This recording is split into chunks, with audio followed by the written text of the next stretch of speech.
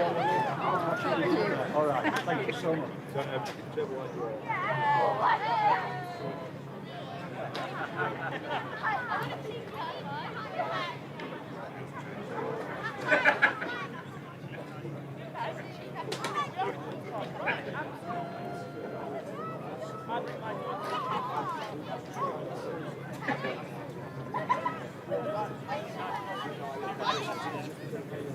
Well, very good morning and welcome to Queen's Park in Chesterfield for day one of Derbyshire's County Championship match against Lancashire. Same fixture as last year. Derbyshire hoping for a slightly different result. A couple of bits of housekeeping. First one is it's sad because the flags are at half-mast here at Queen's Park. That was after the announcement of the death of Alan Ward, the Derbyshire fast bowler of the late 60s and 70s. He died this week. Ben Aitchison, Martin Anderson and Harry Kane have received their county caps this morning. And Derbyshire have made two changes to their bowling attack for this match. Rory Hayden and Anuj Dal returned. Dal after injury, Hayden after being left out for the game at Chesterfield Street, and they replace Shoaib Bashir, who not only can't get a bowl for England but can't get a bowl for Derbyshire, and Nick Potts, who was terrific up at Durham. Just no room for him. Alongside me, I'm delighted, thrilled to welcome Scott Reed from BBC Lancashire and BBC Radio Manchester. Scott, how are you? Good, thank you, Fletch. Good, are you well? Yes, always well. This is nice, isn't it? It is. This is lovely. And it's all working. And it's, well, yeah, crucially it's all working. We've been sort of saying with increasing incredulity throughout the course of the morning, but the boys have done a magnificent job to... you wouldn't believe how much goes into getting people on air at an outground. The shrieking, the high-pitched voices you can hear are from the youngsters from the Spire Primary School who are forming the Guard of Honour, which is very nice indeed. And umpires Peveril and Pratt, I think I used them when I moved house, walk out. Behind them, Derbyshire, who won the toss, decided to have a bowl first. A couple of changes for Lancashire as well, I think. Scott, I think it's three. So they lost to Kent inside 3 days in Stanley Park in Blackpool, and they've made three changes to their side. So the three coming in are Michael Jones, Paul Coghlan and Mitchell Stanley. So Ben McDermott played last week. He drops out. Tom Bailey and Tom Aspinwall are the other two to miss out. So they've certainly bolstered their seaming options with the return of Mitchell Stanley and Paul Coghlan, and they've gone for a proper top-order batter in Michael Jones. It has been a bit of a struggle, actually, for Lancashire, replacing Luke Wells, who's been out since the second game of the season and will be out all season, actually, with the dislocated shoulder. So Jones will open the batting, Singh will drop down and bat at 5, and then Coghlan and Stanley kind of bring a few, fresh pair of legs into Lancashire's bowling attack, alongside Jimmy Anderson, who plays again. This is match number 7 for him. He's not missed a single game this season, so he's good been. That is some effort, isn't it? Yeah. Well, Rory Hayden and Mohammed Abbas are down as 10 and 11, but I'm not entirely sure whether Rory Hayden's good enough to bat above Mohammed Abbas, but we'll wait and see. I suppose from looking at the squads that were announced for this game, Flatch, you mentioned Shoaib Bashir is not playing. There's no Tom Hartley. He was named in Lancashire squad, so there's a reluctance potentially to go with a kind of a frontline spinner. So Livingston, presumably for Lancashire. Matthew Montgomery will bowl a bit of off spin if required, but it would be a stretch to call him a frontline spinner. Fair enough. Livingston took 5 wickets last week, actually. Yeah, that makes him slightly more useful. Probably I think, a little done, yeah. I think. We will, of course, have our various updates to do. Mohammed Abbas is going to open the bowling from the pavilion end. And he's going to be bowling to Michael Jones. And straight away, the slips go up. I've no idea why. And we are underway. So, yeah, various updates happening throughout the day, which will it's going to be shambles. Excellent. We're aiming high. I think if we aim for shambles, anything else that we get will be good. Because you have one at the top. You have one at the top of this hour. I do actually. Yeah, so Scott's going to disappear for a moment, and I will also disappear for a moment. But I will hopefully be able to still talk to you as Abbas is in again. Bowls to Jones, and that goes past the edge of his bat, and there is no run. He was right alongside me. The director, looking slightly confused for some reason. And hello to Hillary. Is it Hillary? Yeah, hello to Hillary. Which might be in the ground, who knows. Excuse the noises ruffling in the background now.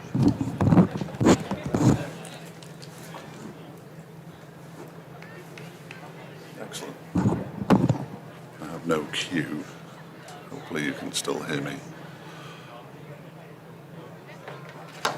Our first runs of the day pushed out into the onside. A couple of runs, possibly 3. It's been chased down by Lewis Rees, who just about keeps it in play, and they do come back for a third.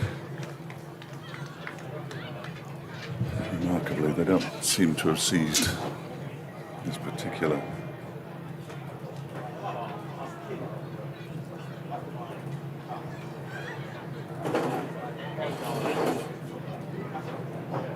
Comrex that I'm supposed to be broadcasting on here, so that's not ideal.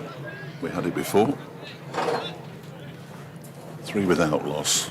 Early stages of this one. There's a man with some flags to our left. I've no idea, he's got them in a bag. Flags in a bag. Let's keep Jennings on strike for the first time. There are 4 slips in place. And in comes Mohammed Abbas and bowls to Jennings. That one's edged and taken. Ben Aitchison with the catch.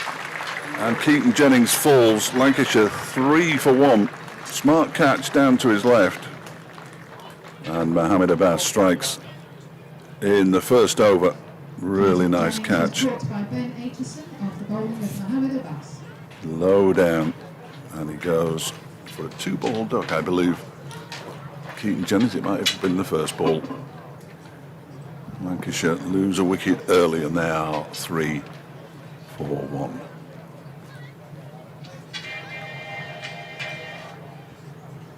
Jennings tucks the bat under his arm. He looks a little disappointed, shall we say. As Josh Bohannon comes out to bat, and I'm going to swap these headphones over again.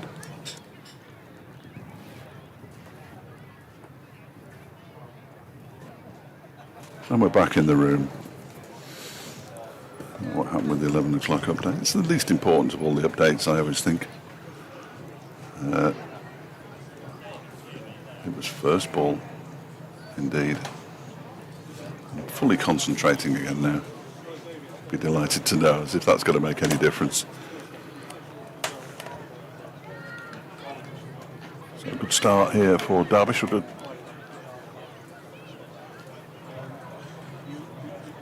Somebody just seized. I hope that hasn't ruined our connection to Salford by seizing COM5. Bit of technical.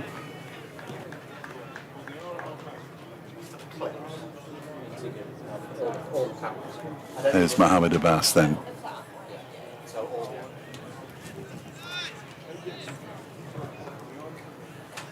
From the pavilion end, bowling to Josh Bohannon. 3 for 1 Lancashire in the first over. Abbas goes in, takes a step towards them, does Bohannon. Towards Abbas, that is. And we are approaching the end of the first over. A successful over for Derbyshire. A good crowd in as well. And it is a good crowd too. Always get a good crowd in for the first day of matches here at Chesterfield. Always get good crowds in for day 1 of county championship matches. There's a man looking for some kind of on the floor in front of us, trying to charge his watch. It's like 21st century here. Abbas bowls and it goes past the edge of Bahannon's bat and through to Brooke Guest, and the first over of the match comes to an end. Look at that, charging watches. whatever next. If it's working. Seems to be. Looking hopefully for a much needed win to get their promotion campaign back on track. They've made 3 changes to the side that lost against Kent in the last fixture. A return from Michael Jones, also starts at Paul Cochran and Mitchell Stanley, captained by James Anderson once again. He's got quite a late update. There's Scott next to me, just doing an update for listeners to BBC Lancashire and or Manchester. And Ben Aitchison, who was capped this morning, along with Martin Anderson and Harry Kane, is about to come in to bowl from the lake end here at Chesterfield. Don't call it a pond, or else you get shouted at. As I found out, it's definitely a lake. First ball goes past the edge of Jones's bat. I think we just heard Puffin Billy in the distance as well there. I was driving over this morning trying to remember what this magnificent little miniature train was called. Puffin Billy. Puffin Billy. Yeah. Love a bit of Puffin Billy. That we just doing a great job on the far side there. And I think last year it was free, wasn't it? During the course of the match, it was free as well. So yeah, it just some bowls again. It goes past the edge of Jones's bat. I was asking because I people will know I know nothing about pitches. Me neither. I'm not sure whether the cricketers do really. I did ask Aaron Donald at T20 about the pitches. Well, none of us really know. But that's reassuring to hear from the captain. It is. No, I like that. It gives us all hope. Well, I've not got a clue neither. Excellent. I was told this one's a bit soft. As Aitchison bowls and squares Jones up. Nice piece of fielding by Aitchison in his follow-through. But again, I don't know what that means. No. Presumably there'll be some indentations in it, and if it stays warm like it is expected to, then those indentations could cause a little bit of variable bounce. I don't know. No. I think both captains, well, obviously the Derbyshire captain wanted to bat first. I think the Lancashire, bowl first, and I think the Lancashire captain wanted to bowl first as well. So I think they're both eager to have a ball on it pretty early on. Jimmy would have been delighted to have bowled on this, wouldn't he, James Anderson? Yeah. That one is played straight back to Aitchison by Jones. Stops it in his follow-through again. Jones showing a nice bit of aggression there. Like that early in a red ball match. Well, he's not opened the batting for a while. I reckon, well, he's certainly not opened the batting this season, so not since perhaps the very start of last season, since Jones batted at the top. He's waiting now with 4 slips in place. Turns that one into the leg side, up towards mid-on. Lewis Rees, I think that is, does the fielding. We're at ground level, as we always are at Chesterfield, as we always are at outground. So it just gives a slightly different perspective on what's happening out in the middle. We can't always see where everybody is. I can see Rory Hayden at mid-wicket, so Harry Kane at mid-off, Lewis Rees at mid-on, and his Dahl at point. Here comes Aitchison again a step forward from Jones, who then leaves that one alone to go through to the keeper. It's a maiden over to begin with for Ben Aitchison on the day that he received his county cap, and possibly not before time, in all honesty. He's had some season, hasn't he? Yes, it's his 6th season at Derbyshire, so he's had to wait a fair while. He'd spent almost half of that out injured, I would suggest, with back and ankle issues. But he is back to his... first saw him bowl at Trent Bridge in 2020, that COVID season when it started in August, and he's been terrific this season, as he was that season. So he seems to have found his mojo, whatever a mojo is. It's Abbas to Bohannon. That's a lovely strike. He's driven that firmly. He's stepped down the pitch towards Abbas and then plays a lovely straight drive through mid-off for 4 runs. His first runs of the day as well, 7 for 1, Lancashire. I do want to find a better shot throughout the rest of the day as well, I would have thought, than that. That was glorious. Just on the caps, I'm never quite sure what... I mean, I think different counties award them for different reasons, don't they, and reaching different milestones. It all seems a bit of a murky thing, this, as to what qualifies you to be officially capped. I'm No, I'll have a go. a pass into Bohannon, that's left, and through to the keeper, no run. I think at Derbyshire, certainly, Right. it's largely to do with if you are not guaranteed your... Somebody's playing the drums behind us. If you are a first team regular, you are a player who would be in the first team. Harry Kane, I mean, up at Old Trafford, he captained the side, but he wasn't capped. Bit odd, isn't it? Yeah. But they're sort of regulars, I think. Okay. Because in the old days, you used to get a pay rise, didn't you? Is that right? When you were Okay. capped players got paid more than uncapped players back in the day. A pass over the wicket. Bohannon plays forward in defence, again on the walk, just advancing up half a step towards the bat and then defends back down the pitch. And there's no run. Lewis Rees coming round from mid on to field. Well, I mean, it kind of makes sense, doesn't it? If you're kind of considered to be a regular first-team player, then it would be a bit odd, wouldn't it, not to be... I don't know really what the criteria is for Lancashire either. I'm not entirely certain. I mean, there's been a couple of players who weren't capped and eventually were capped, and thinking, well, I thought that would have happened already, but... They also get the baggy blue here at Derbyshire, so Harry Kane is wearing his proudly. There are many. There was the drum kit. Look, it's just a big case with Lancashire written on it and a sponsor's name. Lancashire Men 1, it said on it. Well, it's... Yeah. Don't know what it was. There's Sam Byrne, the Lancashire physio. Well, we've got Sam Burns' watch here. If you want he watch? to get that on eBay at any point, Well, sell that. we'll get that on eBay later on. There's a bass in balls to Bohannon. That's pushed back down the pitch and there's no run. So that's Sam's watch there, is it? Yeah. Oh, right. Yeah, We could flog that. Yeah.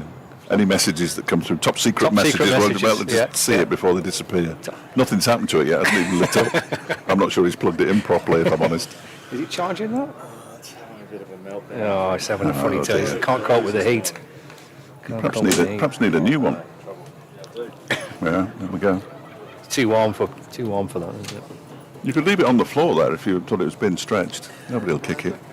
There's a bass into Bohannon on the front foot in defence. The keeper stood up now, he's got the helmet on, so Bohannon was using his feet earlier on, taking a step down the pitch, but keeper standing up.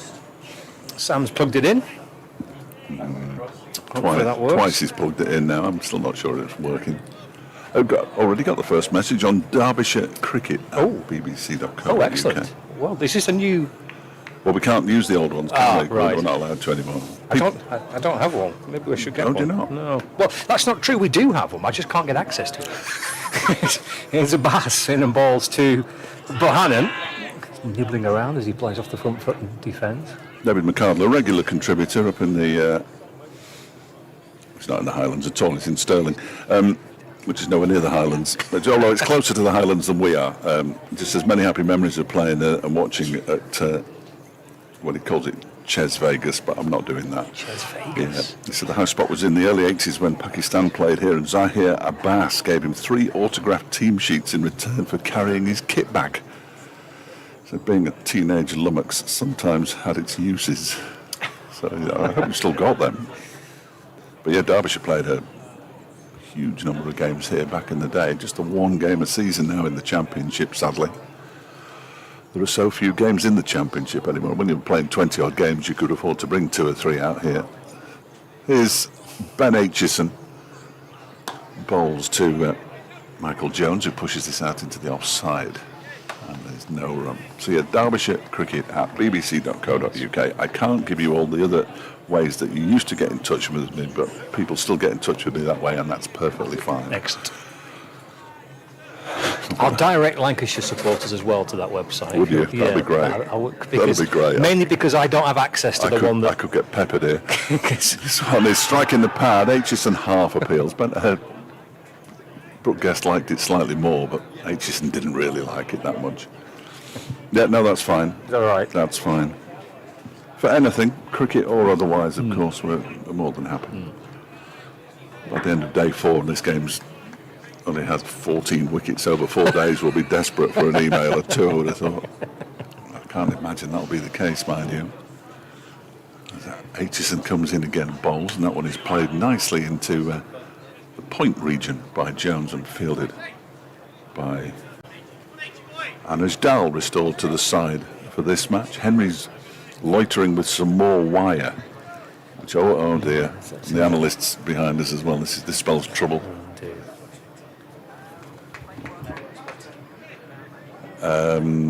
No, I'm using all my bits. Is there a spare one there? Use that. Don't knock us off air though, for goodness sake. This one's pushed nicely into the leg side, I think. Yes, it is. It's been chased down by Rory Hayden, and Michael Jones picks up a couple more runs and moves on to 5, or does he move on to 3? He moves on to 5. It's 9 for 1. Oh, there he is, Puffin Billy, first proper toot of the day. That will be a regular throughout the course of the day, of course. Puffin Billy. He just kind of circles around the. I'm going to say the pond. It's not the pond. Don't call it a pond. Circles around the lake, yes. doesn't he? Yeah. Nice. It is on a track, though, I'm told. Ah, right. I wasn't sure about that. Aitchison bowls again, turn into the leg side. This time straight to Rory Hayden, but they go through for a single. Somebody from the Lancashire section of the pavilion, which is about 10 yards to our left, which is terrifying. Claps. Yeah, we were quite. I remember this from last season actually. Lanky had quite a good week here last year, didn't they? Very good week. They were quite chirpy, weren't they, the Lanky boys? It was Chris Green largely. Then he took his top off. You remember? I do remember that. Yeah. It's indelibly it's burned on my retinas. Yeah. What a beautiful man he is. It's a bit. Yeah. Oh, Aitchison bowls. That one is defended by Bohannon. It's very nice in his own way. It's fielded by Aitchison, and the over comes to an end. 10 for 1 after 4 overs here at Chesterfield. There is a bit of a breeze, quite a pleasant breeze. We look at the trees at the far end of the ground, which we attempted to name some of them last year. I think that one's still called Cyril.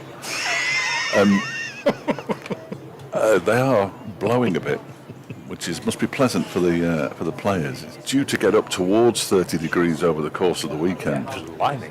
And we're in a tent, so a good cook. Well, I've gone for shorts for the very first time this season.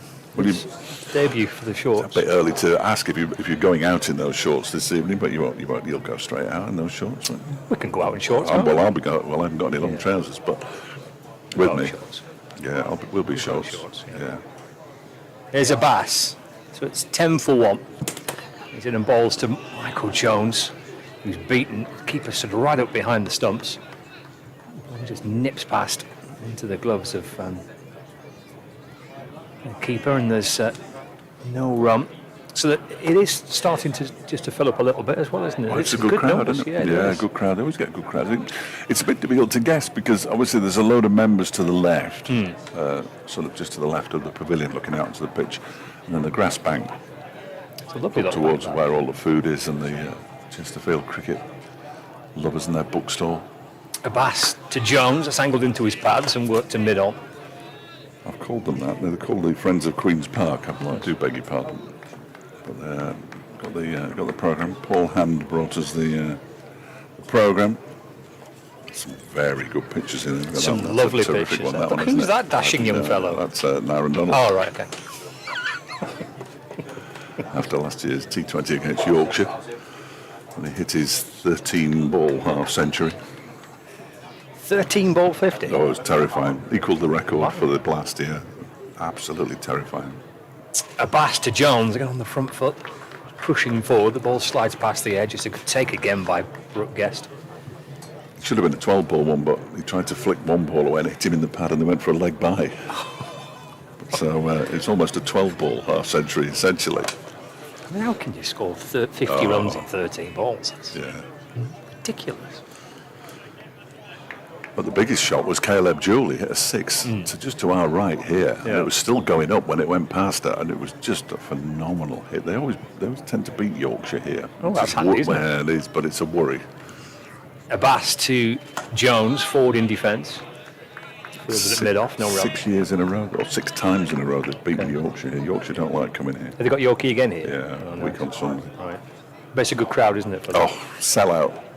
Packed. No, I bet that's a proper T20 affair, that, isn't it? That's nice, that. Yeah. Lancashire went to Blackpool the other week for a T20 against Glamorgan, and that was, I mean, it wasn't a huge crowd. It was decent, you know, but you just felt really good playing a T20 at the club ground. Well, Derbyshire played at Trent Bridge the other Sunday, and there was about 6,500 in the ground, and it just felt flat, really. Abbas to Jones. This is a quick single. He just dropped it into the offside. Harry Kane coming up from mid-off to field, but by the time he's done all that, they've managed to shuffle through for a single. The score moves on to 11, and Michael Jones on to 7. 11 for 1. And the fifth over. Oh, nice. That'd be a good T20 game against the Yorkies here then. 7 on the spin. That'd be good, wouldn't it? If you beat Yorkshire 7 times. Yeah. We've got Doidgy with us for that one. Oh, it'd be even better if he's could going win to join in. That's why I'm terrified, really, because if Yorkshire win, it'd be unbearable.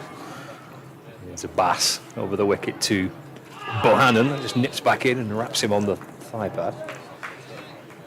End of the over. 5 gone. 11 for 1 Lancashire. Jones on 7. Bohannon on 4. And the wicket of Mohammed Abbas bowling away, dismissing Keaton Jennings, who'd nicked off to Martin Anderson. That's the only wicket of the game so far. Yeah, back to blast action, aren't we, this week? I don't know, maybe I'm getting a bit old, I don't know, but I've just so much enjoyed going back to Championship cricket. You're getting a bit old, I'm not having that. I love it. It's been so much, it was a relief to go back to four-day cricket. Yeah, wasn't it? Yeah. Over. It's weird how they stick these two in the middle, but good, I think. Good. Yeah, I agree. Yeah, it's nice. We're down to 3 slips now for Aitchison, who bowls to Jones. Back foot shot driven up to mid-off. And there is. No, and David McCardle informs me that the 3 sheets of Pakistan signatures are in a filing cabinet at work. You're right, you should do more with them, David.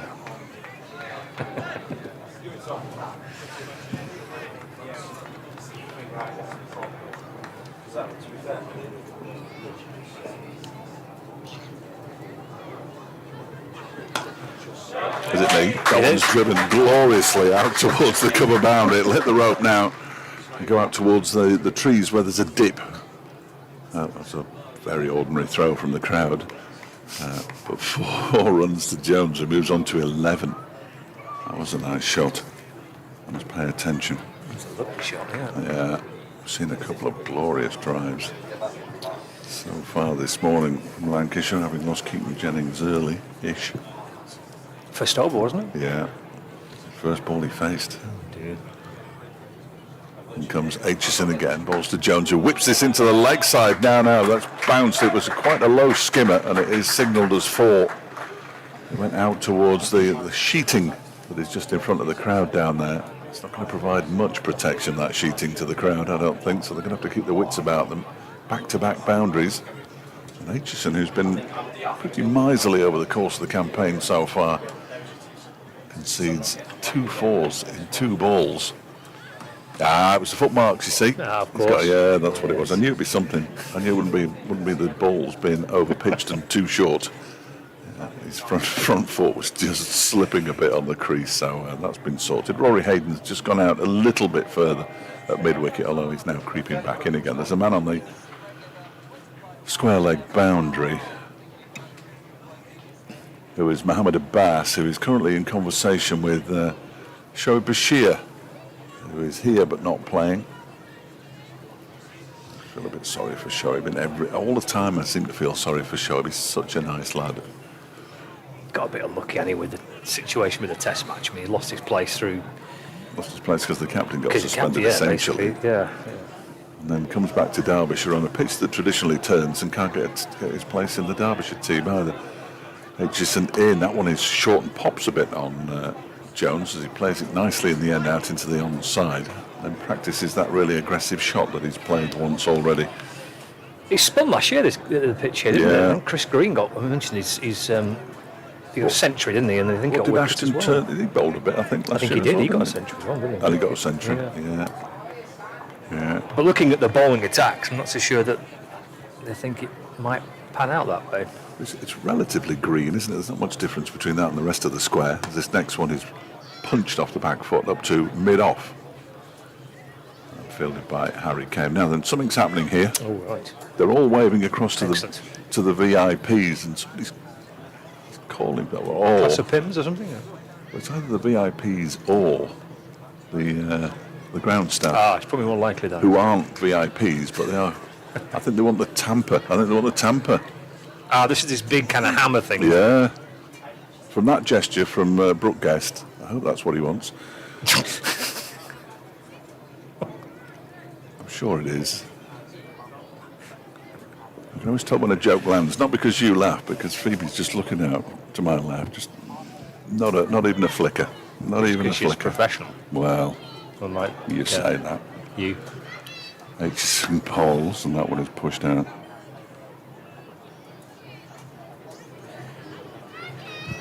To the offside, and there is no run. 19 for 1 after 6 overs. 15 to Jones, 4 to Bohannon. And Lancashire rebuilding after the loss of Keaton Jennings in the first over. Or naught. Here he comes. There's was a tamperer. Is it a tamper or a tamperer? I don't know. Tamper makes it sound like he's tampering with something, and all people, as at the BBC, should know not to use that word. No, absolutely. So it's kind of like a flat metal object, isn't it, with a pole attached to it that you just kind of bash down on the ground. I think it just breaks up the ground, doesn't it? So it's a bit more give. I don't know. Right. You sound convincing. Yes, I know. If you say anything, and you. Oh right, Fletch said it was the. Yeah. Absolute nonsense. And they bash down on where the front foot lands. So there's a slight delay here. There's a bit of an audience developing as well. Wayne Madson's having a look. It's always a good thing to look, isn't it? This? It's Yeah. always a good, enjoyable thing to watch. Some bloke bashing down the pitch with a flat hammer. He looks like he's enjoying himself. Keep you fit, I would imagine. Yeah. You won't need to go. You won't need to go to the gym later on today, will he? Hot day for that as well, isn't it? And he sprinted on, to be fair. Yeah, I he mean, did. he ran on with real energy. Might not sprint off, man. Oh no, there There he he goes. goes. Tamper over his shoulder. Look at that. Hi ho, hi ho. And off he goes. Top work. Just needs his sandwiches in a in a red and white handkerchief, doesn't he, over that? He'd be he's puffing a bit there. I'm not now. surprised, No, yeah. I'm not either. Good effort. Well done. Running repairs completed. 19 for 1. Here's Abbas for Derbyshire. To Bohannon. It's off the inner half of the bat. And he's off the front foot trying to push through the offside. Deflects out to mid-wicket. And there is no run. So Jones on 15 and Bohannon on 4. Over number 7 this of the morning session. Derbyshire electing to bowl first. And Captain Wayne Madsen on the toss. And picked up the wicket of Keaton Jennings. Nicked off to Martin Anderson in the slips. First ball he faced. Abbas to Bohannon. That's turned off his pads. That's a very nice shot. Will it have the pace to get to the boundary rope? It will not. He'll come back for a couple. Just clipped away off his pads through backward square leg. And it's fielded down in the deep by Rory Hayden. 2 more for Bohannon. He moves on to 6. 21 for 1. He's got a good arm, Rory. He's only a young man, so he would have. But my arm went 40 years ago, but the ball that was thrown back from the crowd looked like that gentleman's arm went about 50 years ago. Somebody's moving. Oh, it's the analyst. Look, he's run right behind the bowler's arm. Right behind the bowler's arm. 3 slips waiting. Darling balls. Forward goes Bohannon.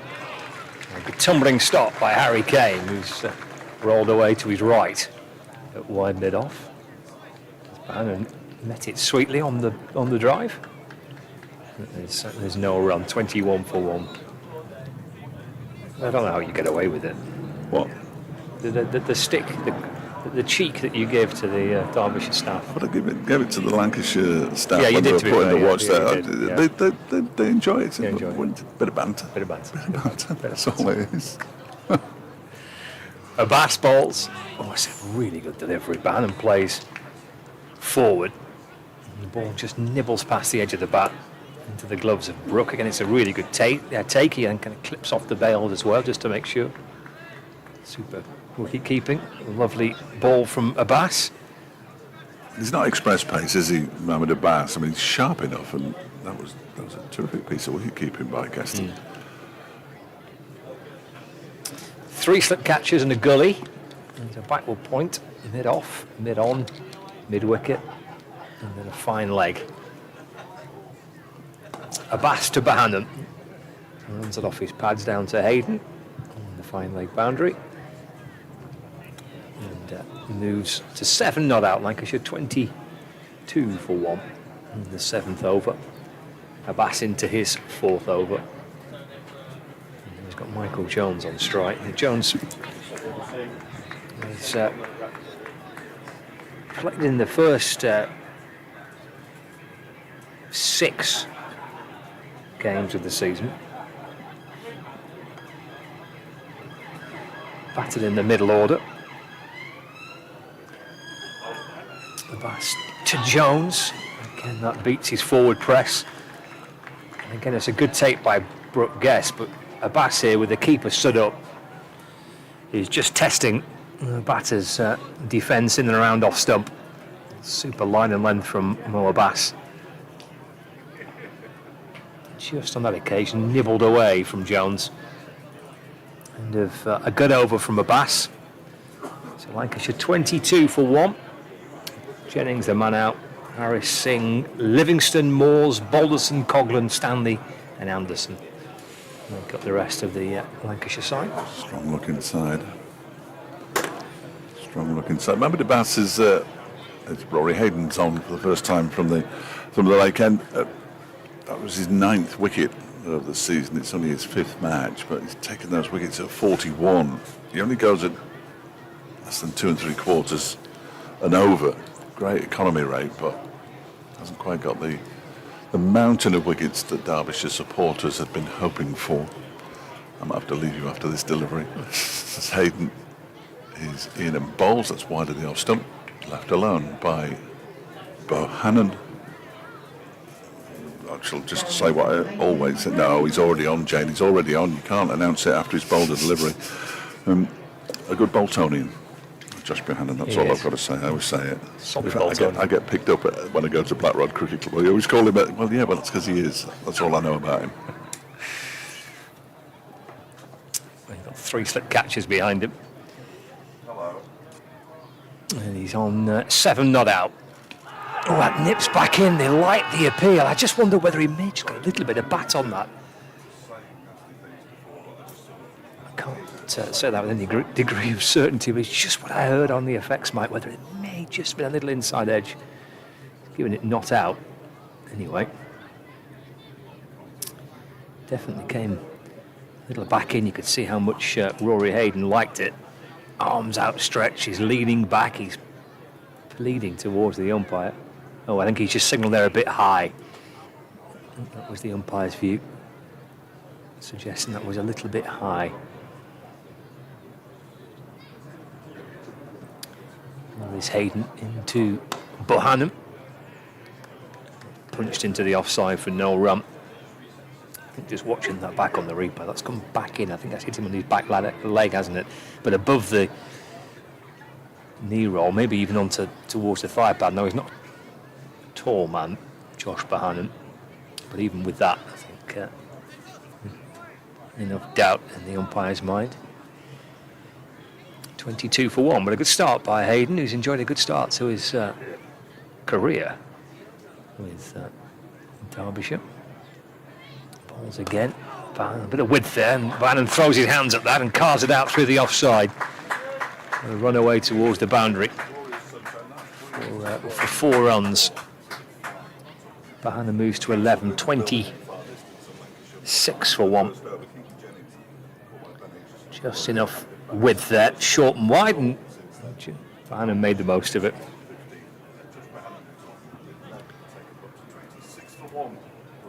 26 for 1. Just looking at Hayden, he's only played 3 games coming into this fixture, but 17 wickets from his first 3 championship matches this season. Chopped into the offside by Bohannon. There is no run, so 26 for 1. The breeze just picks up, but as Fletch mentioned earlier, it will be quite a welcome one, that. It's It's a warm day. Temperatures in around the high 20s. Just that little bit of breeze, I'm sure, will be pretty welcome for the spectators. Although there's quite a little bit of shade in this ground, unlike a lot of club grounds. You don't have often too many places you can hide from the sun. As Hayden's in to Bohannon, forward in defence. No run, end of the over, the first for Rory Hayden. Pretty much on the money, apart from that one ball which was short and wide and cut for 4. 26 for 1. 8 overs gone. But away to our left-hand side, we're commentating in this little gazebo just alongside the pavilion, but away to our left is where the little grass bank is, and there's kind of half a dozen trees there which offer some very welcome shade. And likewise, away to our right, again, the trees offering just a bit of welcome shade. You know, on the live stream, there's a camera perched in amongst the supporters. It's a good view. It's, yeah, some little pockets of shade around the ground. If it just becomes a little bit too hot for some, it's a pass to Jones on the front foot. Just nicks back into Jones, and it takes it on the inner half of the bat. Deflects away to mid-wicket. It's fielded by Matt Montgomery. And there's no run. 26 for 1, Lancashire. Jones on 15, Bohannon on 11. Still with 3 slip catches. Guess the keeper stood up behind the stumps. There's a gully, point, mid-off, mid-on, mid-wicket, and a fine leg. Dropped into the offside by Jones. Flirt with the idea of running. Decide quickly against it, and his Dahl coming up from point to field, and he was quickly onto that. A sense of forward momentum as the batter dropped it into the offside, and Bohannon was backing up. It felt like maybe Lancashire were hoping just to steal a quick single, but the opportunity was snuffed out. Abbas sets off again, over number 5 for him. Over the wicket. Well, that certainly comes off a leading edge. And his Dahl will catch up with it down towards the deep backward point boundary. Just turned around a fraction there was Jones. Looked like he was trying to maybe work it through the leg side. Yeah, leading edge sees the ball disappear down in the general direction of the ice cream van. Single for Jones, he moves to 16, 27 for 1. We're halfway through the 9th over. Abbas comes over the wicket and balls. This is off an inside edge from Bohannon. Squirts down to fine leg. Single for Josh Bohannon. Takes him to 12. Lancashire move on to 28 for 1. Abbas wandering back to his mark. He's not shy of pretty lengthy spells, is he? Mohammed Abbas, he's into his 5th. 1 bowling change so far.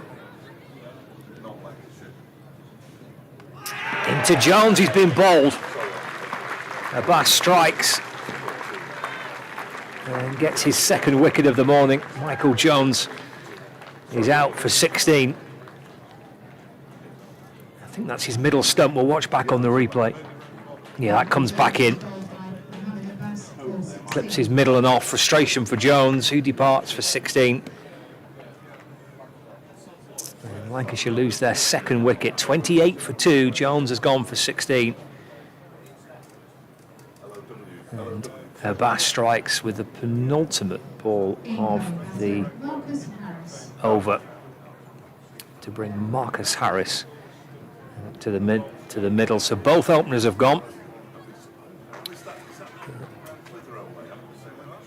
Jennings right at the top of the show with his dismissal coming in the 1st over of the match, and then 40 minutes later joined by Michael Jones. It means that Marcus Harris comes out to join Josh Bohannon. Michael Jones heading back to the pavilion. Sorry if I missed anything. I'm back.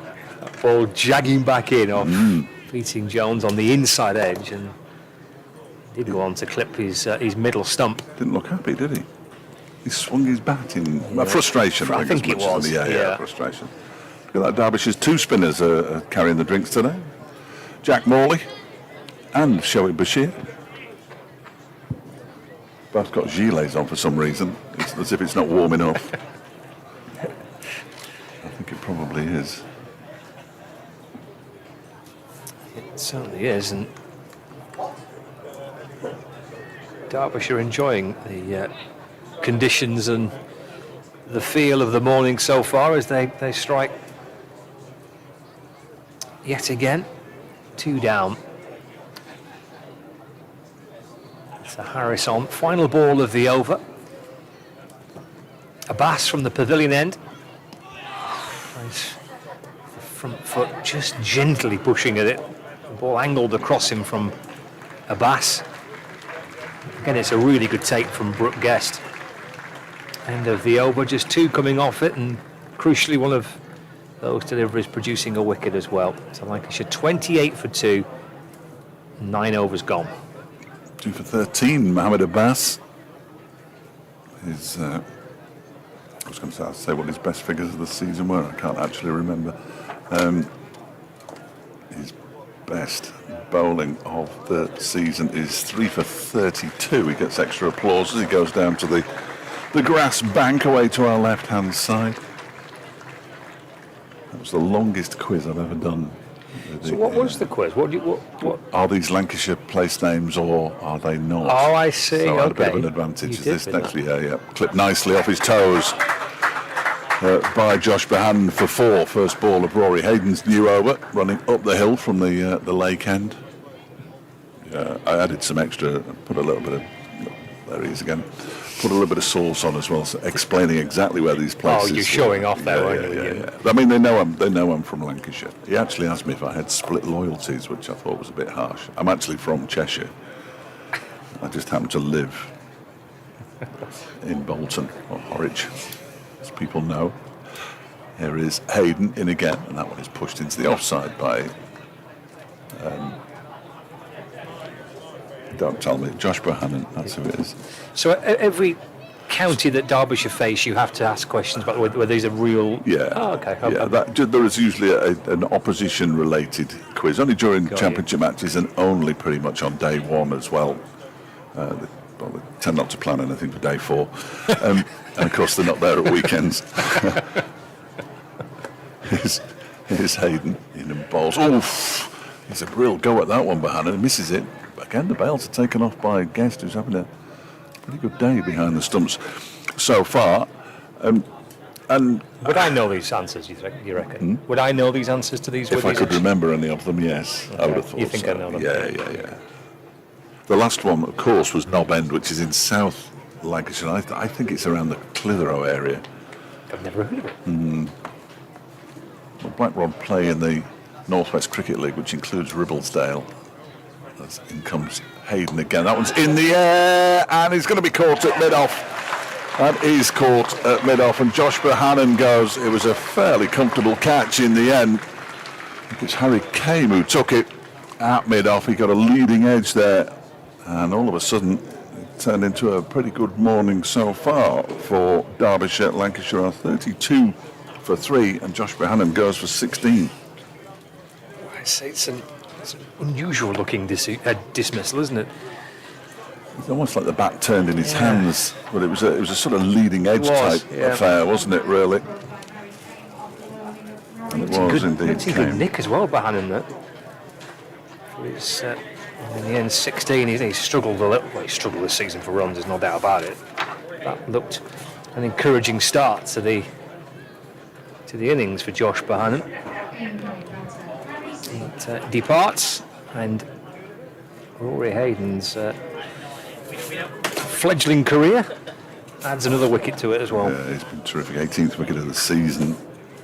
did play, I think, one game at the end of last season, but he basically signed for Derbyshire for the one-day cup last year. It was really good. And you know how you can tell when you're watching a white ball game, especially a 50-over game, not so much T20, he's not played any T20 for Derbyshire as yet. But you look at him and go, he'd be a really good red ball bowler. Top of off stump, relentless, that kind of nagging accuracy. And they gave him, I think, a 3-year contract.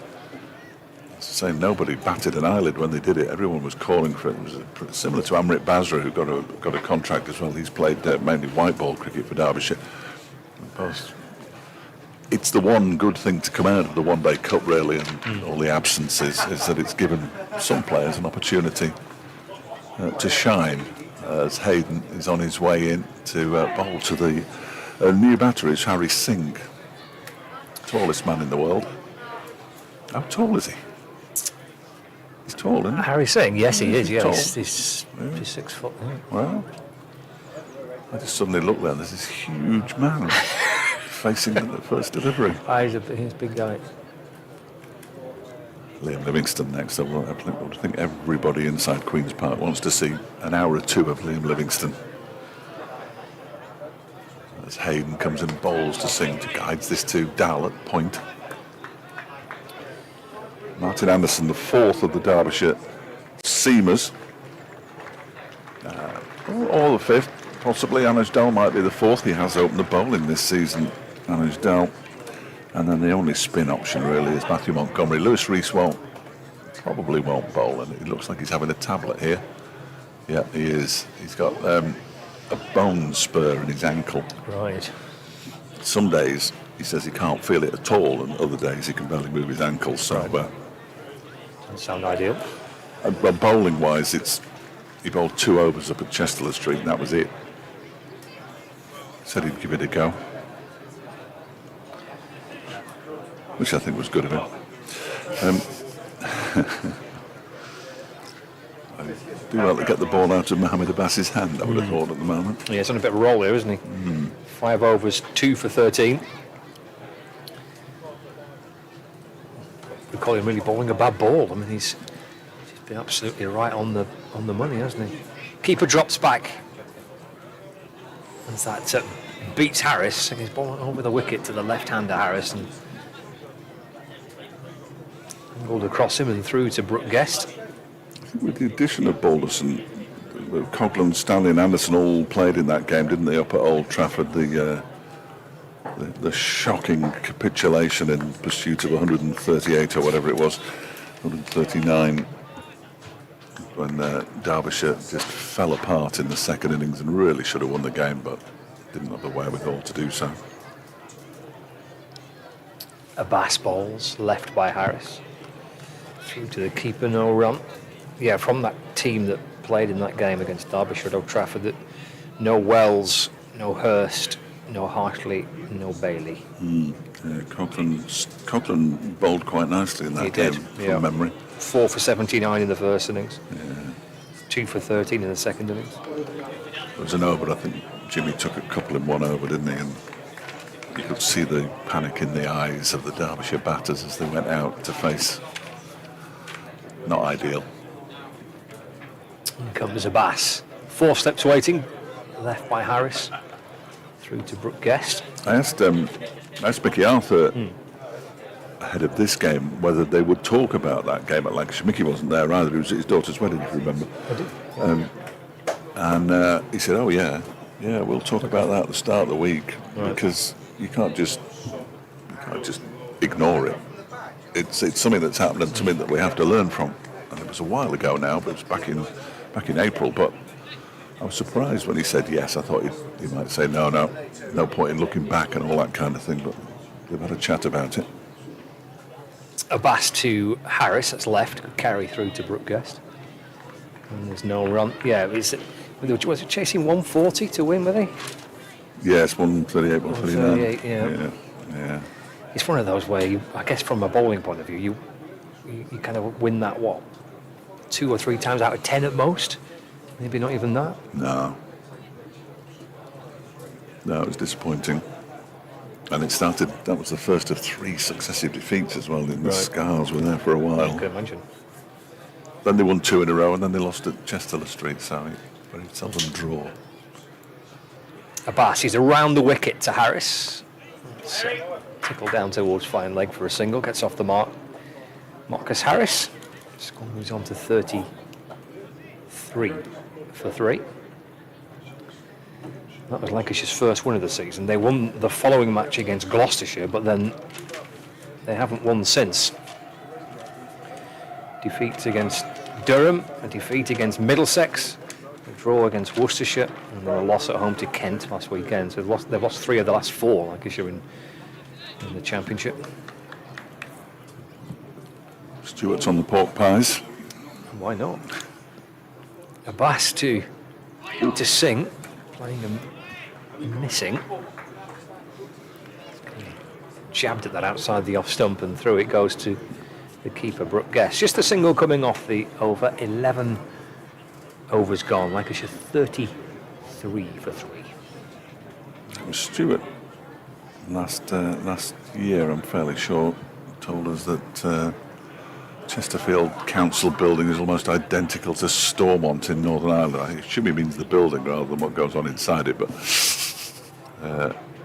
we can only see the flag on top of the council building blowing away. It is quite an impressive building. I walk in that direction back to the hotel, don't I? In the town centre. It's quite a nice, imposing building. It's a super location as well, isn't it, for the county cricket, because it's so local to the town centre, isn't it? Whether you live in Chesterfield or it's right near the train station. Pop over the bridge. Yeah, and it's do that. perfect. I know a lot of Lancashire supporters like to stay for the odd night or 2 as well. Well, why not? This is Rory Hayden into bowl to Harris, who drives it, but Hayden fields off his own bowling, and it's follow through. Lewis Rees having a chat with the dignitaries. Chairman Ian McFarlane down there. They're all wearing identical hats. Must be a... Well, if you wear your hat today, I'll wear mine. In the VIP area to our right. That's always good fun watching that on T20 days, because they don't watch. There was an announcement a couple of years ago to ask them to watch. Hayden bowls, Harris leaves alone. Good leave. They're encouraged to watch because of their own safety, Yes. presumably. Yeah. Rather than please watch the cricket because it's good to Please. watch. Yes. Well, it's also good to watch, but it was for their own safety because the balls were flying in all directions. They don't do any range hitting here now like they used to. Right. Which, I mean, it's It'd be lethal, that, wouldn't Yes, it? it's- Taking your dog for a walk in the park. too small to do any range hitting. You'd lose all the balls in the lake. Well, that's true. Hayden around the wicket. Harris leaves alone again. I think when Lancashire were playing at Southport a few weeks ago, they played Worcestershire in a 4-day game, I think they were doing a bit of range hitting in Southport, and there's some very, very expensive houses that are on one side of the ground. That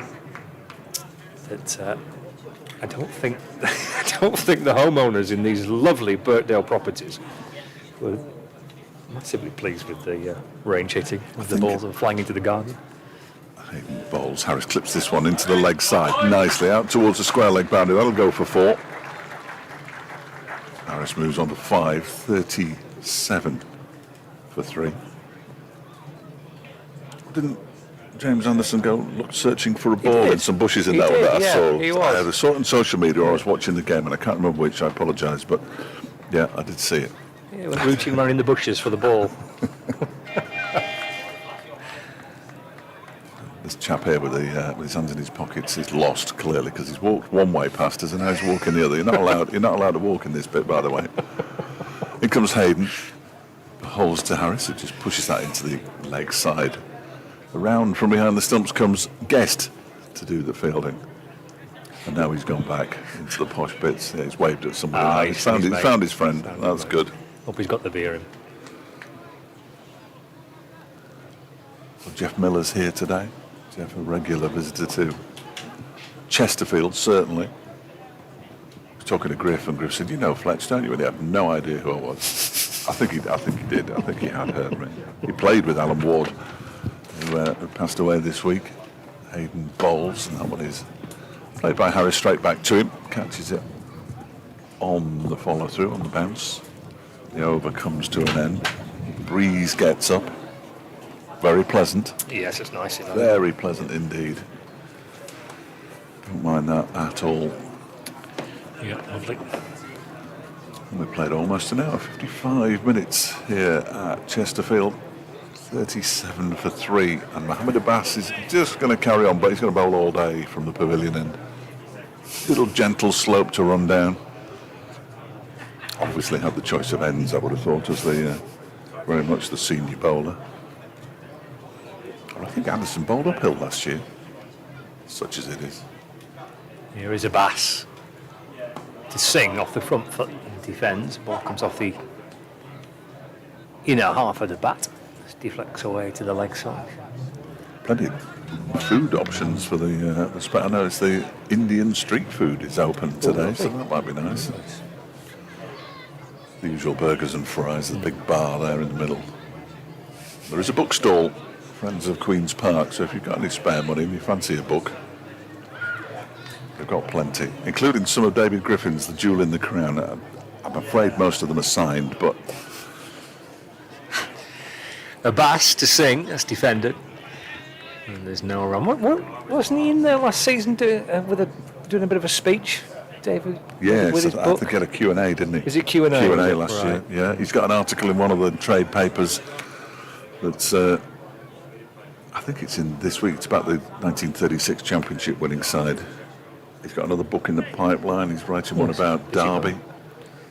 Ground for All Seasons, he told me it's going to be called, which is a really good title because they've played football, cricket, they've had horse racing there, all sorts. Abbas to Singh. Well, these runs, there's 4 of them, I think. Yeah, down to fine leg. Hooked away to get Harry Singh off the mark. Leg glance for 4. Moves Lancashire to 41. Lost 3 wickets. Singh on 4 and Harry's on 5. And he even told me this morning, I didn't know this, I knew some of the other stuff, you just sort of absorb it, don't you, after a while. But When you listen to it for so long. you do get to hear the old story more than once. They had the World Sabutio Championships at Derby in the 1990s. That's terrific. That is quite good, yeah. I like that. Still got a Sabutio set or 2 at home Have you? somewhere. Yeah. Yeah. I bet that was really competitive, that wasn't it, as well? The Sabutio oh, yeah. Championship. People hated losing that. You have to properly flick, you can't nudge. Yeah, it was, No nudging. No, absolutely not. No nudging. Dal to Singh, that's cracked away. And Harry goes towards the cover boundary. Harry came chasing after it, but it does reach the boundary rope.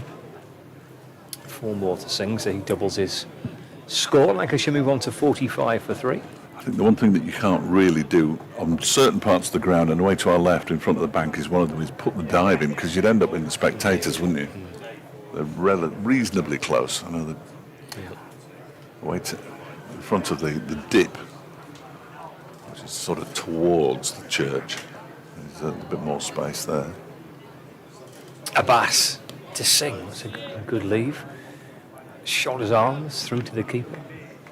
And there's no run. This is Lancashire's 3rd successive game at an out ground, having been at Southport and then Blackpool and now here at Chesterfield. And quite a few occasions we've seen players almost onto the lap of supporters who have been watching. Yeah. You know, running over the boundary and end up on someone's knee. Adapt your game accordingly, really. Having been in T20, it's even worse because they're so close to the rope. And usually refreshed. 45 for 3. Abbas bowls, forward goes Singh, defends. Turns it into the onside, and there is no run. That is the end of the over. Mohammed Abbas has now bowled 7 on the spin from this pavilion end. Picked up 2 for 22. I think that might be the end. He just looked a little bit tired during that over.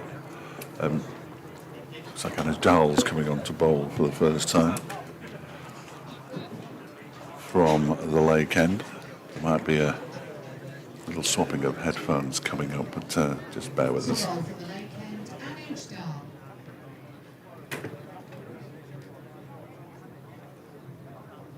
And there we are. Just ask Phoebe, do I sound all right doing this? Excellent, thank you, Phoebes. Always good to have the director 3 feet to your left.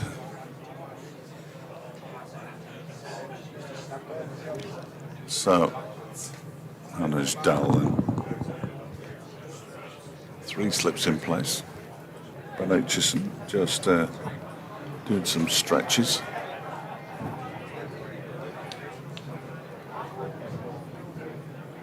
Almost ready for this over to start. 45 for 3. It's the 14th over. I do hope these people who are right in the sun, who've got their sun cream on. Dal bowls. Oh, and it's off an edge. It races away off Marcus Harris's bat down to the third man boundary. Nick Potts, who's on as a subfielder, can't get there. And Marcus Harris moves on to 9, 49 for 3. False shot there from the left-hander. Potts is on in place of Anderson, I believe. I assume he's gone off to get into his bowling boots. As Dal comes into Harris again, turns this into the leg side. It's fielded there by Matthew Montgomery, no run. Take you through some of the scores from elsewhere after an hour or so's play. Just seen Liam Livingston to our left, a terrifying sight. What a player he is. He's due to be in next. Then Joe Moore's the wicketkeeper. Then it's Balderson, Coghlan, Stanley and Anderson. 49 for 3. Dal bowls, pushed into the offside this time by Harris, but straight to Harry Kane. There's no run.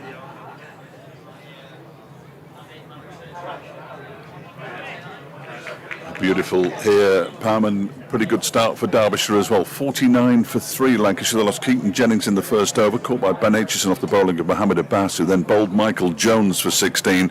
And Rory Hayden's joined in as well. He's had Josh Bohannon caught by Harry Kane at mid-off, also for 16. Marcus Harris is on 9. Harry Singh is on 8. And Lancashire are 49 for 3.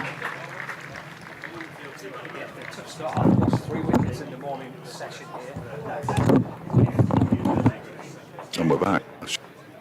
Should have turned that off, right? Otherwise, you would have got all the crunching around. I apologise for that. That one went past the edge of the bat, that last delivery. Back goes Nick Potts to the point boundary, possibly slightly backward of square. It's 2 slips and a gully now with Caleb Jewell at gully as Dal is in bowls, and that's driven gloriously and not stopped at mid-off by Rory Hayden, and will go all the way to the boundary for 4. Nice shot from Harris. Just for a moment it looked as though Hayden might get there. He put the full length dive in but couldn't stop it. And it's now 57 for 3 Lancashire.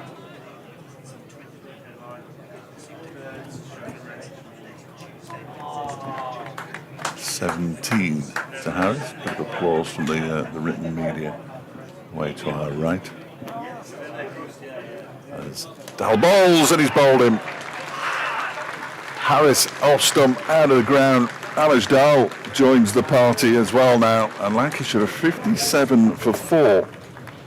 As Marcus Harris goes for 17. Thank you very much, Jane. Just confirming that. Looked like it squared him up a little bit. And the off stump goes cartwheeling out. 2 bowls already. Alish Dal picks up the wicket. It's the leading score, but it's 17 off 18 deliveries for Marcus Harris. 57 for 4. And here he comes, the big man, Liam Livingston. I'm going to give him the big build-up. I think he deserves it. I think it's great that he's playing red ball cricket, to be brutally honest. I mean, he's been terrific. I know that I don't want to open old wounds. I know that the T20 against Glamorgan, he almost won it single-handedly, but couldn't in the end. And then he pretty much won that game at Chesterfield Street by himself when I was watching, didn't he? That was a magnet. 4 sixes in a row near the end. Yeah, it was. Yeah, it was Superb. Yeah, he's kind of answered the call here from Lancashire's captain and coach, because he wasn't. I mean, he only has a T20 contract. That's his deal with Lancashire, the T20 contract. But because of injuries and whatnot, that they asked him if he'd be willing to play a couple of games of Championship cricket last week and this week, and he said he would. Well, Chris Green only played. He was the red ball last season here because he was here, didn't he? Really? Mm-hmm. And I know he's unfortunately picked up an injury. I mean, he's great value himself, Chris Green, but he terrific torso. as we saw last year, he couldn't help himself. But it's his injury that's created a spot for Livingston. I think had Green not got injured, I don't think Livingston would have been playing. Is it me? I'm not sure. The pass bowls and it's left alone by Singh to go through. Doesn't really matter, does it? As long as we sort of say something, describe what's happening out there, I think that's as good as people can really expect. Certainly from me. Good first, but he clearly isn't tired, as I suggested he was. This is his 8th successive over, 7 overs, 2 for 22 so far. So, by his seasonal standards, a little expensive by a quarter of a run or so and over, but he has picked up a couple of wickets, and he's on his way in again to bowl to Harry Singh, who leaves this one alone outside the off stump. Hands in front of faces from the slips, notably Ben Aitchison. He's at second slip, took a smart catch to get rid of Keaton Jennings earlier. The game last week in Blackpool for Liam Livingston was his first county championship match for 5 years. It's the first time he played a red ball game since his test match appearance for England. Really? Which was 4 years ago. So it's been a steady diet of T20 franchise cricket, 50 over cricket. Singh Wade, Tabas bowls to him. He leaves alone outside the off stump. He's all over the pavilion at Nantwich. Derbyshire played a T20 game at Nantwich before the T20 blast started, and of course that's where he scored his 400 in next to no time. All the clippings are there, all framed, and he's a bit of a local celebrity in Nantwich. He's a bit of a celebrity in most places, I would have thought, Liam Livingston, but Cumbrian, isn't he? He is. Yeah. Had a thing to say along with Johnny Bairstow earlier this year. Yes. Quite right too, and that one's turned into the leg side quite nicely by Singh. Livingston's run the first one quickly. Around the boundary comes Hayden. They get back for the second. And Singh moves on to 12.61. No, that scoreboard has beat me hands down. He moves on to 10.59 for 4. Really quick. That's excellent work. I don't know who's operating it. That was exceptional work. If not slightly annoying. Yeah,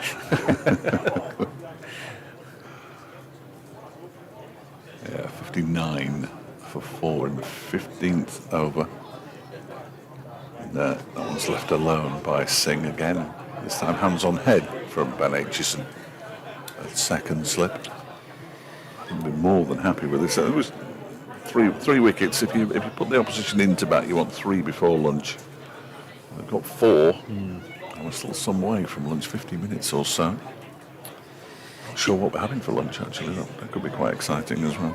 Well, the really sad news, actually, is the butty shop being closed. I mean, tell me about it. What's going on there? I kind of pinned my hopes on that, really. No breakfast this morning. Dear me. Did you know about that? We knew earlier in the week. I didn't want to tell you, though, because I thought you might not come. A blast bowls clipped into the leg side, nicely stopped by Montgomery. I mean, I would have given it serious thought not to bother. I hadn't known that news, so you're right not to tell me. 59 for 4 at the end of the over. Yeah, apparently it was taken over. The nice ladies who were in there have been in there since I've been coming to Chesterfield, 10, 11 years. They sold up, and a couple who bought it. Didn't work out for it. Hasn't worked out for them, I'm afraid. So at the moment they're trying to sell it themselves, but it's closed. So we get something sorted in time for next year. That's all I can say. And when's the T20 game here? Week on Sunday. So they miss out on quite a bit. They don't open on Sundays. They never did. And we tried to persuade them that there'd be 5,500 people on your looking doorstep, for breakfast. Looking for food. They weren't having it. Right. They weren't having it. Which I thought was slightly strange. Maybe they just thought that the idea of being kind of swamped by thousands of cricket fans. We can't be bothered cooking all that bacon. Exactly, yeah. Livingston facing, for the first time, And that deflects off his thigh pad down towards the boundary, and they'll come back for a couple of leg byes, I think. Oh no, 2 byes. He's nothing on that. Must have taken off a bit, that. Strange old bounce. And Dahl's looking at his footmarks as well. Oh, I think we need the tamper. we need the tamper again. Because we've tampered one side of the wickets, but we haven't tampered the other, have we? So Right. bit of an oversight on the tampering front. I hope he's going to sprint back on again with this tamper over his shoulder. I think he might just about have got his breath back from tampering an hour ago. We need to find the tamper first. Yeah, they don't seem to be able to find anybody here, and Anish Dahl's definitely not going to bowl until we see the implement brought out. And everyone's doing the action. Yeah. There's about 3 or 4 of the Derbyshire boys, and now the umpire, giving it the old action that you need to demonstrate that you want a big metal object. Here he comes. Oh, well, there is a bit of a sprint on. Good effort. Shiny head, though. I like that.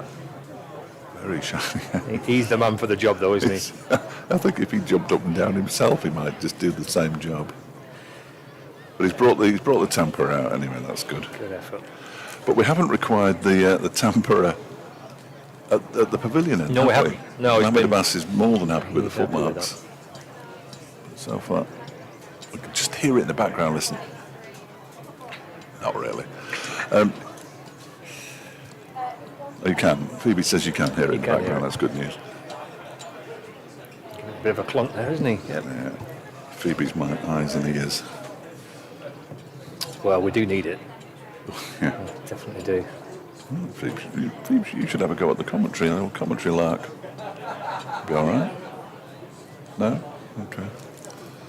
Just fancied half an hour off, really. Yeah, I could you're only pressing a couple of buttons, aren't you? It can't be that difficult. I reckon I could pick that up straight away. That's easy. You'd be hilarious doing that. We'd see little cricket. No, you You'd be wouldn't. pressing the wrong buttons. You'd have pictures of all sorts. Well, Freddie's on the mobile camera, so there'll be lots of that. I was looking at that. Here's Darling and balls. Forward by Livingston through to the keeper. Well, he was way to our right in front of the scoreboard before, and I have no idea where he is now. Well, I think he's over by the bar. Is he? Yeah, I think I'm he's not over by the surprised. bar Yeah, area. I'm not surprised. He's coming out with us tonight, Fred. Well, he's getting early, isn't he? Getting in there nice and early. I'll just be getting a swift lunchtime pint. Yeah. I like the mobile camera. Quite like that. In amongst the spectators. 61 for 4. Livingston's on 0. And Dahl from the lake end. Balls to Livingston, trying to whip it out towards the leg side. Just rolls off his pad and drops out behind the stumps where Brooke Guest scoops it up. And there's no run. So a bit of rebuilding here to do for Lancashire. They were skittled in their first innings last week in Blackpool, which ultimately cost them the game. 87 all out in their first innings last week. Well, they're 61 for 4 in their first innings a few days later. There is Dahl. Balls left by Livingston. Through to Brooke Guest, who has kept beautifully. He's kept basically standing up for the most of the morning. And, did so to Abbas and to Aitchison, now to Dahl. Super work from the Derbyshire keeper. He's got a couple of slip catches behind him. Wayne Madsen and Ben Aitchison. And there's Caleb Jewell in the gully. Point, cover, mid-off, mid-on. As that loops off a shoulder of Livingston's bat. Deflects down towards Matthew Montgomery at backward point. And there's no run. I think we could hear Tom Skinner on the phone there. He probably didn't need a phone speaking that loudly, did he, Tom?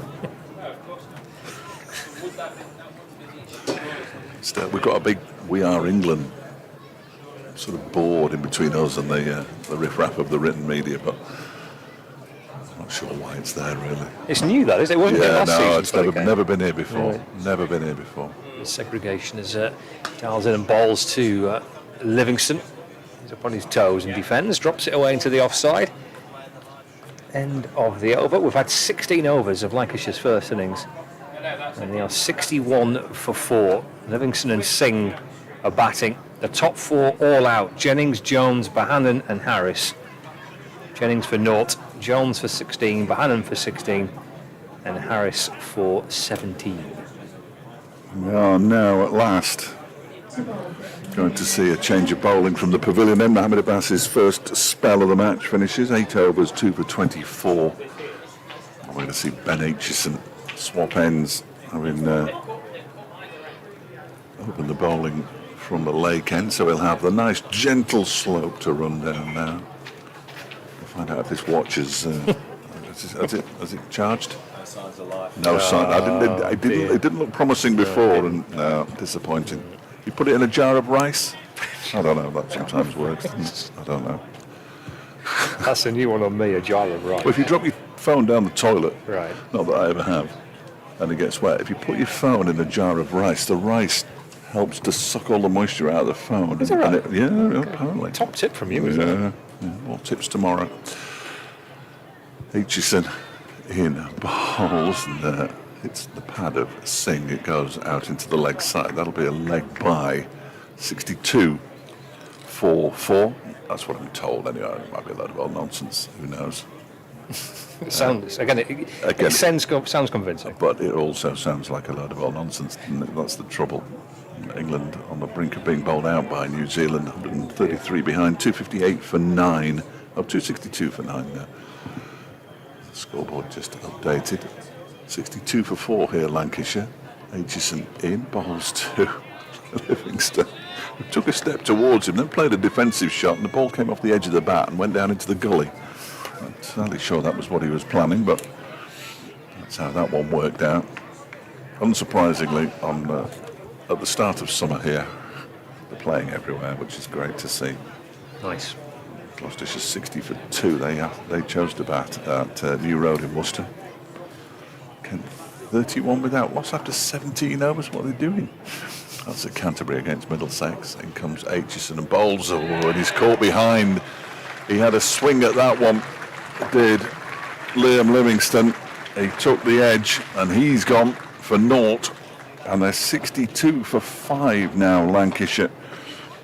Scott mentioned last week, it's not quite as bad as that, but it has the ability to get as bad as that if they're not very careful here. First wicket of the day for Ben Aitchison.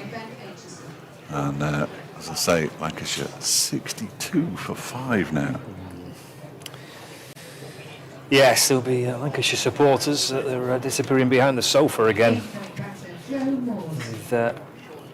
If they're listening to us in the office or whatever, just deciding to go make a cup of tea and forget about it for a few minutes, because it does have a similar feel to last week against Kent.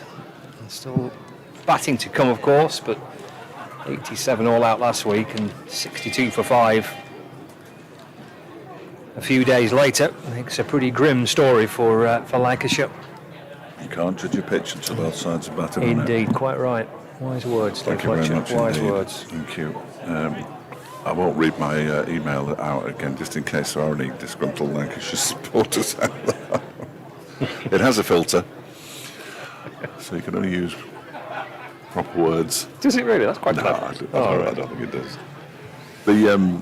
The console in the studios have filters, don't they? There are certain words that won't allow through. Yeah, they put little asterisks in the way. Nice. Who was it? He was on 5 Live the other day. It'll come to me at some point. It was a well-known person, but he was on with. It was on in the afternoon. Right. And they were. Said something naughty. No, they were very amused because whenever somebody wanted to say something about him, they put his name in it, and because its name had a rude word in it, I see. it wouldn't come through. Joe Moores is the new batter, left-hander. That one's flicked away for 4 runs, first ball, so he's off the mark. Nicely done. 66 for 5. Nephew of Peter Moores? He is, yes. Yeah. I thought I heard that. I didn't want to say it out loud, really, in case it was a wrong relation, but... Yeah, that championship debut last week. Another of the Moores wicket-keeping dynasty. Yes. Yeah, he had a good T20, had a really exciting start to his T20 career, and kind of those performances and the way he played, and clearly the way he's been around the team has forced him into the championship side last week for the match against Kent. Aitchison into him, he pushes this one out into the offside where it's fielded by Nick Potts, who's on for Mohammed Abbas, I think. There's no run. And assuming to be Monday, I hope it goes at that. It seems unlikely, doesn't it, at this early stage, but there's usually a whole group last year of school kids who come down. I know we've had the Spire Primary School as the guard of honour, but there's usually a good few schools come down to this game as well, which is always good. And just sitting around the wicket, that one is turned into the leg side by Moores. Fielded there by Anders Dal. And there's no run. That was the final ball of the over. We've had either 16 or 17, and it's 66 for 5 Lancashire with 2 wickets for Mohammed Abbas and 1 each for Rory Hayden, Anders Dal and Ben Aitchison. So everybody's joined in so far. Yeah, it's been a good all-round bowling performance, hasn't it? I think, but I mean, both captains would have bowled first. I'm sure Jimmy Anderson would have bowled first had he won the toss. Pitch with a bit of grass on it, you know, the club wicket and the at the outground, and clearly the pitch is doing enough as Dahl's in and bowls to Singh, who plays forward in defence, and there's no run. So having the first go at bowling on this surface, both captains would have been eager for that. 66 for 5 as we start over number 18. Nobody at the ice cream van at the moment. Just saying. Don Amott, former chairman of Derbyshire, former chairman of Derby County, and current chairman and owner of, I think he's just stepped down as chairman at Michelova FC, said he was messaged me to say, bring me an ice cream. It's shameless from you. There's Singh, clipped away off the pads out towards deep backward square leg. He tucks that one away for 4. I spoke to Becky Measures on breakfast this morning, and she said, I might pop along later. So we'll just say you've come to see Dave Fletcher, they'll let you in. I'll bring you a nice lolly. So you've got an ice cream and a nice lolly coming. Well, you can have one of them. Oh, thank you. Whichever you want. You're a good man. Team player you are. I've always said that about you. 70 for 5. There's Dahl. And bowls again. Singh off the front foot. Pushing up to mid-off, and there's no run. It sounded like his bat was broken. That was a horrible noise. But listening to the radio, I think it was last night, but it could have been this morning.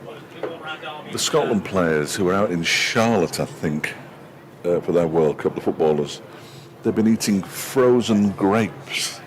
Right. To both cool them down and make sure they stay hydrated. Frozen grapes. Have you ever heard of that? No, I haven't heard of that.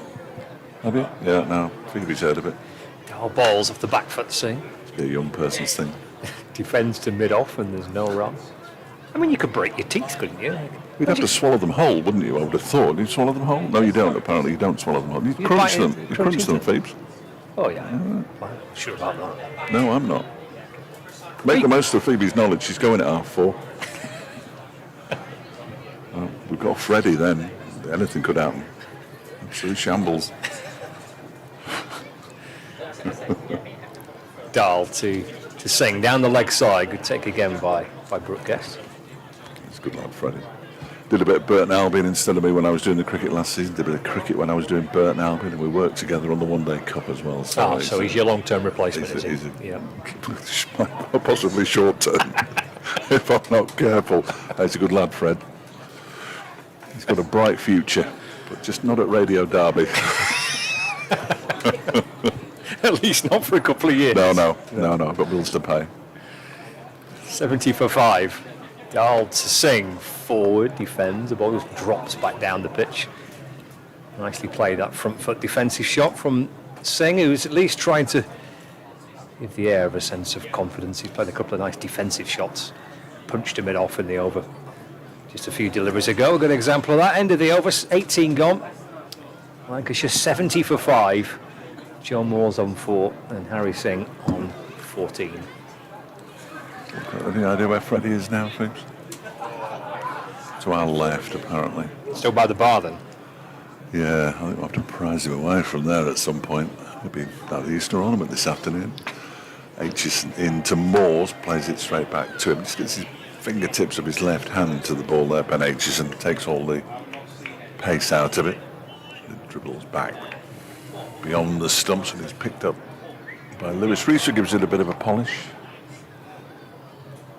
Sir James was to our left before, but he's not anymore. I imagine he's thinking about padding up at some point. Unless he's gone inside, got fed up with it. Aitchison in balls to Moores, who's beaten. Went forward, ball just appeared to leave him a touch as from our angle. Through to broadcast, it's definitely doing plenty out there. It is, yeah. It's a good angle, that, isn't it, around the wicket to Moores from Aitchison. Angling it in and, you say, maybe just leaving him a little. He hasn't had the temper out yet, and that's Ben Aitchison, which is slightly disappointing. He goes again around the wicket, bowls Moores, crashes him away for 4 runs, out to the cover bound, a glorious shot. They always look better from left-handers as well, those shots, don't they? Nice bit of footwork as well from the gentleman in the pale blue top. Although the throw left a little bit to be desired. Stopped it with his foot, so it's basically smashed a cricket ball into some tarmac.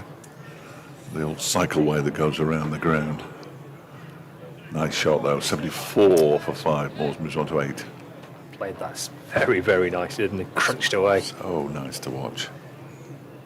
Still 3 slips in the gully. As Aitchison is in. That was bowled him off stump. Just played a defensive shot. Clearly moved away. Oh, he was playing down entirely the wrong line.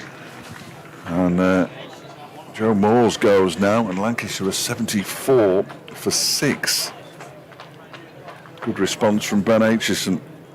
And it's the 3rd Lancashire batsman to be bowled. Yes.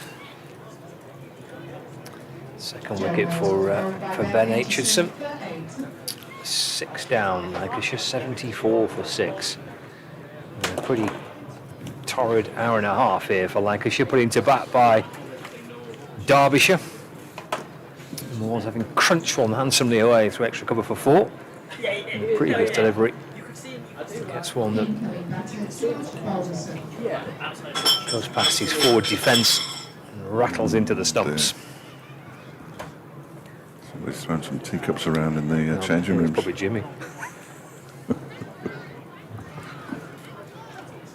As I say, we're not directly in line, but judging by the way he played that shot, I can't imagine that he'd have played so far inside the line of it that just nicked the top of off stump.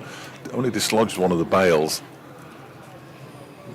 It's like the perfect delivery where you ask your bowlers to bowl, isn't it? Top of off, just bowl top of off and let everything else take care of itself. Which is what they've done, hasn't it? I mean, the Bass was a great example of that, wasn't it? He's 8 overs, he bowled on the 8 overs, spin. 2 for 24, so 3 and over, a couple of wickets, kept the pressure on. And he basically bowled there, didn't he? Kind of in and around top of off stump, just challenging the batter's defence and bringing all dismissals, caught behind, bowled, LBW all into the game, and the pitch is doing enough, isn't it, for the bowlers to get kind of reward on a pretty consistent basis doing that. Derbyshire will get docked 24 points for this pitch. Aitchison into the new batter, George Balderson, who is beaten first ball, goes through to Brookgast.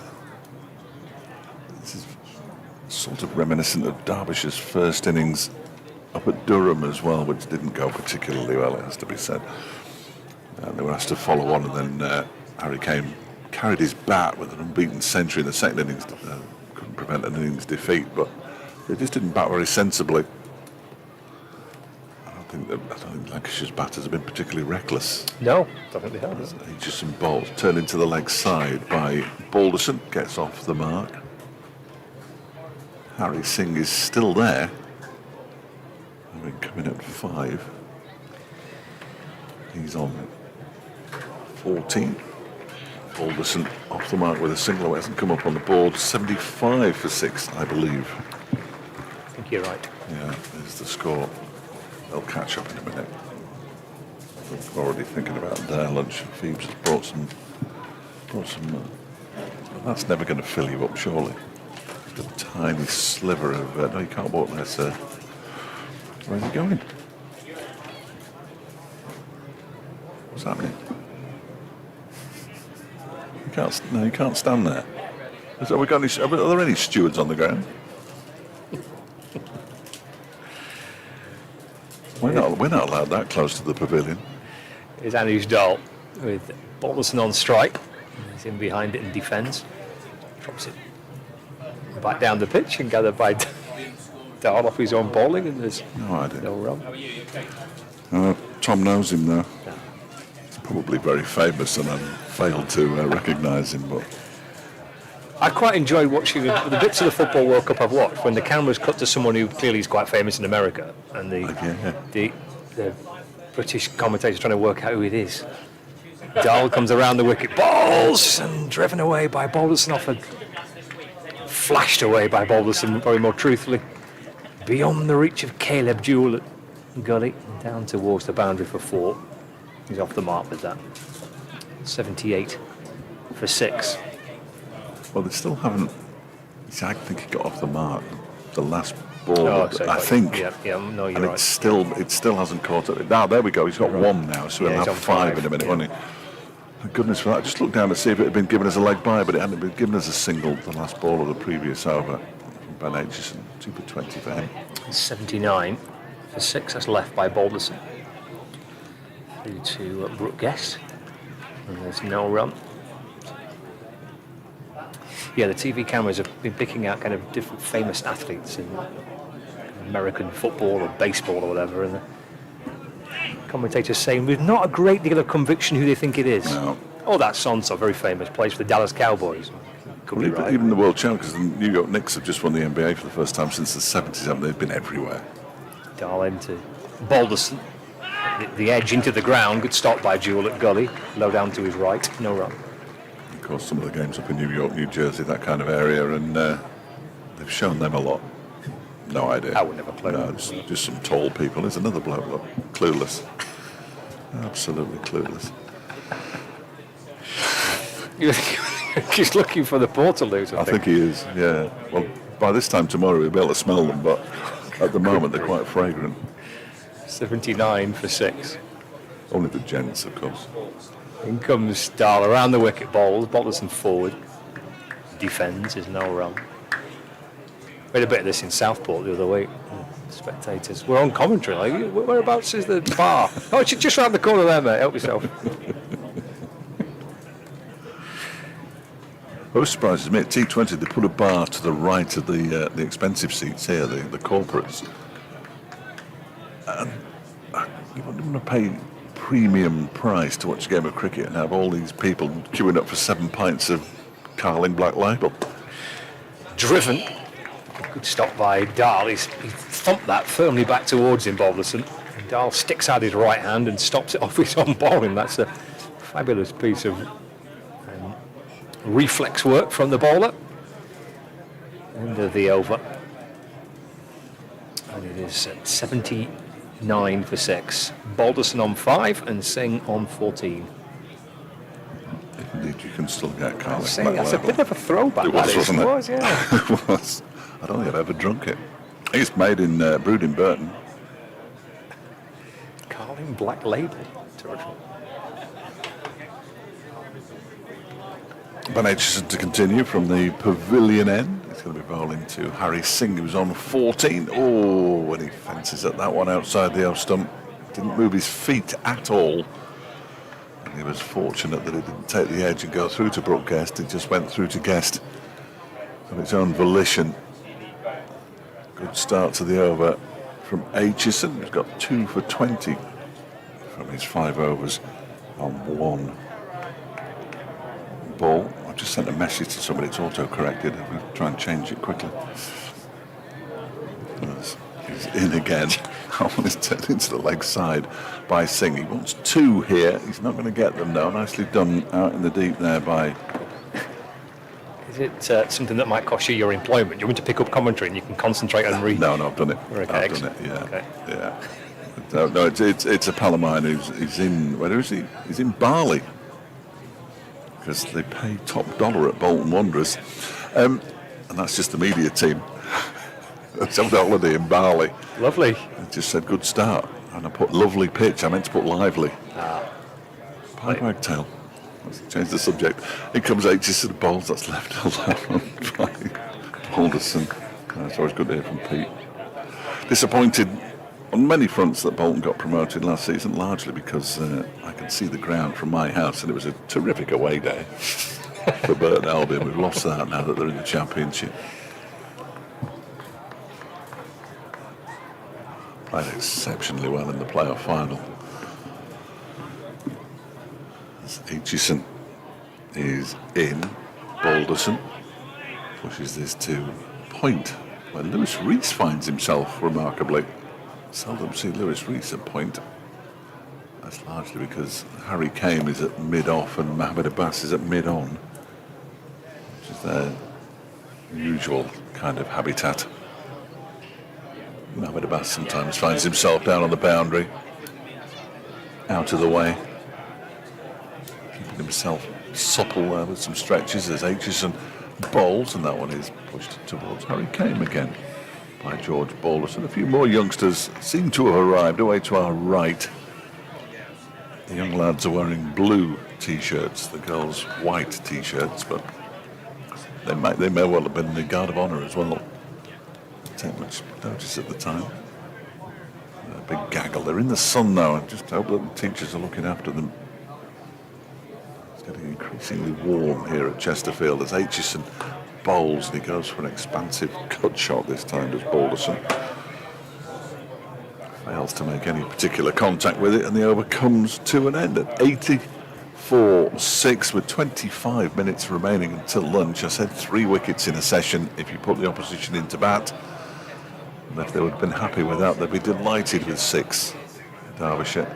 But as I say, you can't tell until both sides have had a bat. And this doesn't look like a pitch that is particularly easy to bat on at the moment, Scott. No, it doesn't. And if they can, as you say, you don't want to second guess these things. If they can scramble even another 50, 60 runs, it might actually not be the worst first innings score, depending on how Derbyshire fare.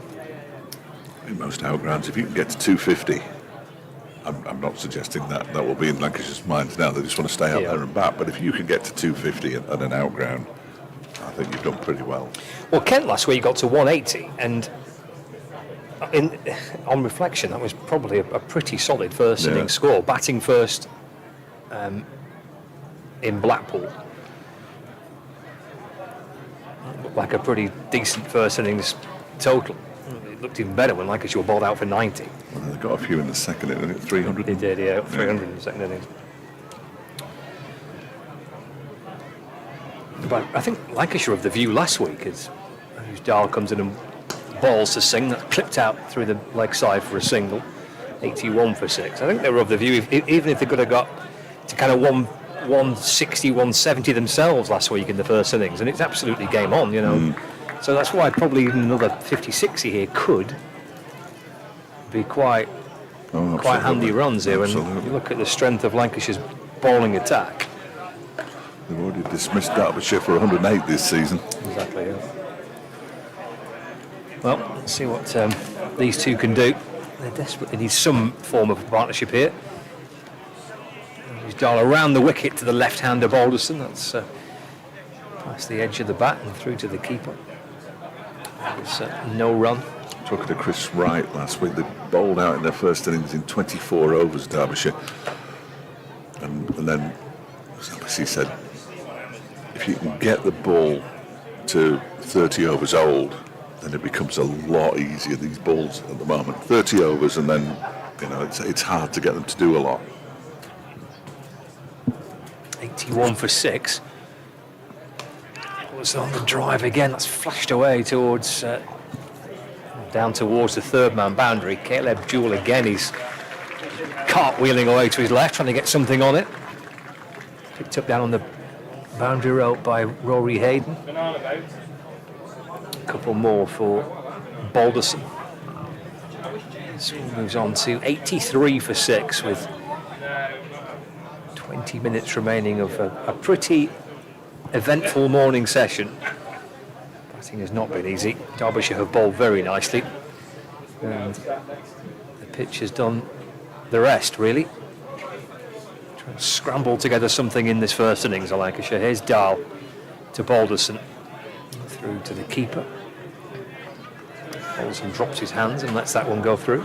And outgrounds tend to be result pitches as well. I mean, an awful lot of headquarters are these days as well, but there's always seems to be a result one way or the other here at Queen's Park, certainly.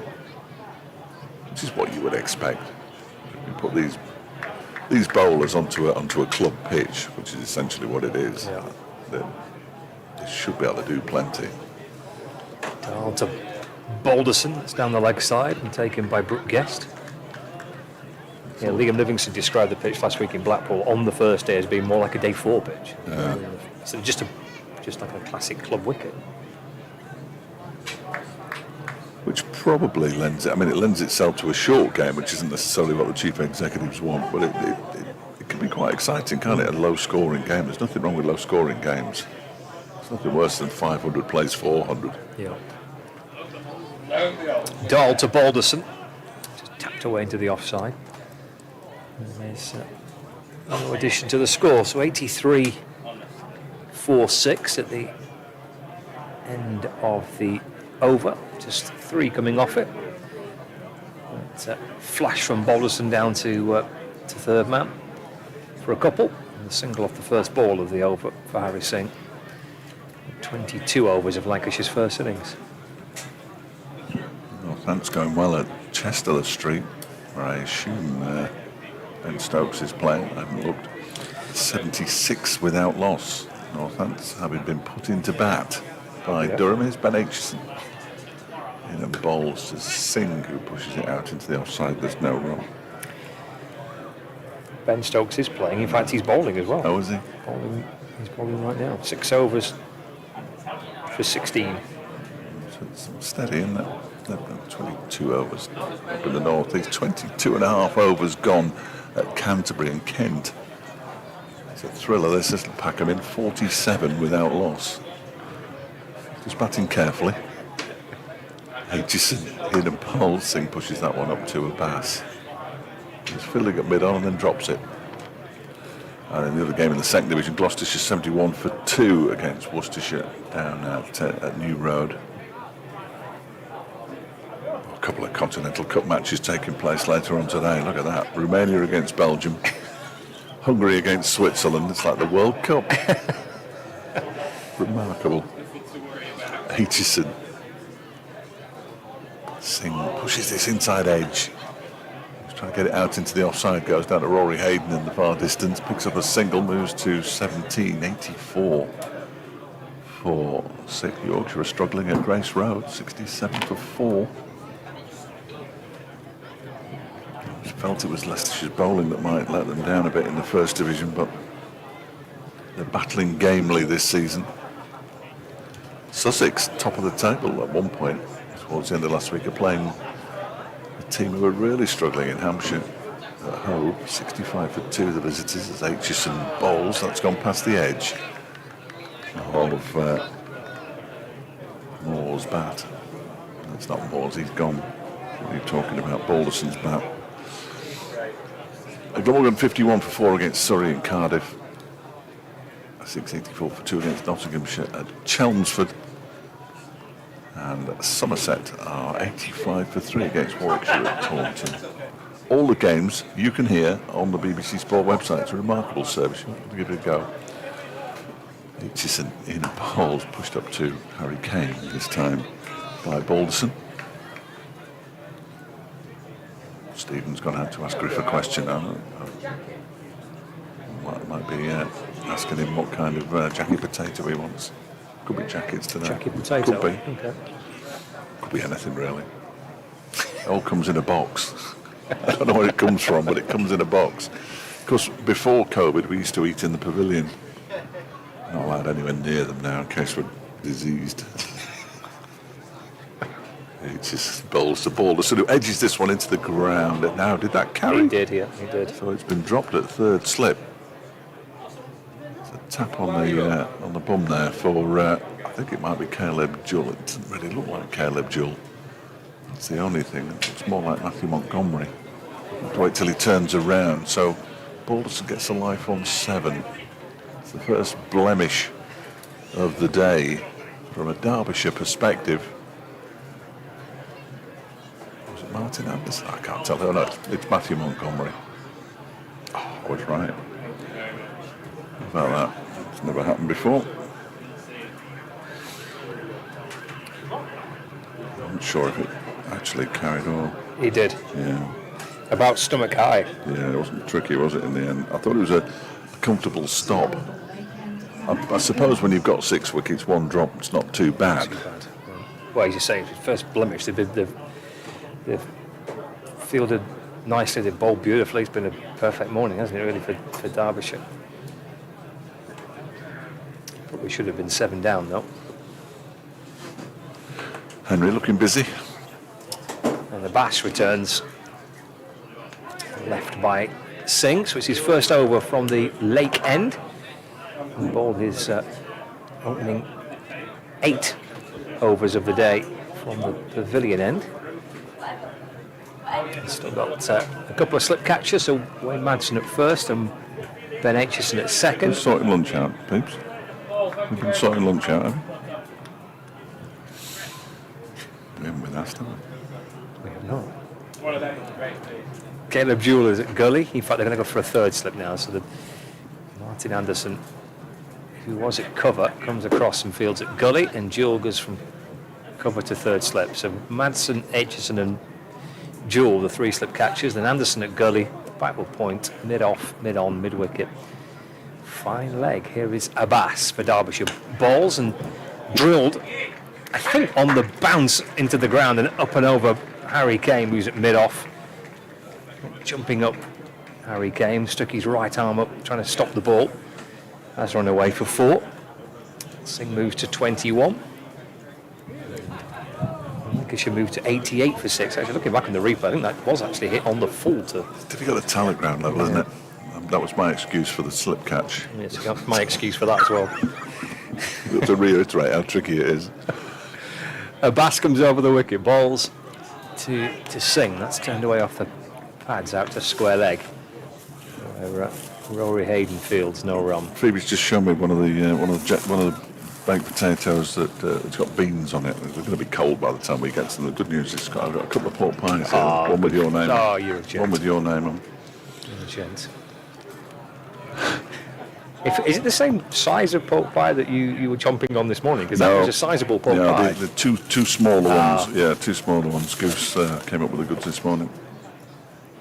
Dahl balls again to Singh. That's flicked away to mid-wicket. And there's no run. I would have been quite intimidated by that pork pie this morning. That would have been. It was large, wasn't it? It was, yeah. Yeah, very nice too. Jason Fage, former board member here at Derbyshire, brought that in for us. Very kind of him. Takes a bit of tackling a pork pie of that size, doesn't it? Yes, with no cutlery, it's quite tricky. Yeah. You need a plan for it. You can't just go in without any kind of plan for something like this. The size of that pork pie needs a strategy. Forward goes Singh, plays a nice shot, punched off the front foot, through straight mid-on. Lewis Rees is scampering after it, and he slides towards the boundary, flicks the ball back, and saves a couple for Derbyshire because Singh comes back for 2. He moves on to 23, and it's 90 for 6. Shot by Singh, who has faced 33 deliveries now, so he's be batted longer than anybody else so far. He's got his iron. Jones faced 30 balls for his 16. Abbas to Singh. Plays as if that maybe came back in a fraction to him, and in the end he's going to get a couple more out towards this time the long off boundary. 2 more takes him on to 25, and Lancashire 92 for 6 at the end of the over, with around 10 minutes remaining of the morning session. His bat still doesn't sound right to me. That shot did it? No, It there's been a couple of thin. those where he's just made a very strange noise. He's clearly happy with it. Otherwise he'd have changed it.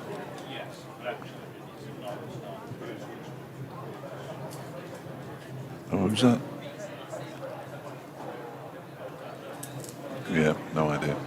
There's some World Cup player on the inside of the label of the drinks bottle. Oh, right. You can collect little pictures of footballers. But you don't know who he is. Not a clue. Aitchison in the bowls to Let's have a look. Alderson. Come on, show it to Scott. It says his name down the side, I just can't All right. pronounce it. I think it's Canavidja, is it? I'll have Is a that what you say? no idea. I don't know. French, I think. 92 for 6. Is that the kind of replacing the old sticker book? Is that what it it's is not now? the same, though, No, is it's it? not. No, the same. it's a lovely little sticker book. Yeah. A couple of £1,000 on stickers. Stickers. Aitchison bowls to Balderson, who defends that into the offside, picked up there on the left hand of Lewis Rees. You could swap them though, couldn't you? You could swap ones with your mates at Yeah, school. yeah. Used to go into the morning. I'll swap you a couple of players. I've got Peter Beardsley. Don't put it there, Phoebes. I'm looking for Brian Robson. You got a Brian Robson? I'll swap you a Brian Robson for a Peter Beardsley. That type of thing. Got, not got. Yeah, love that. Yeah. That was great fun. I like the cardboard one. This is before your time, I'm sure. The cardboard ones that came with chewing gum or bubble gum. They were good. Aitchison bowls, Balderson drives, 4 runs, nice shot. Up towards wide, long off. Hits the rope now and smashes into a little advertising thingy. It's just to be on the boundary's edge. That was a nice shot from Balderson. Moves on to 11, 96 for 6. Harry Kane can't find the ball. He's got it now. Yes, that was lovely, wasn't it? Nice shot. Not been too many of those for Lancashire supporters to enjoy, but that was handsome looking drive from Balderson. For the moment he struck it, really. Placed it beautifully to the left of Harry Kane, who's quite wide at mid-off. Aitchison's response is just took him up a bit. With a full-ish length ball, tried to turn it into the leg side. He sends Anish Darley out to the mid-wicket boundary. There's Nigel again, look. Looking very busy, isn't he? Chairman, he's looking busy. That's the key, I think. Nigel Malader, he looks busy all the time. He's got a little notebook with him, which always helps, doesn't it? If you're carrying a notebook and a pen, you're like you've obviously got stuff to do. Just got to straighten out a few things. Everything looks fine from here. As Aitchison goes in once more. Fiddles rather at that one. Does Balderson, pushes it out into the offside. Harry Kane does the filling. First person to ask permission to walk in front of us as well, which is quite nice. And he's the chairman of the cricket club here at Chesterfield. Everybody else who's just a come day, go day visitor has walked past with impunity. Nicely done. Well done, Nigel. Very well run club here at Queen's Park, as in goes Aitchison again. Oh, and he's got a bottom edge on that. It's got away down to a very fine leg. He didn't mean that at all. Balderson, but he picks up another boundary, moves on to 15 at the hundreds up for Lancashire. 100 for 6 after 25 overs. So they're going along at a fair old lick, really, 4 and over. Fortunately for them, they've lost 6 wickets. 100 for 6 after 25 overs. Yes, well, a bit of good fortune, but you're 6 down and Got to take it. absolutely. Got to take it. He's had a couple of, is it Balderson? He had a couple of swings as well, hasn't he? Yes, he has. Got it through the sort of gully region, so perhaps he's decided you're not necessarily going to be out there for a long time, so you might as well make the runs while you can.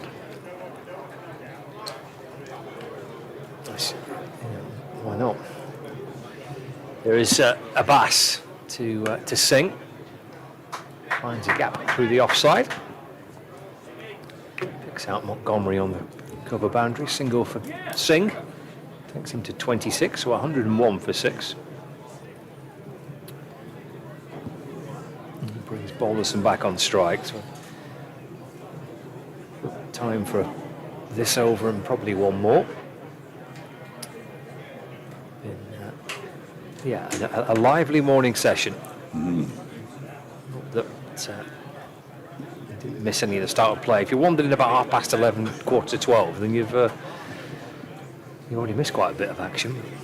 There were plenty inside the ground here for the start of play. Plenty queuing actually as I arrived in the car park. A bass around the wicket balls. That's a nice delivery to Balderson, just past the edge of the bat. They didn't make you queue, did they? No, I did that kind of slightly awkward thing where I walked past everybody. I don't mind that. But I'd be passing and Yeah. me kit and stuff. But it's a bit awkward, that, isn't it? I put my sunglasses on, you know what I mean? Sunglasses on. Just They wouldn't have recognised you then. well, you feel a bit bad. You feel a bit like an idiot, don't you? Kind of just wandering past people queuing. Yeah, you do actually. I know what you mean. I know what you mean. 101 for 6. Here's a bass. See what? Balderson off the back foot. He's defended that. Just steers it down towards gully. No run. It wouldn't stop me doing it, but and you get over the awkward feeling after about 30 seconds being inside the ground, and you know you're in. So everything's good. 101 for 6. 2-slip catches gully. Deep point. Cover, mid-off, mid-on, mid-wicket, and fine leg. A bass for Derbyshire around the wicket balls. Well, that's going to be 4 down to third man from George Balderson. Just dabbed at that. Perfectly safe though, wasn't it? Came off the bottom, the toe end of the bat, straight into the ground. Only 2 slips, no chance of it being stopped, and certainly no chance of a catch because it was never in the air. Take the 4, moves on to 19, 105 for 6. Children getting restless away to the right now. I think they're going to be playing on the outfield at lunchtime. That'll be exciting for them. Good that. Yeah, they're eagerly awaiting, aren't they, just at the edge of the boundary rope, bouncing around. A bit restless. Yeah. As far away from the ice cream van as the teachers could get them. A bass to Balderson. Nibbles through and beats Balderson. Taken by Guess. He's actually taking a pace or two to his right-hand side, the ball coming back in as it goes past the edge of Balderson's bat. Did a little nibble at that, George Balderson? He probably did. Slides on past the edge. And 1 ball remaining of the over. If this is the penultimate over, which I think it's probably going to be, it's going to be 27 overs in the Not enough. morning. A bass to Balderson. He has to play a little bit straighter. Just leans into it and calmly pushes up to mid-on. Completes the over. So 105 for 6. Balderson on 19. And Harry Singh is 26. Not out. Of course, I only discovered this season. I don't really understand the over rate, the calculations and all that. But they start off and it's 96 overs in a day if nothing happens, and then you can add on the fall of wickets because it takes a couple of minutes for each of them. So there's 12 minutes that we're going to get back, and the tampering and yeah. 2 lots of tampering. so we might have wasted 17, 18 minutes this morning. Aitchison in and calls to Singh, who defends that one out into the offside. He's playing for lunch here, and he's quite right to do so. Harry Singh, he's played as well as anybody, if not better than everybody, for his 26. He's got 4 boundaries. George Balderson's also got 4 boundaries in his 19. 2 wickets for Ben Aitchison, 2 for Mohammed Abbas, 1 each for Rory Hayden and Anuj Dal. This morning, the only bowlers to have been used. So all 4 on the board. As Aitchison is here, and that played off the back foot. Singh punches it up towards Harry Kane, wearing his brand new baggy blue cap. So we haven't seen Martin Anderson so far today, hasn't been required as yet. So he's the 5th seamer, with Anuj Dal having already bowled. Yeah, he's got quite a lot of wickets this season, hasn't he? He's done all right. 13 wickets this season. Well, he's beating the edge of Harry Singh's bat, going through to Brooke Guest. He got 6 for in the, was it 5? In the T20 at Leicester, in that game that you watched that game. Did, yeah. Including that remarkable catch that went straight back to him. Yeah. Definitely his night, that, wasn't it? Yeah. Everything seemed to go his way. All you could hear on my commentary, and I had to apologise for it, was somebody applauding in the background. It was me. It was just a stunning catch. One-handed, right hand. Ridiculous. Aitchison into Singh, who tries to pull this away. He might have got a bottom edge on it. No, and he's got nothing on it. It's gone down to fine leg. They'll pick up 1 something leg by, presumably. No, it's just a bye. How did that get there? Without touching anything. Anyway, it did do. Down to fine leg. We'll hear from Scott Reed again after lunch. as he goes to update listeners on BBC Manchester or Lancashire, I'm never quite sure. I'm just going to swap headphones here.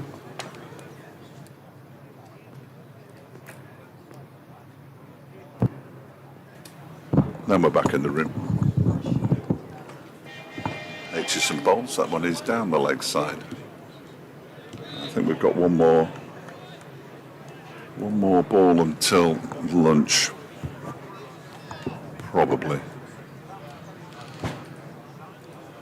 You don't half miss a big scoreboard when you're on commentary at an outground. Professor John Curtis gets a mention in the news. He was my lecturer at Liverpool University about 40 years ago. Aitchison bowls, defended by Balderson, and that is going to be lunch with Lancashire on 106 for 6. Singh has 26, Balderson has 19.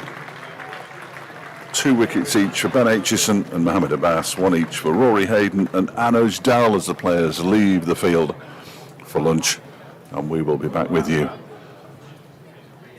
in around about 40 minutes' time.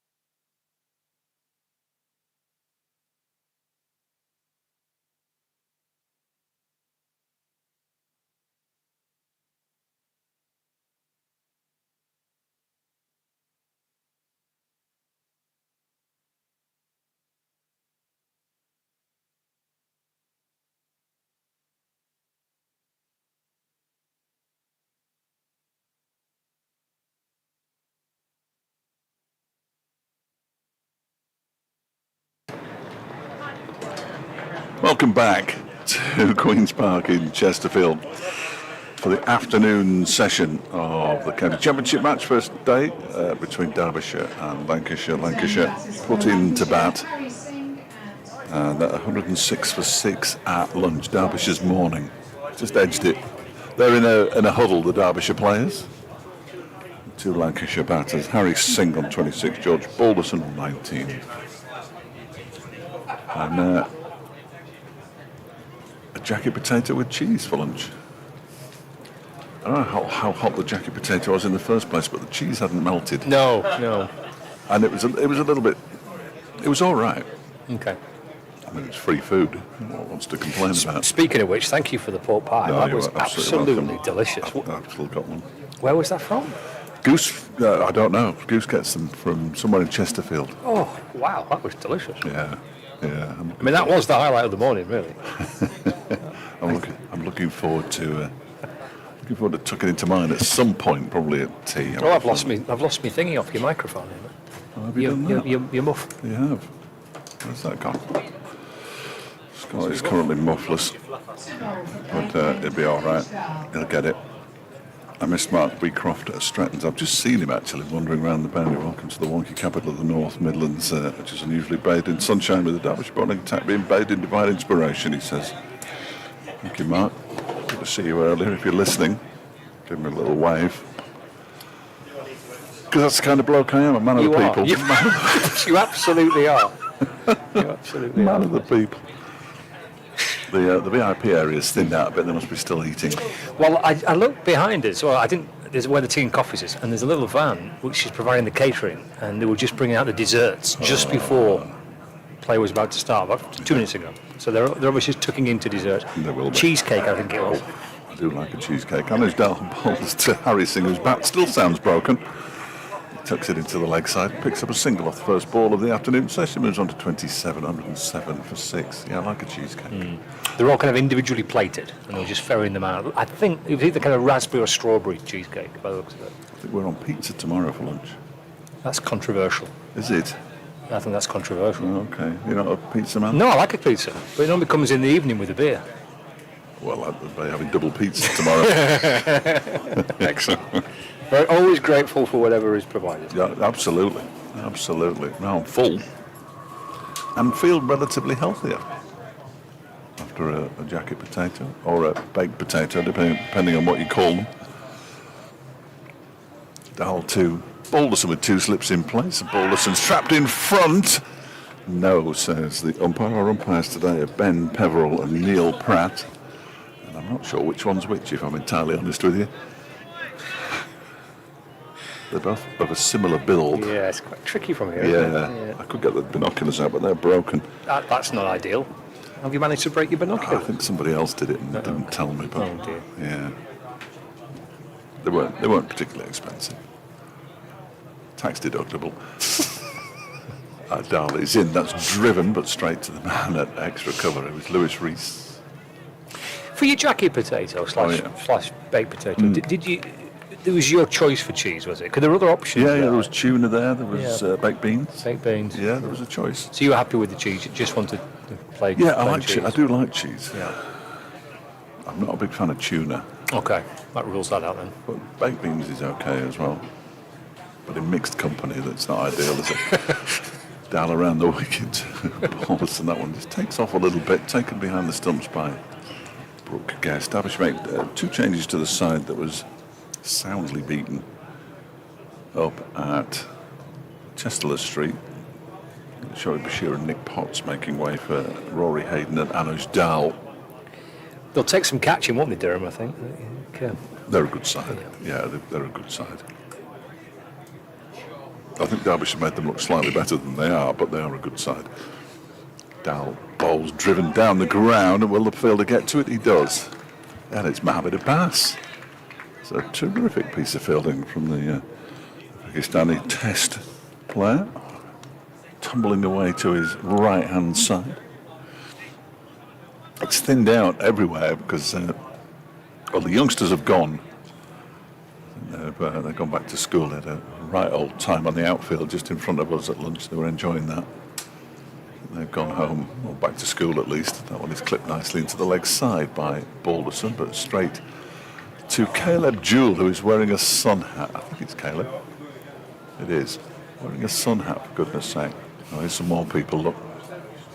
Yeah, members, you walk where you want, mate. Just walk right across there. Don't worry about us. You carry on. He's got a jazzy shirt on though, hasn't he? So I reckon you can walk anywhere with that shirt on. Do you think? Yeah, I think so, yeah. It gives him permission to walk just anywhere he fancies.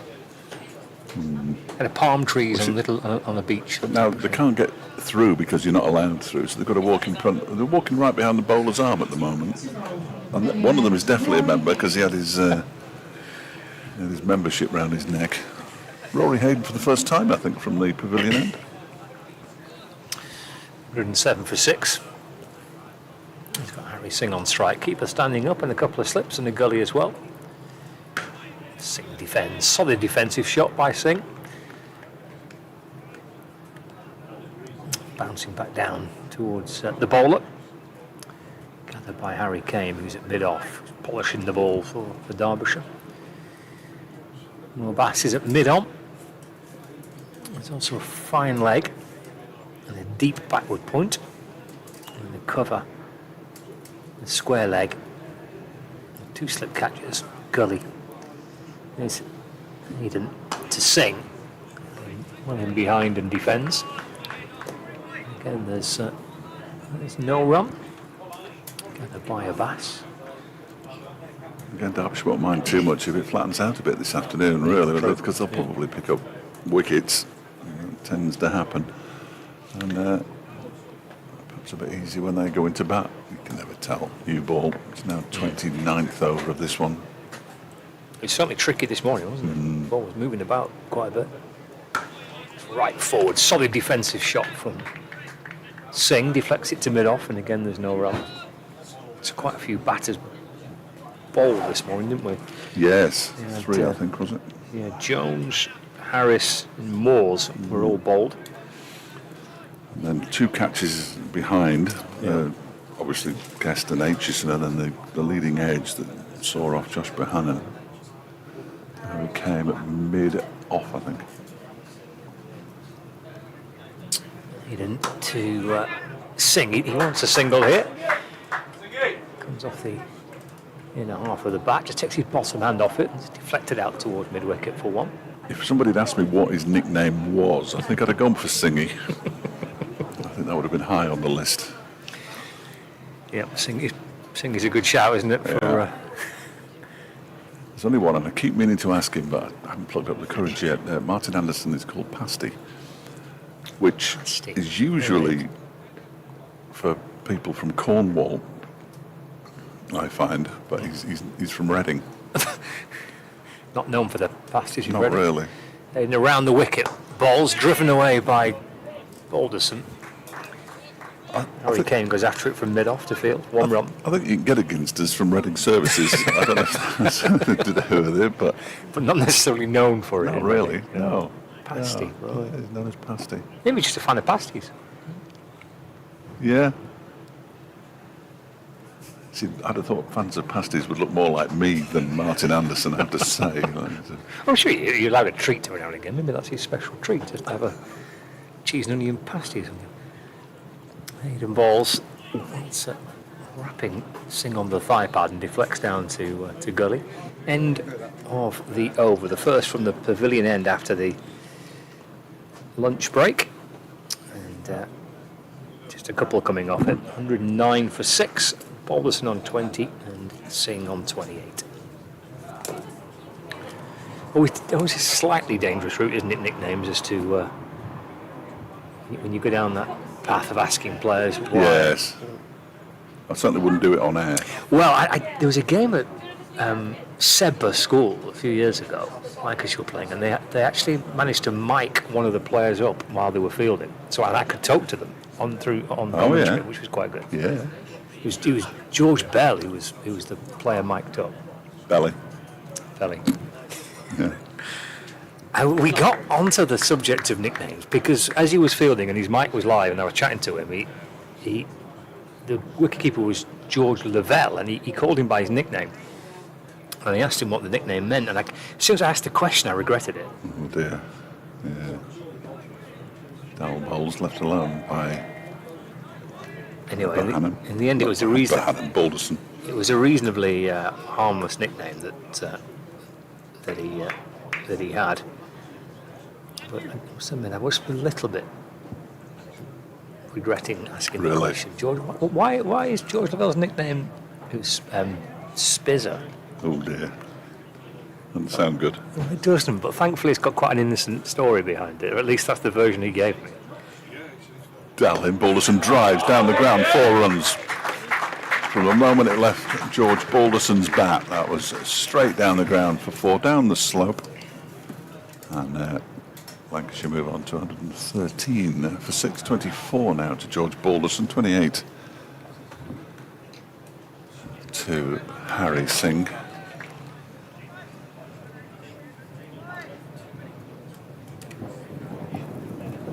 It's a good shot. It was a beautiful shot, wasn't it?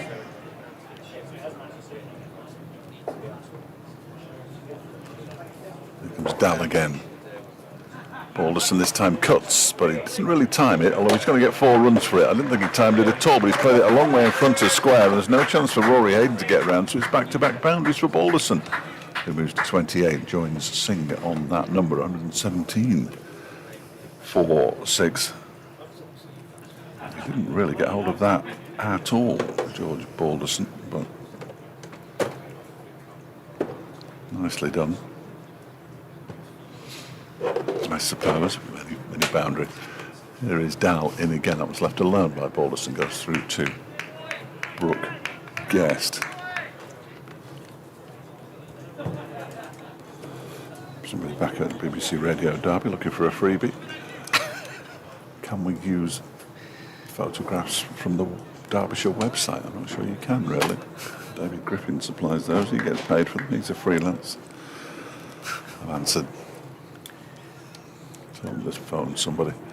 Here comes Dal again to Balderson, who just about gets his bat down on that one as it squirts into the leg side square. He picks up a single. Dal was interested momentarily in a potential shout for leg before wicket until it hit the bat. 118 for 6. I mentioned the number of players bowled in this game, 3 already from the 6 wickets to 4. We've got quite a lot of shots coming off the inside edge, the outside edge. Suggests that through the course of that morning session and even now into the afternoon, the ball's still moving around here. It's not been easy for batters. Somebody next door as Dowell bowls to Singh, who leaves lone outside the off stump. End of the over, 118 for 6, 29 to Balderson, 28 to Singh. Said, it must be doing something. And I said, well, yeah, I think that's probably fair. And you look at some of the replays of the wickets, and it is clearly, or was this morning, clearly doing plenty. Yeah. It's a really good toss to win. It was. It makes this partnership quite well. There's still a little bit of batting to come. Paul Coughlin has a century to his name this season, so he can bat.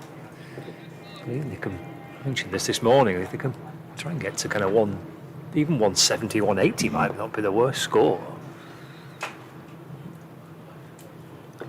And then Derbyshire just have to bat sensibly, if that's within their compass. Is Rory Hayden, arm around the wicket, balls left by Balderson.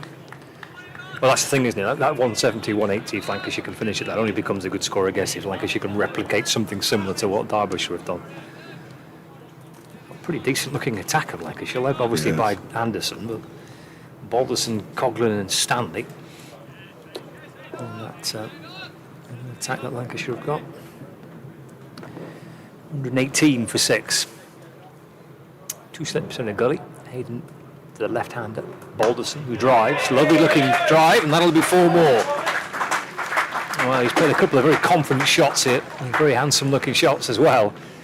Takes him to 33. The score moves on to 122 for 6. Another beautiful shot. He's in the mood, doesn't he? Yeah, he's dropped back down the batting order for Lancashire in this game. He has been opening the batting in recent matches. Can be tough, that, can't it? Especially with the amount he bowls.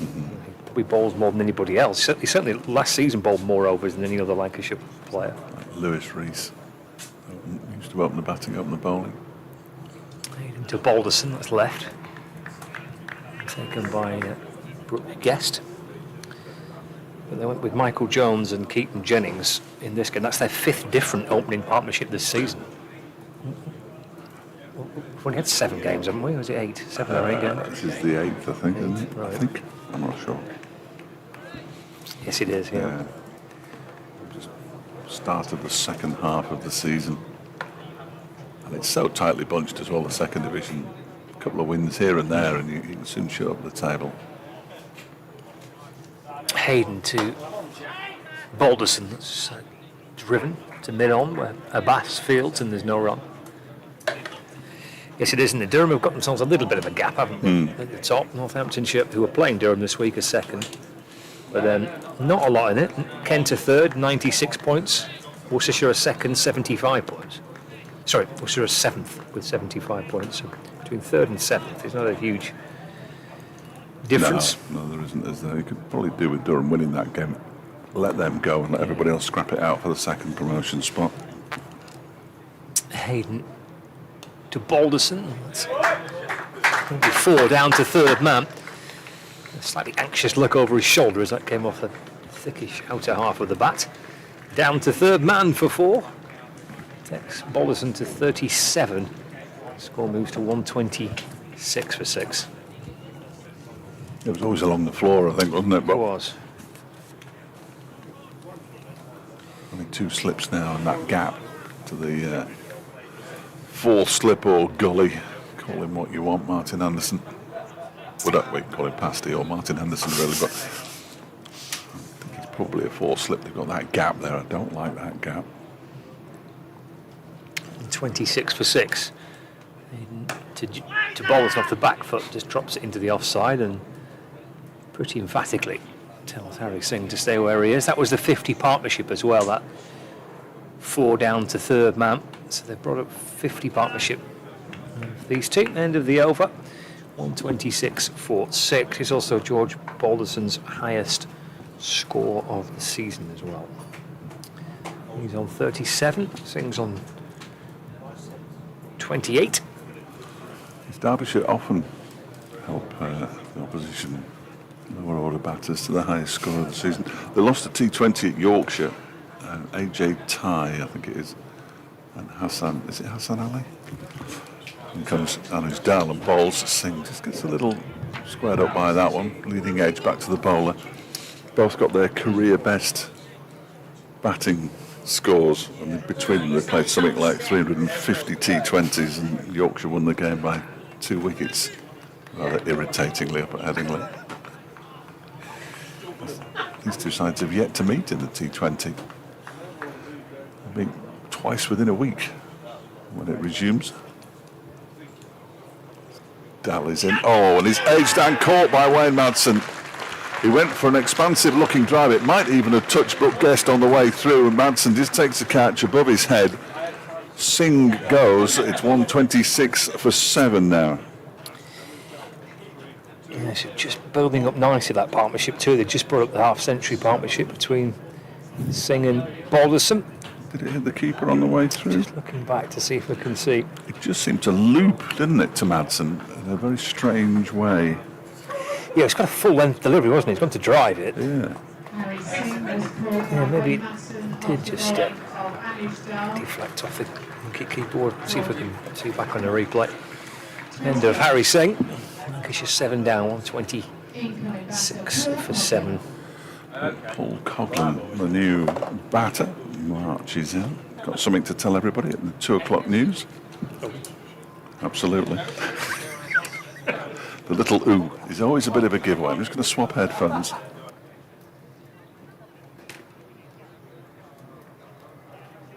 Now we're all sorted again.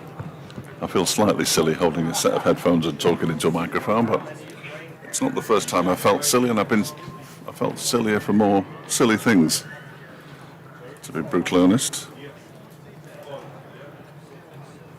So the first wicket of the afternoon session, Harry Singh caught by Wayne Madsen. off the bowling of Anuj Dal, his second wicket. 2 for Abbas, 2 for Aitchison, 2 for Dal and 1 for Hayden.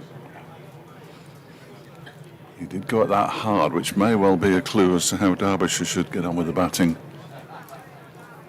when they eventually get their turn, which presumably will come before the day's out, but we won't take anything for granted, of course. Here comes Dal to bowl to Coghlan, who turns the first ball he faces into the leg side, gets off the mark.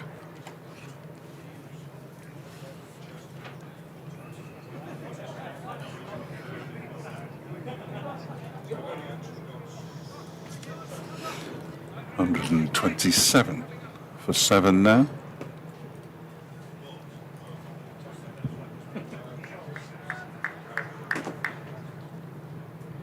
Oh.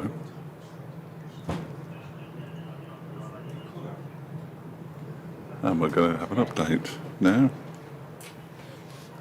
Here comes Dal and bowls. That one is defended by Coghlan out into the offside by Balderson. And there is no run.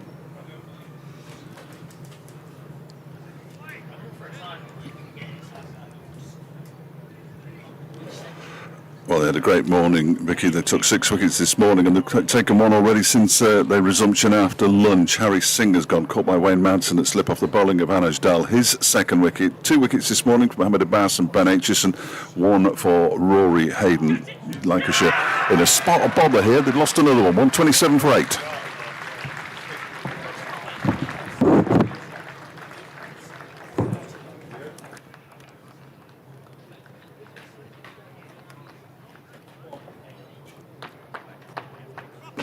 Always good when a wicket falls during an update. George Balderson caught by Wayne Madsen. He goes for 37. Anuj Dal picks up 2 in an over. 2 catches for Wayne Madsen as well, and it's now 127 for 8 Lancashire. Anuj Dal with 3 now on his return to the side after injury as Mitch Stanley strides out to bat. 52 deliveries. He faced 8 fours for George Balderson.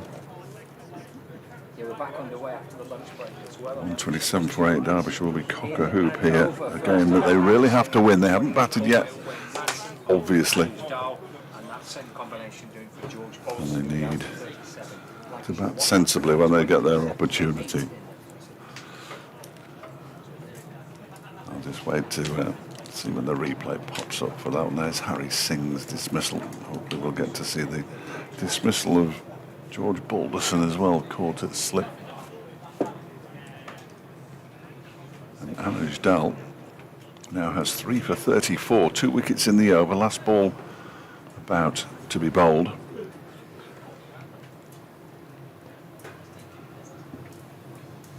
And Mitch Stanley, the new batter, with just James Anderson left in the pavilion. Then comes Dal and bowls. Oh, he beats Stanley outside the off stump. Nice delivery. Get an opportunity now. Over comes to an end incidentally at 127 for 8.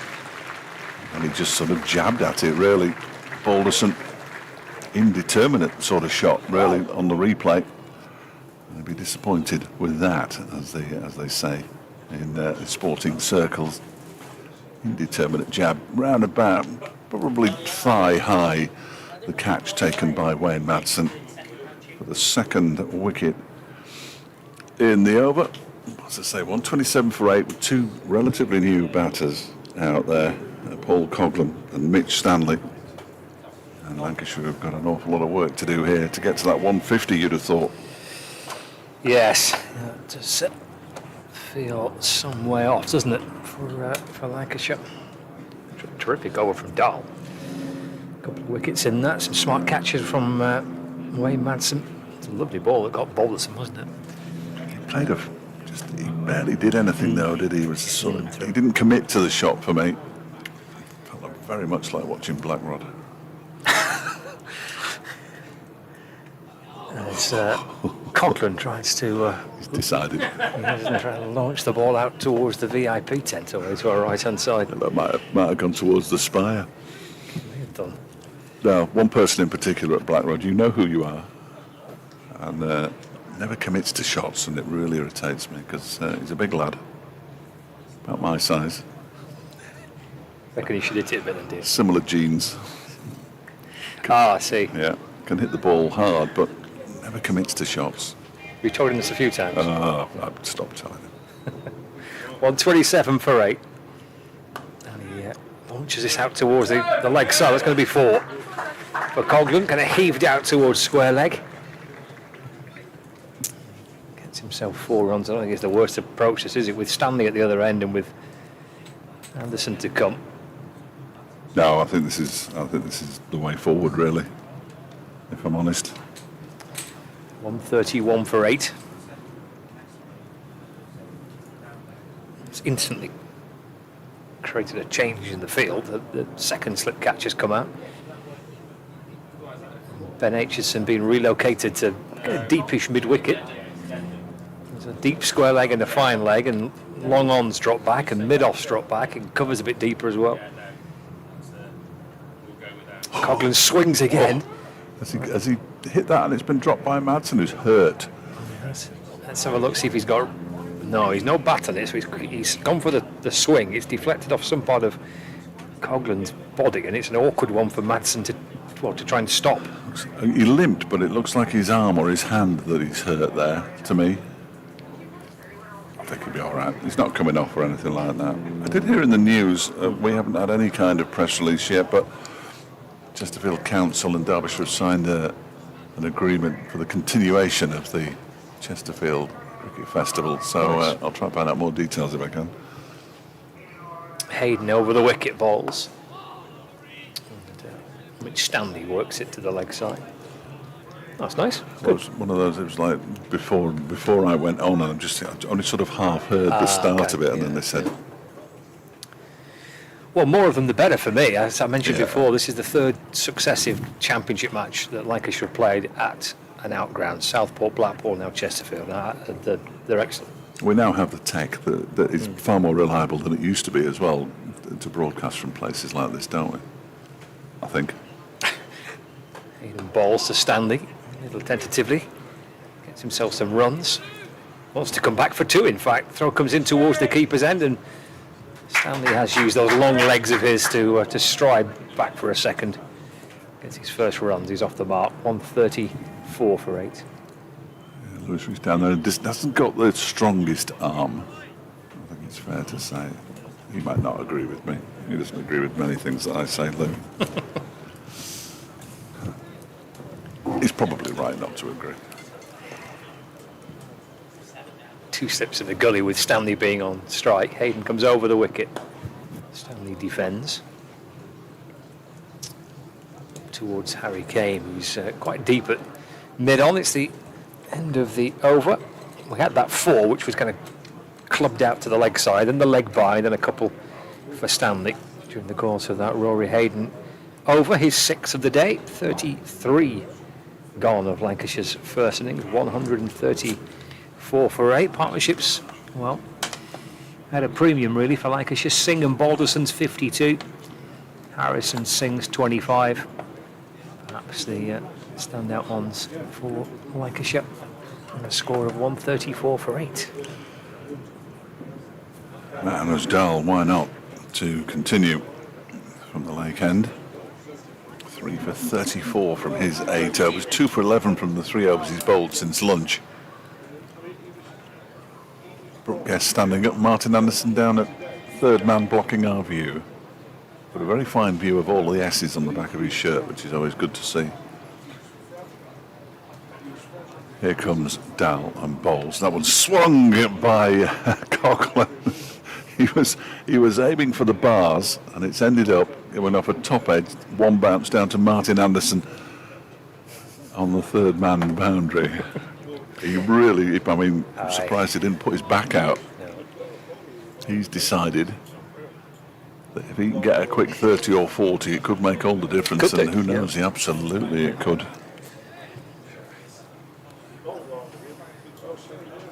Anderson, Coghlan, Stanley, Balderson all fancy their chances on this pitch. as Dal is in. That's left alone outside the off stump by Mitch Stanley. They will, yeah. I'm going to have a little bit of something on the board, haven't they, to try and make the most of that, I guess. But as you say, Fletch, they can squeeze out another 30 or so from these Could be useful, couldn't it? final 2 wickets. It could well be. Get up towards 160, that kind of area. I think as we're only in the 34th over as Dal bowls and Stanley misses it, tries to turn it into the leg side, goes past the edge of his bat. Guest removes the bails.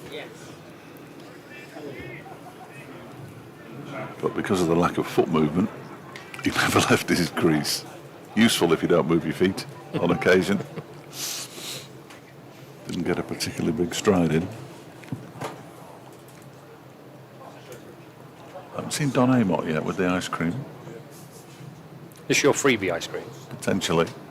Dull bowls, driven nicely by Stanley. That could well be 4 runs out to the extra cover boundary. It is. Well, what a shot that was. Beautiful. From the lower order batter, as they prefer to be called these days. No such thing as a tail ender. Actually, I mean, in the middle of all these wickets and this, the unplayable nature of the pitch, it would appear at some times, we've seen some really lovely shots. Yeah, we have. We drive. They've been the most profitable shots, haven't they? The drives, both the left-handers and the right-handers have driven nicely. This Dal is in, and that one struck the pad, loops into the leg side. Might have been bat onto pad. Rory Hayden nowhere near it before it landed on the grass. Strange noise of a walkie-talkie in the background. Are they still called walkie-talkies? I think most people will know them as being walkie-talkies. Yeah. What other name do you give them? They're like radio things like that. Yeah, walkie-talkie. It's a walkie-talkie. Yeah. Gentleman in a white shirt's just thought better of walking in front of us as Dal bowls to Stanley, turns it into the leg side out towards Rory Hayden, who's on the square leg boundary. They trot through for a single. He's pinched the strike as well. Why not? 140 for 8. Stanley moves on to 7. Coughlin has 6. Surprised the lack of activity over by the ice cream van today. Yes. So there's a chap stood there now. It's about the first one I've seen. Yeah. Nice little salmon-coloured T-shirt on. Phoebe was threatening at lunchtime to go for an ice cream. Across? Yeah. Is that right? I'm not sure if she was buying them for everybody or not, but shake of the head suggests that she wasn't. I don't blame her. Well, not even if we give you the money? No? Oh, yeah. Yeah. And one for yourself. Right, bowling change. Yeah, man with glasses back. So Rory Hayden, post-lunch spell. 3 overs for 16. Comes to an end, and Abbas back in to try and polish it off if he can. Defended by Mitch Stanley off the front foot. Drops it away to the offside. There's no run.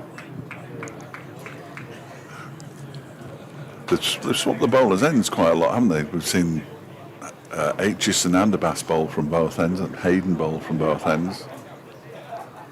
I quite like that. Just keep mixing it up. Keep the batters guessing. Stanley taps the bat, waits for Abbas, and flicks it out towards the leg side. Montgomery fields at mid-wicket. There's no run. The other thing that we've also seen, in addition to some really glorious drives, is little periods where the ball doesn't really seem to be doing anything, and then all of a sudden one will, won't it? And in the case of Anishdal, over a couple of overs ago, 2 in 1 over. So there's the chance to accumulate some runs out there. Yes, Singh and Balderson displayed that 50-run partnership. There's Abbas over the wicket. Stanley defending. Runs off the edge of the bat and trickles down towards the slips, of which there are 2. And the keeper is stood up behind the stumps, and then behind the keeper the 2 slip catchers and the gully. They've been in the game through the course of this match so far. The keeper and the slips and the gully fielder. There's a ring of 3 on the offside, point, cover and mid-off. Mid-on, mid-wicket, fine leg. Abbas to Stanley, swings and misses. Into the Derbyshire wicket keeper. Notice my bottle of pop hasn't got a football, and yours is The Devil Wears Prada. Oh, right. So they're not all football related. No. You win a prize or something. Check the use-by date. It's the previous World Cup. Yeah, wrong World Cup. 140 for 8, Abbas to Stanley. Defends, is a tall man, Stanley, and leans into it and deflects it away to cover. There's a distinct lack of iron brew. I like an iron brew. I like an iron brew. I've had an iron brew for years. Yeah, I like an iron brew. I didn't know it was still a thing, actually. Oh, yeah. I presumed it would be with our friends in Scotland. They have some kind of tie-up. But they bought the iron brew in Boston because the Scotland football team are in Boston. The bars of Boston are selling out of iron brew. There is Abbas to Stanley. We'll take a single here. Pushed away through the offside for 1. I was watching breakfast television this morning, and I very rarely watch breakfast television, but I was staying at Twiggy's. And they said that the bartenders or publicans, I'm not sure whether they are, but publicans in America, they'd basically drank Boston Dry from Scotland. Right. Scotland fans who were in there. Good effort. For tonight's match at 11 o'clock. Oh, they play tonight, do they? BBC Sounds. Yeah, It's tonight TV then, is it? I'm not sure. Must be if it's on BBC Sounds. Oh, it could be on BBC Telly. That's one to watch later on, isn't it? Oh, it'll still be out. 11 o'clock? Oh, I took to be in bed by then. Oh, yeah, 11 o'clock. It's Morocco. Yeah, Morocco tonight. It's on ITV. Get that in the whole Bless you. Here's Adelsdale up the hill, clipped away. He looked to play that into the leg side. I was looking into the leg side. It's gone away to the extra cover boundary for 4. That's remarkable from Mitch Stanley. He didn't mean that one at all, but it's effective. Can't set a field for that. Notice the BBC, when they say, oh, these games are coming up tomorrow, and they'll actually say, and that one's on ITV, and that one's on BBC, and that one's on ITV. ITV never say, oh, that one's on BBC. It's a bit mean of them, isn't it? I think so. Yeah. And they are sharing it, aren't they? Yeah. And BBC would be perfectly within their rights to broadcast every single game if they wanted to, as I understand it. Well, they probably wouldn't be in America.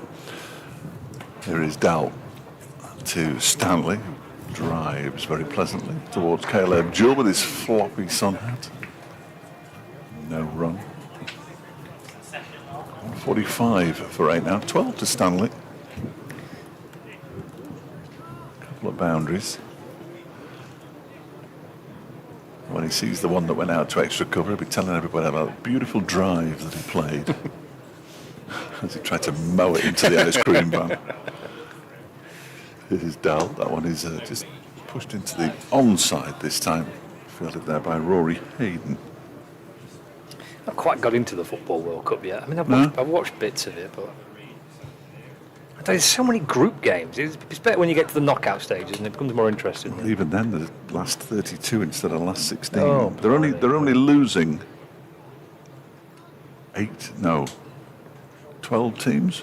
Right. There are 48, aren't there? That's a long So no, World they're Cup, losing. They're getting it down to whatever 48 minus 32 is. 16. Is it? This next one is driven by Stanley up towards. Yes, 16. Yeah. Thank you very much. Up towards Lewis Rees. So the bottom clubs are definitely out, but there's all but 4 third-place teams are going through as well. Right. God, it's quite a long competition, like the Yeah, IPL. Yeah, 39 days, I think, from start to finish.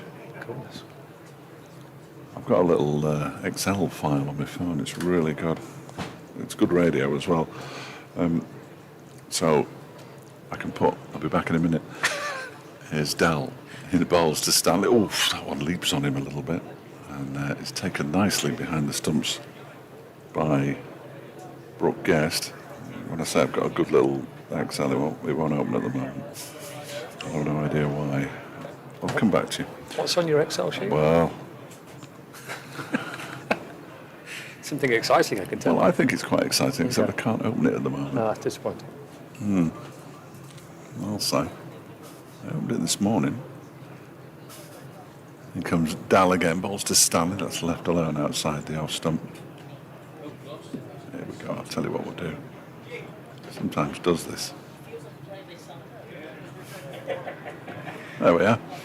So it's a World Cup XL spreadsheet, and you just put the scores in and the tables automatically update. Oh, you're right across this then, aren't you? Yeah, So have you yeah. watched like every game then? No. Well, I've missed a few. I don't get up at 2 o'clock in the morning to watch You know, Mexico beat Korea by a goal to nil. I'm surprised. But then it also tells you on this side, if you go down a little bit, who are the best third place teams. So the 4 that aren't at the moment: Panama, Senegal, Jordan and Turkey. And they'll go through, and then of course it automatically fills in who you're playing in the round of 32. Clever, isn't it? Have you done that? No. Oh, right. Good grief. So who's done I that? downloaded it off the internet. Oh, that's very good. Yeah, I enjoy it. You've done well to download that. Yes. 145 for 8. A pass in, ball swung away by Stanley again. It's in the air, out towards deep point and caught. Well, he went for a big hit once again, but in the end, hauled out towards the ice cream van, where it was taken by Caleb Jewell. And Stanley departs for 6, and Lancashire lose their 9th wicket. 145 for 9, and Mo Abbas gets his 3rd of the innings as well. They'll be telling everybody it was caught at slip. He had to wait for a long time for it to come down, didn't he? He did. Abbas? Jewel, rather? Yeah, had to wait for a very long time. Conklin gone for 6. It was Conklin, was it? Sorry, No, did I say Stanley? well, no, I may have said Stanley. you may have, but I may have written it down. Call on the boundary. And here's James Anderson. Listen to that. Does he get this everywhere? He does. It's brilliant, isn't it? Absolutely brilliant. The finest bowler of his generation, if not several generations. James Anderson walks out to show us what he can do with the bat. I'm sure he's delighted to be batting just after lunch on day 1, having been put into bat, but it is what it is. He even got this response from the Yorkshire fans in Really? the T20 match at Headingley. Came out and to a standing ovation from the Yorkshire Wow. fans. Wow. A Roses match. I know. Yeah, they've gone soft, haven't they? I mean, it's not like he's not even an actual bona fide Lancastrian either, is it? You get more Lancashire than Burnley. 145 for 9. Anderson joins Stanley, and 3 slips are in place. He's keeping him waiting, keeping Mohammed Abbas waiting. It's an old man bowling to an old man. Here is Abbas from around the wicket to Anderson. It's a lovely ball to begin with. They'll have played against each other a number of times over the years, I would imagine, England-Pakistan tests and that kind of thing. Played against him when he was at Leicestershire, probably, unless Lancashire were in the first division back in those days, certainly against Hampshire. Although Jimmy Anderson was probably playing Test cricket at that time.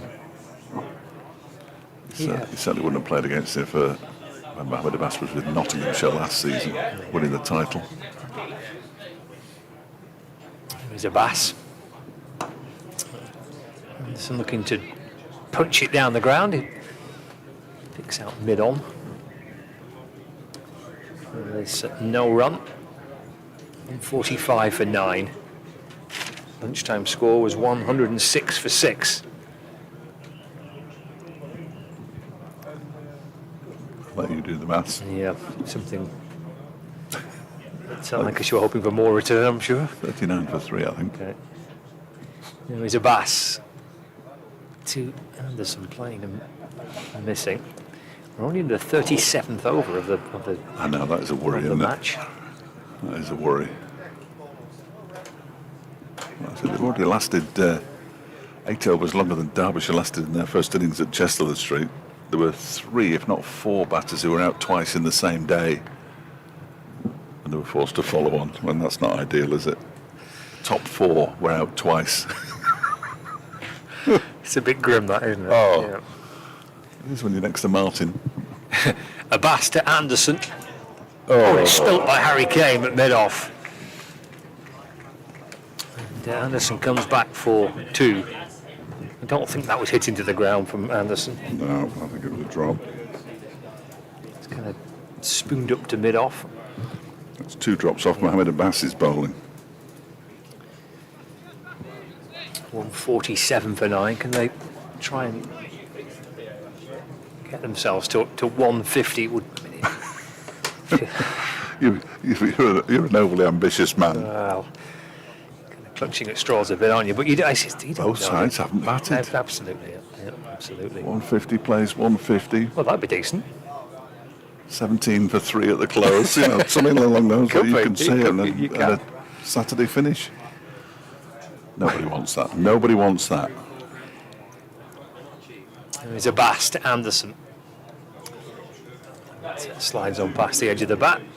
Good over from a Bass. Wicket off the first ball, which was clubbed out to somewhere in the deep. And then just a couple coming off it as well. We should have been 2 wickets in the over. It was a chip to mid-off where Harry Kane didn't, or wasn't able to take the catch. End of the over. 147 for 9. Stanley's on 12 and Anderson's on 2. The only person who wouldn't mind it not being played on Sunday is somebody who won't be here. Can't mention who it is. Phoebe. I wouldn't do that. Busy, apparently. Family do. Oh, representing the county. Oh, well, fair enough.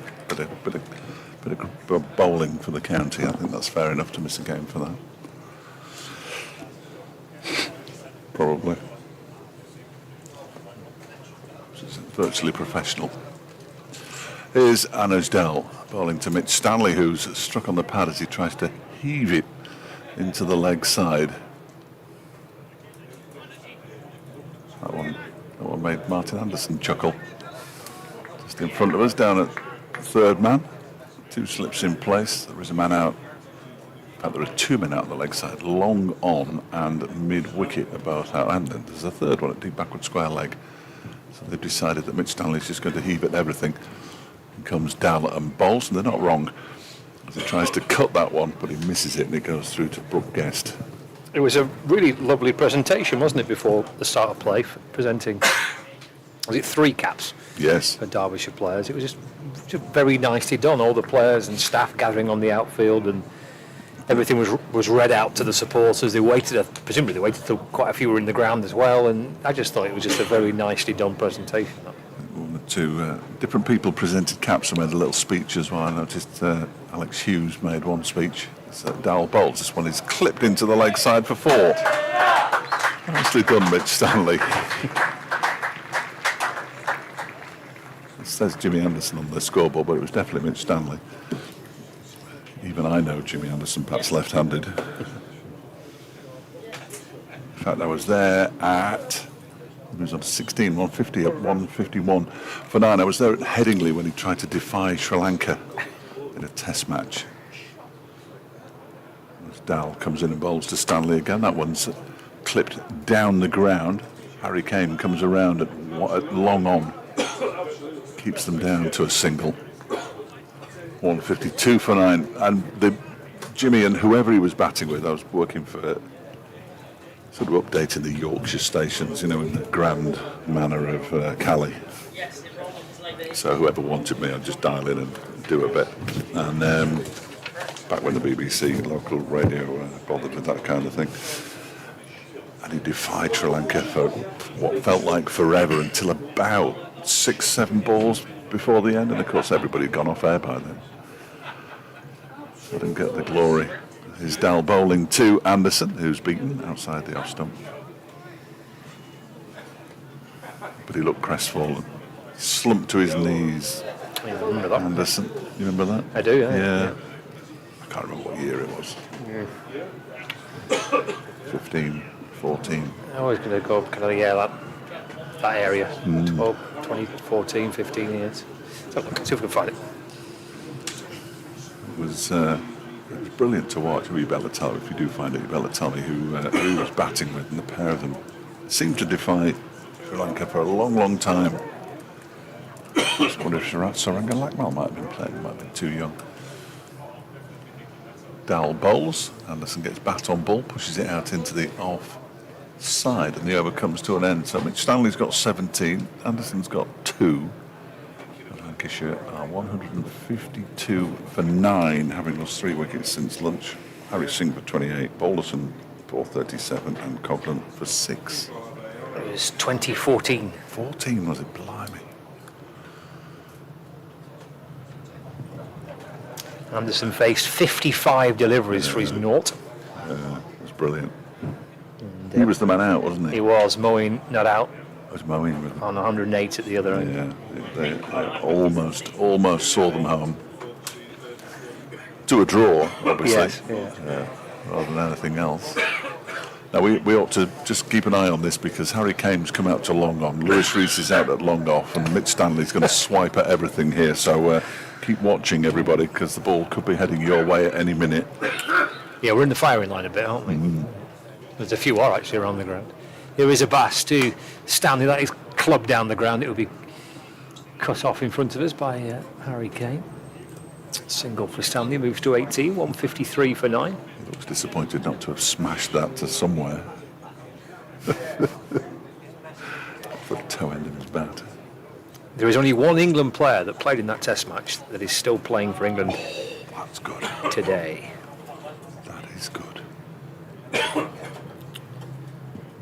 Still playing for England, you mean? Yeah. I was going to say Jimmy Anderson, but because he's still playing, but he's not playing for England. England team had Sam Robson and Alistair Cook opening the batting. Gary Ballance batted at 3. Good grief. A bass around the wicket. Tickled away down to fine leg. That's going to be 4 for Anderson. He's clipped off his pads down to the boundary. He moves on to 6. It's now 157 for 9. It's got to be a batter, hasn't it? It is. Oh, Joe Root. Root, yeah. So Robson, Cook, Ballance, Ian Bell, Joe Root, Liam Plunkett, Moeen Ali, Matt Pryor, Chris Jordan, Stuart Broad and James Anderson. Watched the entire game from the old rugby stand, the old commentary box in the rugby stand. Everybody else was already over the other side. I felt a bit out of it, but it was good. It's good to be there. Good to get paid for being there. A pass to Anderson. Oh, that's a lovely shot. Down the ground for 4. His teammates enjoyed that. Yours, feed. He's clipped one off his pads for 4 down to fine leg and played a lovely drive through straight mid off. Back-to-back boundaries for Anderson. He's up to double figures. Biggest cheer of the day, that. He moves to 10, 161 for 9. It's a beautiful shot. Joe Moores came to claim the ball from Phoebe, who fielded it very nicely indeed. About 3 feet to our left, that's how close it was. It bounced up off the advertising board in front of us. It's like a launch pad. 161 for 9. A pass to Anderson. Through to the keeper, Brooke Guest. There's no run. Yes, the advertising boards are at an angle which is perfect, just to ramp the ball right into our face. Alexander Guthrie's been on from Maryland in the United States of America. Very nice. Yeah. Is it Derbyshire cricket at BBC.com? No, it's one of the other ones. Oh, right. But I'm happy for Alexander to continue to contact me via that way. A bass to Anderson, forward and defence. No run. Just tuned in, saw the 9th wicket and heard the cheers for Anderson. He says he's glad to be able to watch the match. Red ball is his favourite form of cricket. I don't know, I'll read it out. Maybe Derbyshire can pull off the victory. He says, And then, rather pointedly, yes, how are the Padres doing in Major League Baseball? I'm a New York Mets fan. Well, you know very well how the Padres are doing, Alexander. They're struggling a bit at the moment. Thank you for asking. I think they're playing St. Louis at the moment. Anderson's on 10, a bass. Bowls and left by Anderson. Content with his work with the bat in that over. Clip off the pads for 4 and a beautiful straight drive through mid-off for 4 more. So it's 161 for 9. End of the over. We have had 39 of Lancashire's first innings. Padres didn't play last night, which is a bit of a result. They won the last time out, actually, but they're 9 games behind the Dodgers in the NL West. No chance if you're in the same division as the Dodgers, quite frankly. Rory Hayden's back. What city are the Padres in then? What's San Diego. San Diego? Yeah.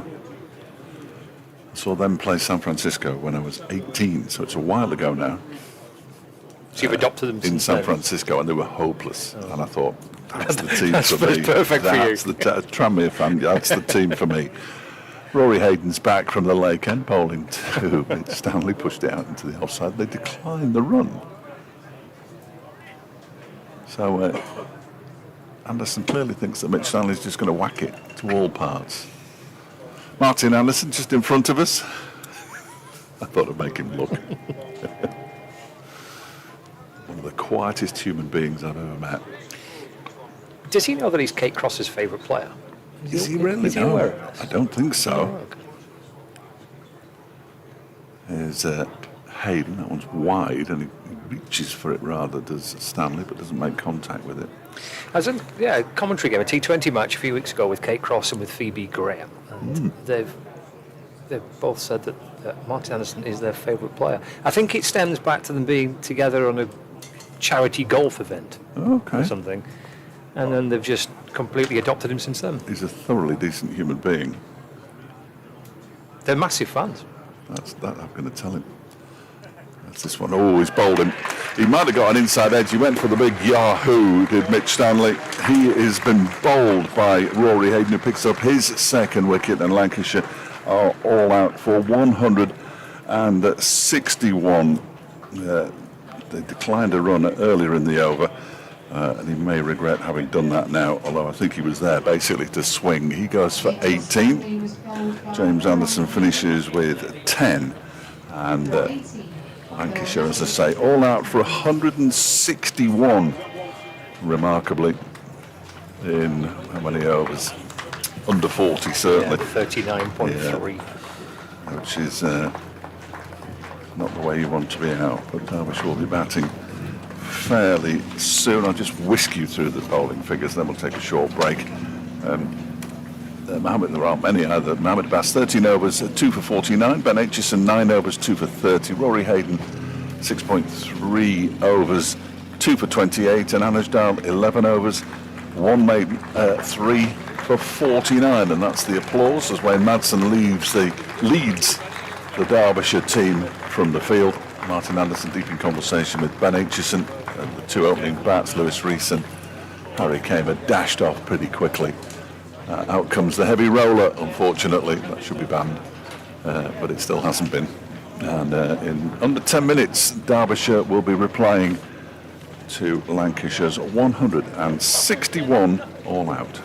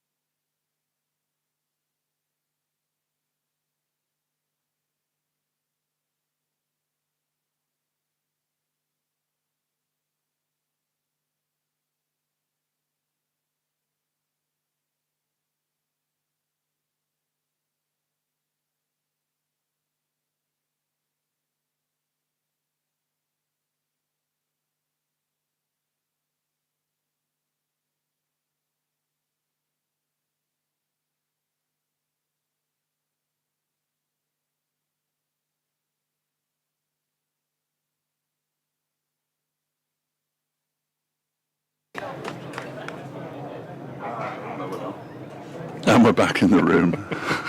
I nearly wasn't. So, Lancashire all out for 161. How will Derbyshire fare on this tricky pitch?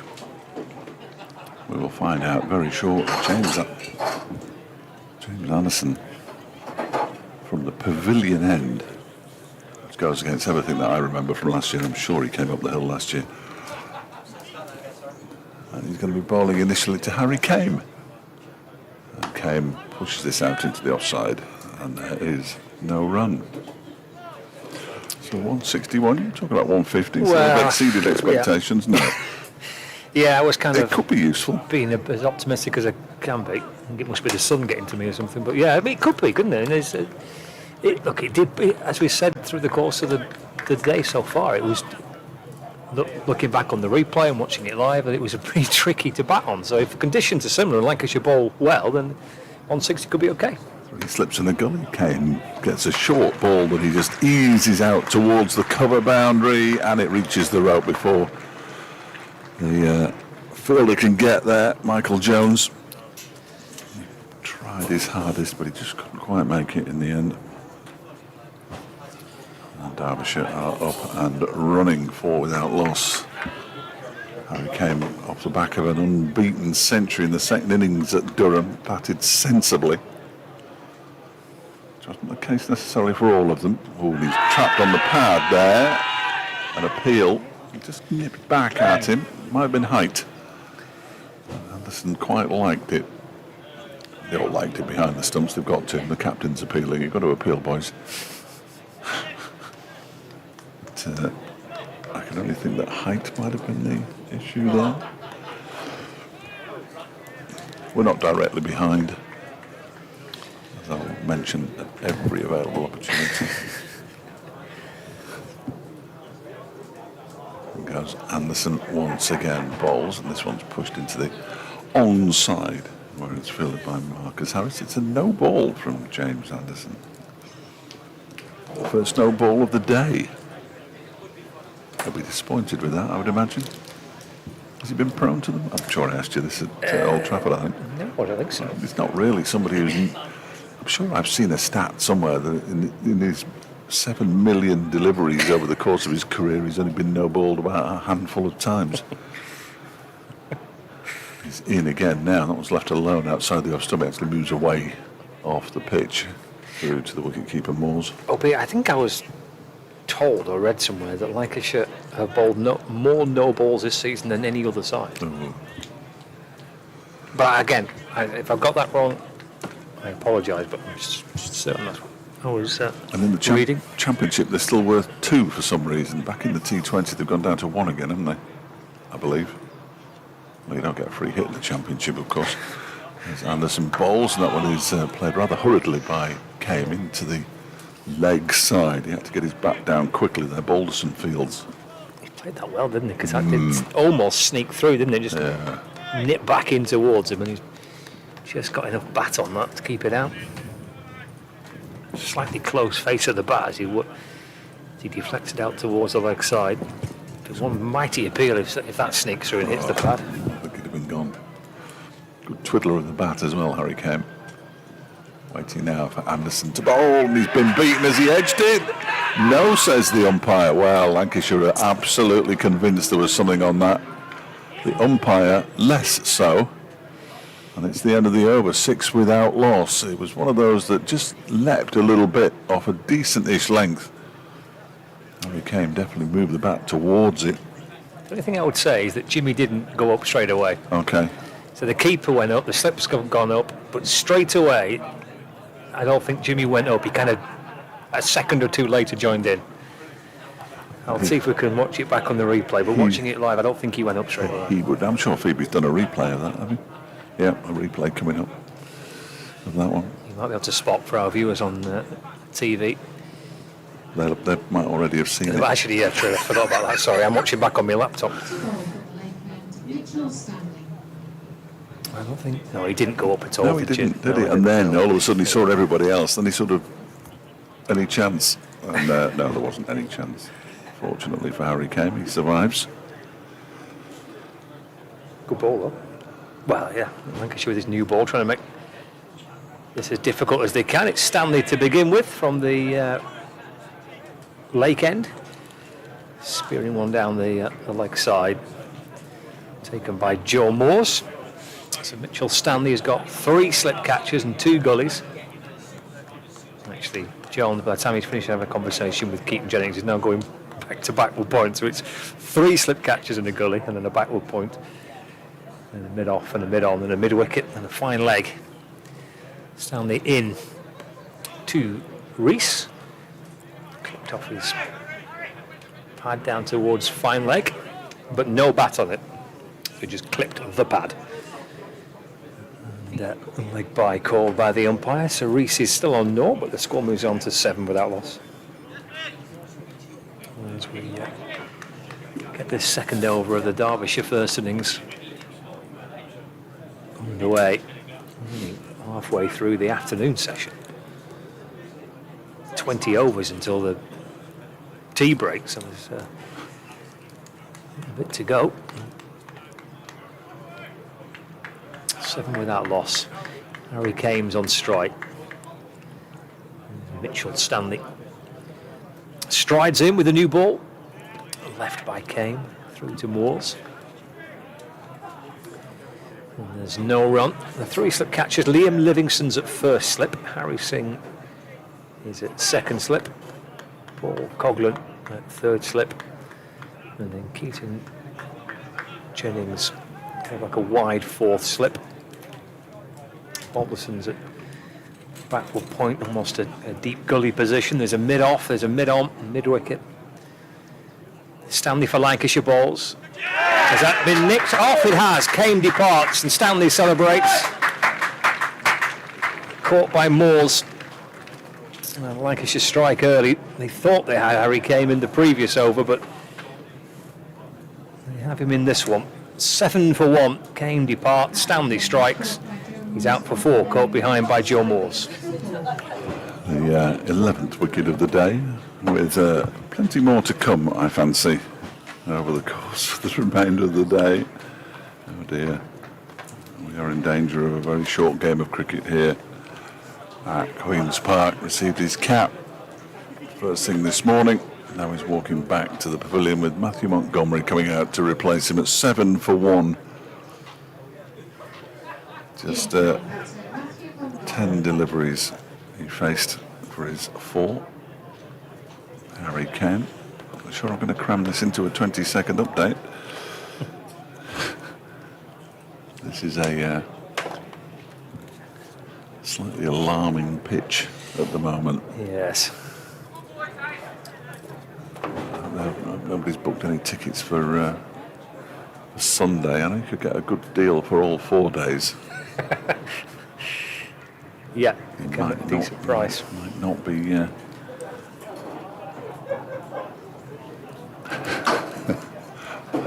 just had a message off the boy. You might make the start of the Blackrod game tomorrow. I think they start at 2 o'clock, 1:30, something like that. It says Lancashire batting again at the end of play. I wouldn't rule it out. No, you wouldn't. I wouldn't rule it out at this stage. Because you're all out in 30 or 39 overs, weren't they? You would not rule it out. Montgomery's a new batter. Stanley in, left alone by Montgomery. Taken by Moores. 7 for 1.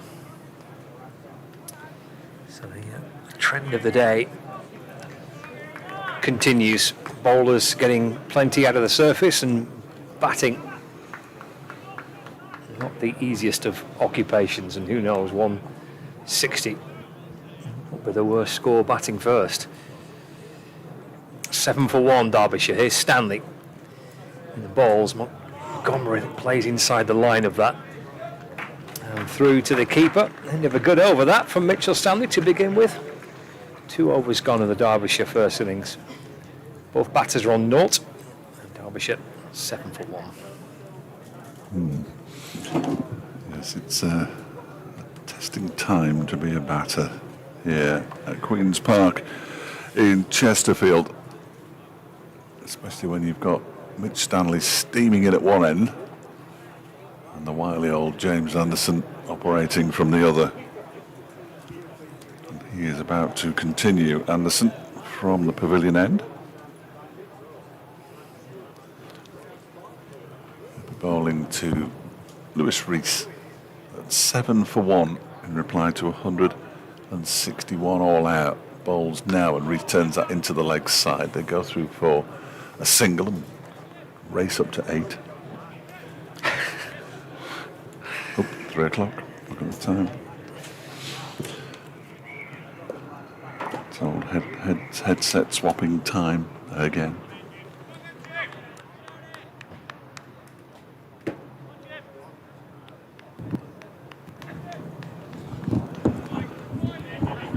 Anderson.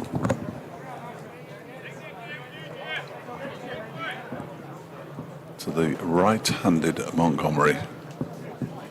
In he comes. Oh, Montgomery struck on the thigh pad, I think, on that occasion. The ball just drops at his feet and he decides not to pick it up. Burton Albion have been charged for 28 alleged breaches of football agent regulations in the summer transfer window of 2024. What's happening with that charge? Currently unknown. We'll be able to find a bit more out in a moment. In comes Anderson again and bowls. That's defended by Montgomery. Up towards Josh Bohannon. And there's no run. So 11 wickets have fallen already. 3 each for Mohammed Abbas and Anuj Dal. 2 each for Ben Aitchison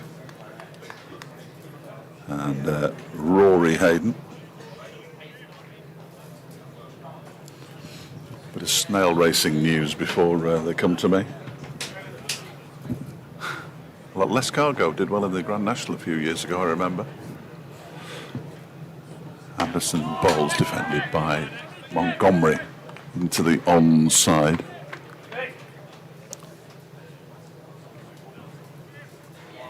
So they all start in the middle of a circle, apparently, these snails. And they spread out from the circle. The first one to get to the line wins the race. They perhaps should have some hurdles or something like that. Here comes Anderson again, bowling to Matthew Montgomery, who defends that one into the offside. And there's no run. Update coming up for BBC Radio Derby. Well, remarkably, Vicky, they're batting now. They bowled Lancashire out for 161. Mohammed Abbas and Anuj Dal with 3 wickets apiece. Ben Aitchison and Rory Hayden with 2 each. And they've already lost a wicket, Derbyshire. Harry Kane caught by Joe Moores, the wicket-keeper, off Mitch Stanley for 4. At the moment, Lewis Rees on 1 and Matthew Montgomery, who's yet to get off the mark, are batting at their 8 for 1.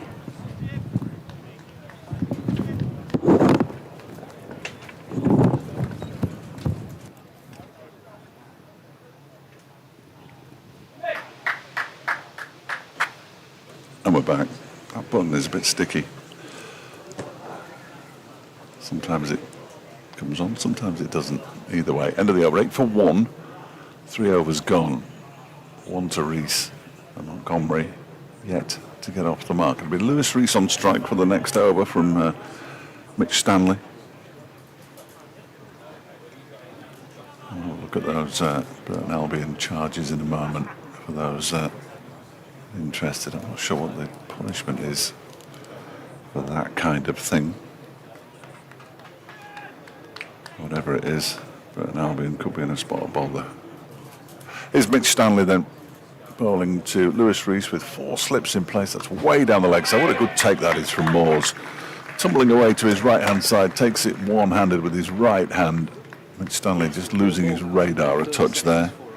So they've been charged with misconduct, which relates to the summer of 2024, the club's transfer activity then, and 28 alleged breaches of the Football Association's football agent regulations.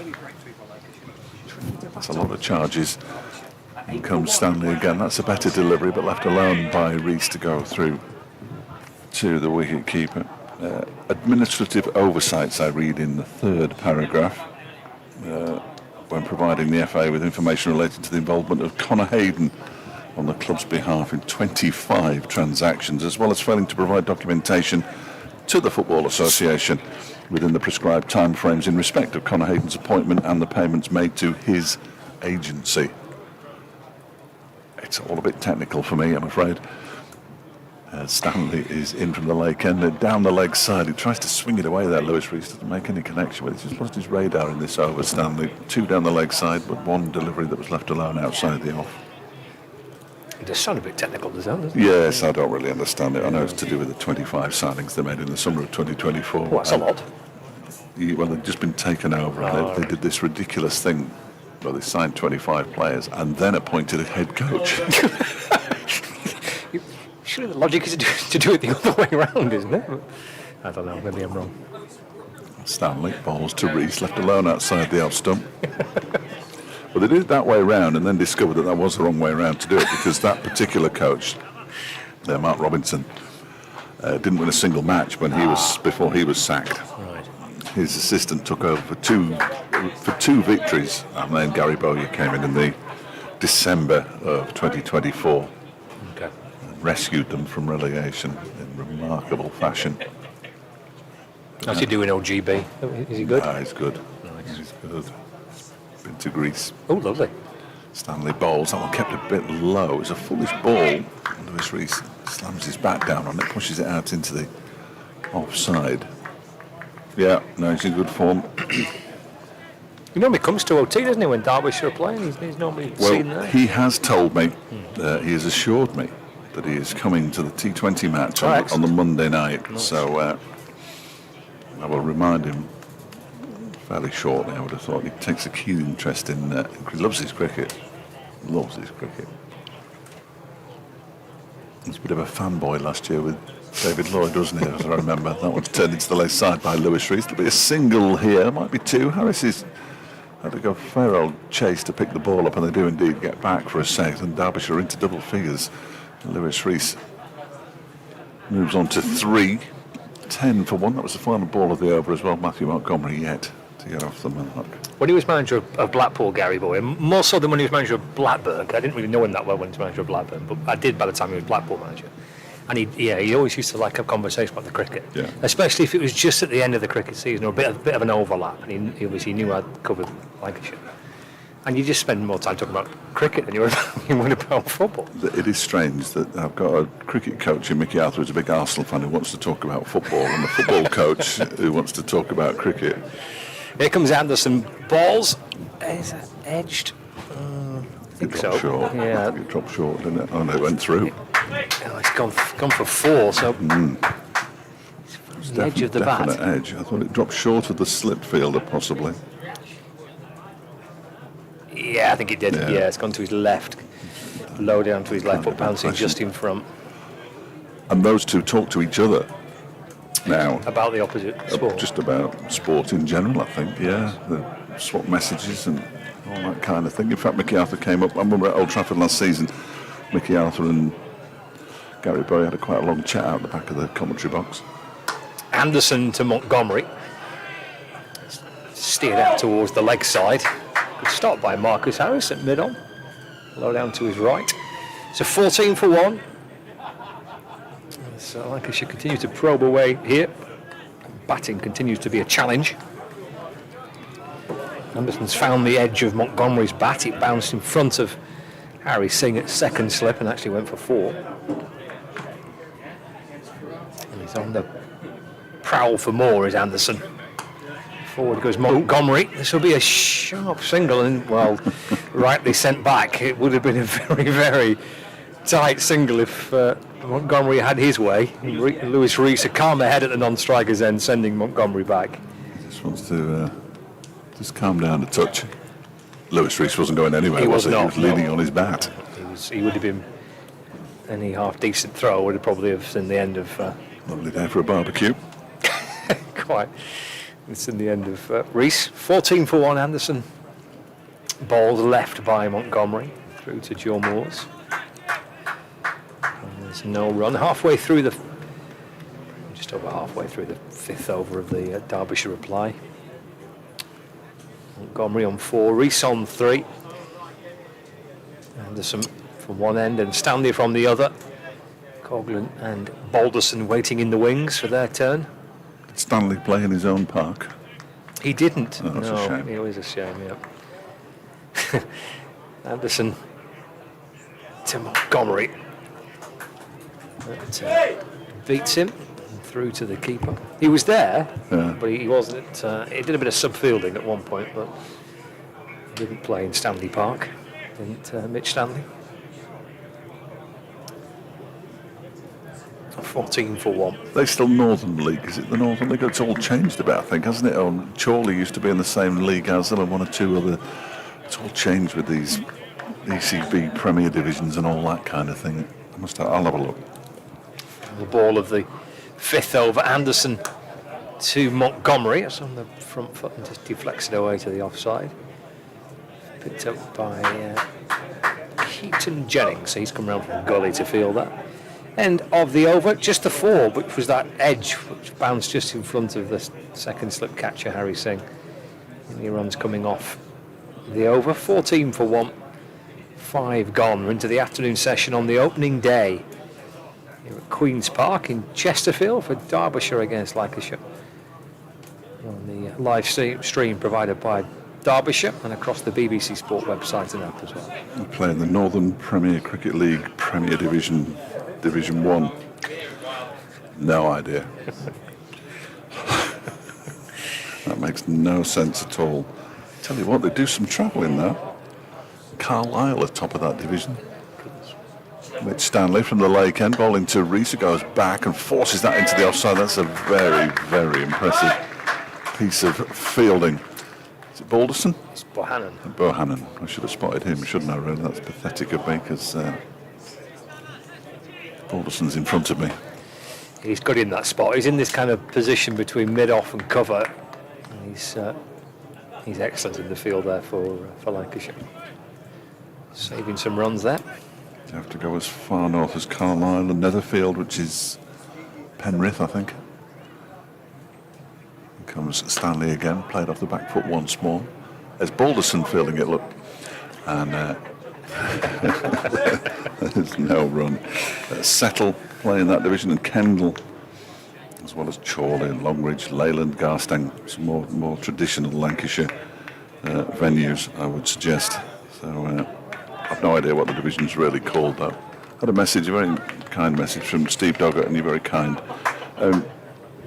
In another matter, he says, I always worry when they start. Yeah, I always worry, but his team is Port Vale. Right.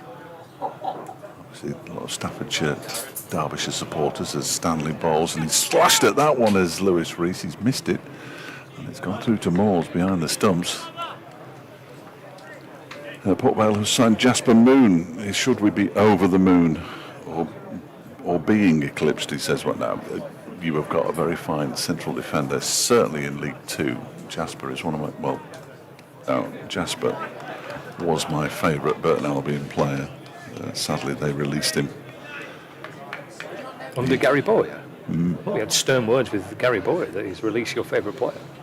There's a bit of a story to it. This one is defended by Rees back towards Stanley, who bends down. It's a long way to bend down as well for Mitch Stanley. He's tested out the hamstrings there. I just get the feeling it was easier to release somebody who was out of contract than pay off somebody who was in contract, if you know what I mean. Okay, yeah. I've not heard that officially from anybody, and I mean anybody. I've not even spoken to Gary Bowyer about it. But I'm not happy that we won't be seeing Jasper Moon anymore at the Pirelli Stadium. You've got a good one there at Port Vale. An old-fashioned kick it and head it centre forward. Stanley bowls, and he tries to swing that one away, Lewis Rees, as he goes down the leg side. Stanley's a bit disappointed with himself because he hasn't quite got the radar sorted out there. Scratching away at the footmarks because they're clearly to blame. And it remains 14 for 1. They always are, aren't they? Those pesky footmarks. He needs the tamper out there, doesn't he? Yeah. I think that's what he needs. It's been a while since we've seen the tamper. We only saw it at the Lake End. That's why we didn't see it at all at the Pavilion. We haven't snoozed that fellow that brought it out now. He was Quite busy this morning, wasn't he? Sprinting out to the middle with it over his shoulder. It was a fair old way, fair old sprint. It's a good effort. Stanley to Rees, who just pushes this out into the offside. There's no run there either, as it goes straight to Jones. 14 for 1 at the end of the over. That might have been a maiden. It wasn't a particularly spectacular maiden, but it was a maiden. 14 for 1, 4 to Montgomery, and a 3 to Rees after 6 overs. Batting reasonably sensibly here, Derbyshire. I like that. Which has been tricky to do, hasn't it? I don't think Lancashire were guilty of reckless shots. No, were they weren't. They weren't. Tried to go about putting together an innings, but the ball was on top. The ball dominating the bat this morning. He was doing enough, certainly. Anderson's hoping for something similar here. Starts a fresh over. It's glanced down to fine leg by Montgomery for a single. He moves on to 5. The score moves on to 15 for 1. Griff's chair is there, but there's no sign of Griff. I know he's lost a bit of weight, but can't actually see him. They must be next door. There's a big screen with "We Are England Cricket" to our right, which has never been here at Chesterfield before.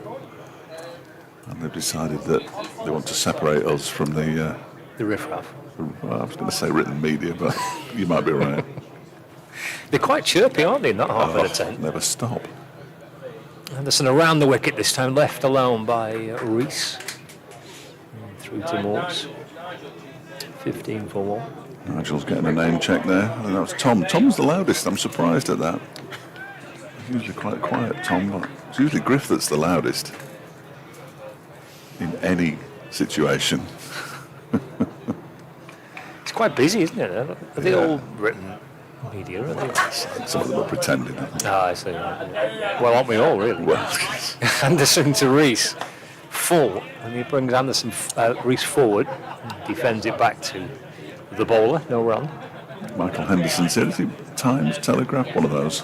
Got some lovely yellow socks on. Yes, he's got his MCC ribbon round his sun hat. He's got a very low chair that he brings himself, and I think he might need lifting out of it by the close of play, if I'm honest.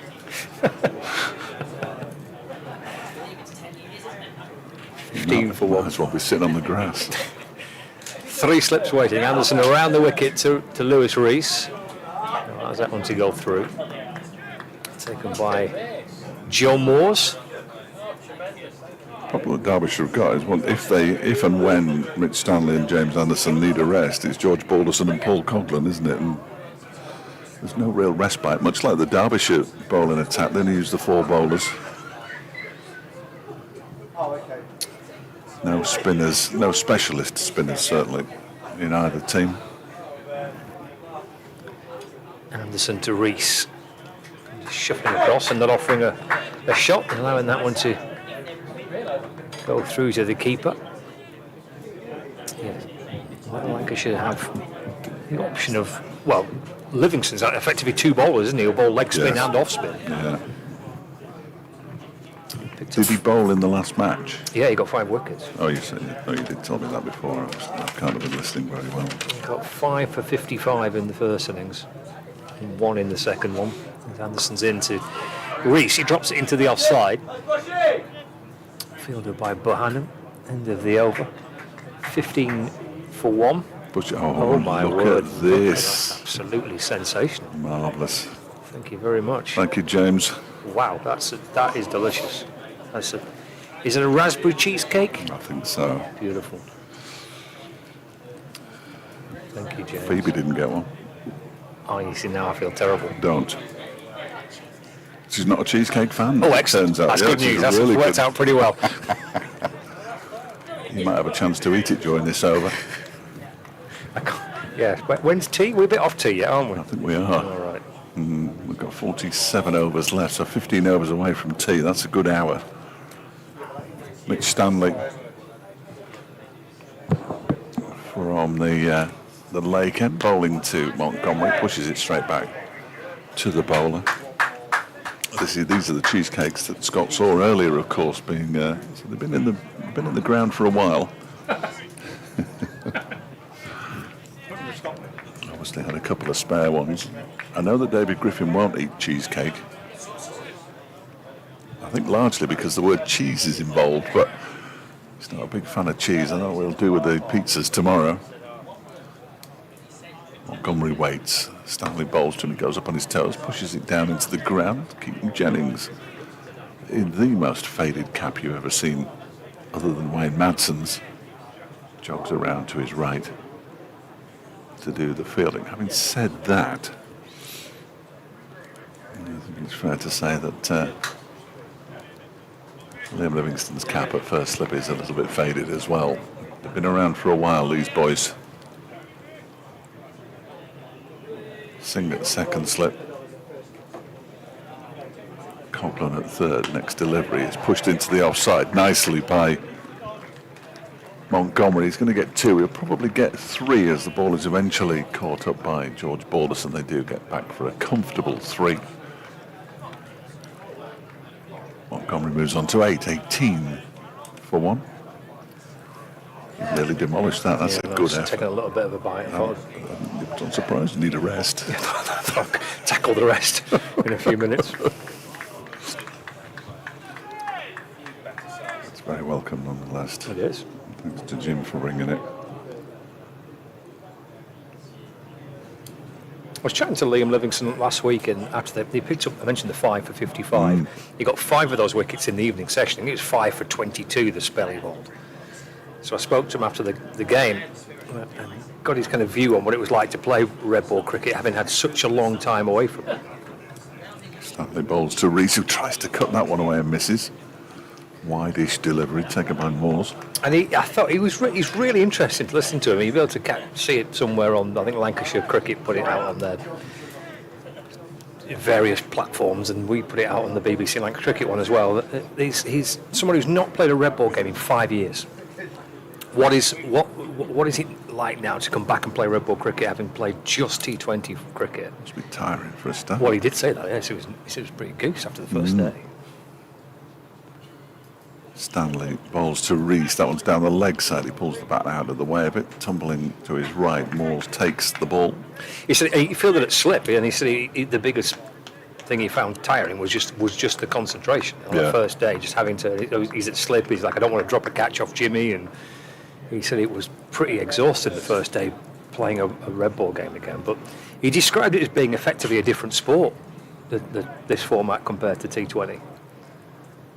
It was just a really interesting insight from someone who's played so much T20 cricket and hasn't played a red ball game in 5 years as to what's it like to come back into it. Sure, he's done a bit of T10 as well, hasn't he? He has, yeah. Over in a flash. Stanley around the wickets, the left-handed Rees pushes it down into the ground. It actually goes behind the stumps. And as ever, they changed the field, but they only ever changed the field for the final ball of an over. Never quite understood that, but they like to do that, cricketers, for something. Oh, Richard's been in touch. Richard Freeston. I think he's one of yours. Derbyshire Cricket at bbc.co.uk. There are 2 clubs in the Northern League, or whatever it's called now, in Kendal. Kendal CC, where he played many years ago. This is Richard. And Netherfield. I thought Netherfield was Penrith, so it's Kendal, is it? Thank you, Richard. I knew it was up there. Netherfield used to have a football team in the Northern Premier League when I first started watching Gould. Here's James Anderson to Montgomery. He's on the walk. Ball goes past the bat and through to the keeper. And there's no run as we get into the 9th over of the Derbyshire first innings. Montgomery on 8. Well, Rees is 23. 3 not out from 23 balls faced. There's been quite a bit of that today. Not at all easy to score runs so far. Indeed survive. Forward defensive by Montgomery to mid-off. And there's no run. I'm not surprised you needed a rest. Wow, that's quite rich, isn't it? It is, yeah. Yeah, very nice. Lovely. quite a lot to tackle in one go. Save some for tomorrow. 18 for 1. Anderson from the pavilion end over the wicket balls. It's jabbed back towards him by Montgomery. Gathered by Anderson. He's at wicket.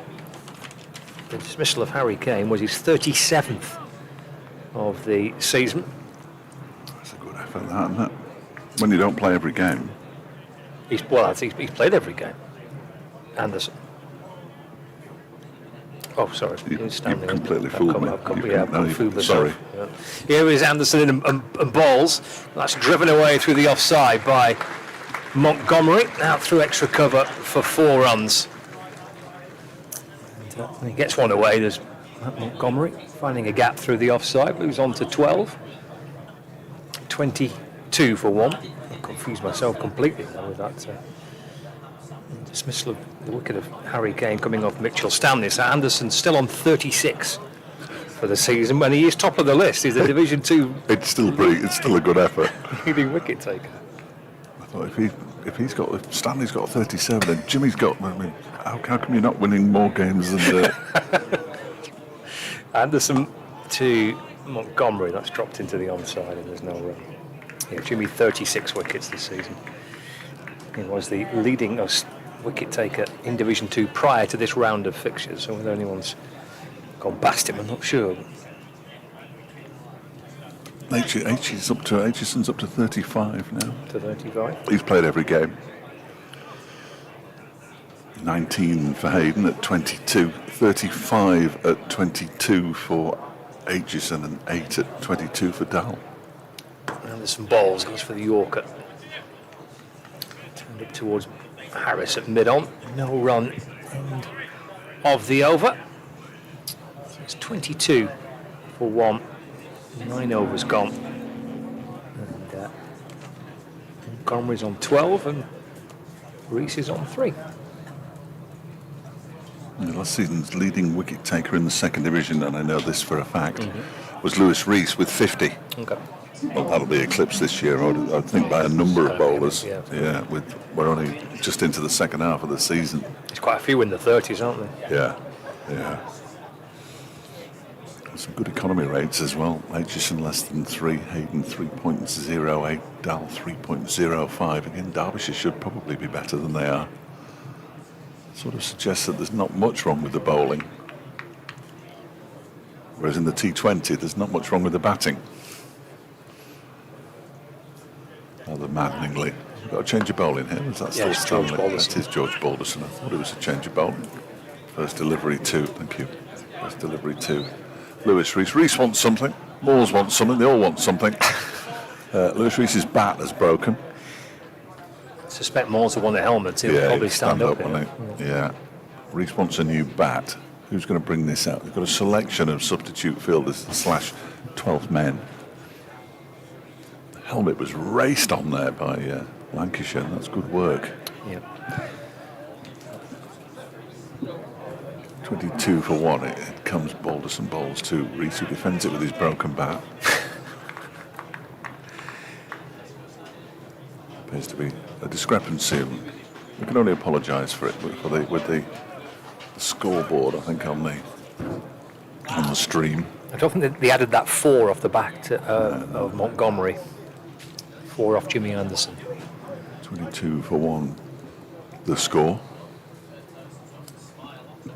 As Balderson is in, strikes the pad, not out. Left-handed bat, right arm over the wicket bowler. Has to do quite a lot with the ball. If he pitches it outside leg stump, it's not going to be out anyway. That's a great, I love that rule. I know they want to do away with it. I think that's a great rule, or law. I don't mind it at all. No, me neither. Blimey, they've already got to tea at, left alone outside the off stump, tea at Chesterfield Street. I love this though. Northamptonshire put into bat this morning at tea.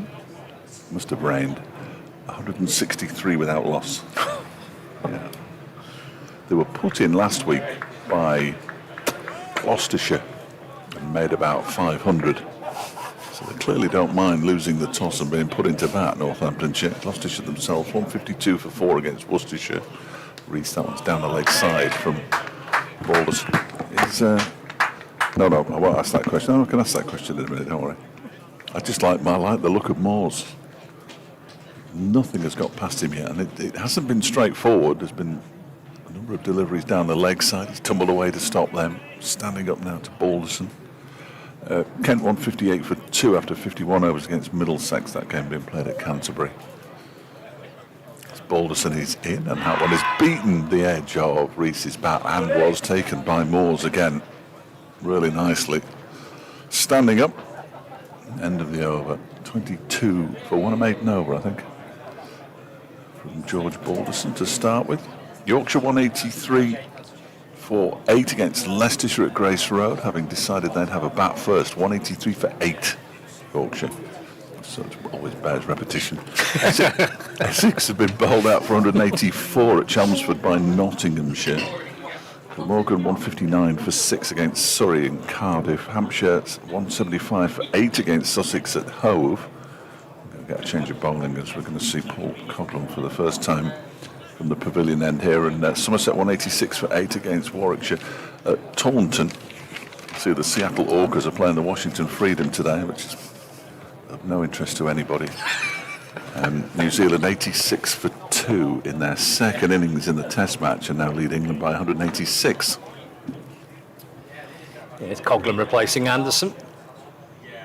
It's down the leg side to Reese and taken by Moores.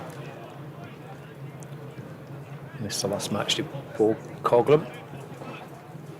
It's been a success story for Lancashire so far. It's probably been possibly the kind of standout player. I mean, I'd say that with Anderson taking 36 wickets, but on his debut season, he's returned so far 12 wickets. He's got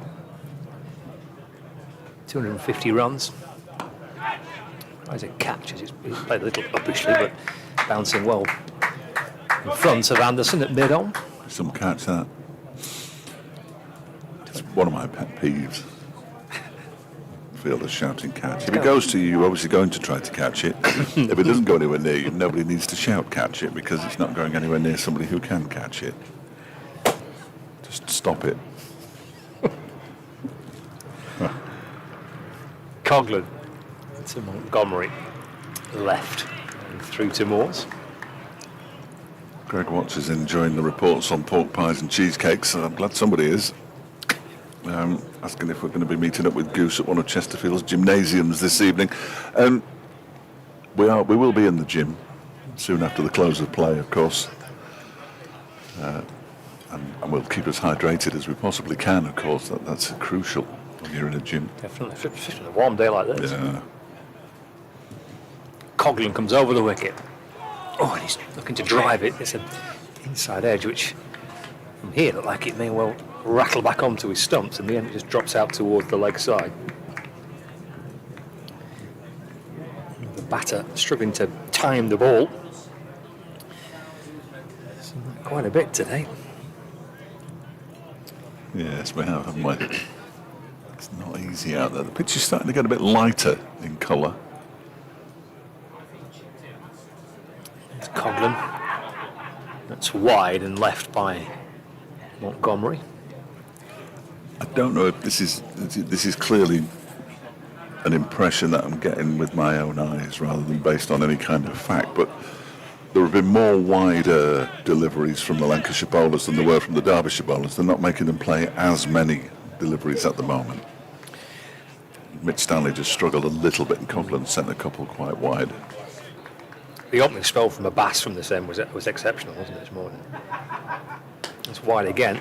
And carved away a little before through the offside. And, to emphasise the point a little bit more, from Dave Fletcher, short, wide and cut for 4. 26 for 1. You know, you can have as many stats as you like, can't you? But what you sort of see with your own eyes, I always think could be more important. And just the impression is that they haven't quite bowled wicket to wicket as much as Derby. I mean, they bowled some good deliveries, don't get me wrong, and they have beaten the bat. But the more deliveries batters can leave, the happier they generally are, as Balderson is in from the lake end to bowl to Rees, who defends this when it goes to Keaton Jennings at backward point or gully. With that in mind, it has the feel of being an ideal pitch for someone like George Balderson, who, with the keeper stood up a couple of slip catches, he'll just, and he really consistently bowls a good length and line that will bring the ball away, bring the ball back in. He brings LBW, caught behind, bowled all into the equation. Bowls now to Rees, who's lifted that rather unconvincingly out towards the point boundary, and it's gone all the way for 4. That isn't where he intended it to go by any manner of means. Came off a thick outside edge, but he moves to 11. No, he doesn't. He moves to 7. The scoreboard's beaten me 30 for 1. Yeah, a bit of a flash, wasn't it, by Rees? Slightly out of character from him, really. Yeah, he's not scored a run for a while, has he? I don't know. He's since a little bit of pressure building. I don't know, but Game earlier this season when he was on naught, but for what seemed like forever, it didn't seem to bother him too much. Balderson is in, and he's gone for that one as well with a cut shot that he doesn't time. Just dribbles out backward square into the offside. And he didn't start the season opening the batting. That was Caleb Jewell and Harry Kane. They were opening the batting at the start of the season. Caleb was having a bit of a difficult time of it, so they decided to drop him down to 4 and promoted Lewis Rees, who is an opener by trade anyway, up to open with Harry Kane as Balderson bowls to him, and he defends that into the onside up towards Anderson at mid-on. If they walk round this way, these Lancashire coaching staff, I know they're taking some fielding pads, but it's a risk. Right for runs, left for wickets. No, they've just gone for a sit down, that's okay. Can't walk the wrong way. Was that Stephen Croft? it was. I thought it was. Said hello to me this morning. He doesn't know me from Adam.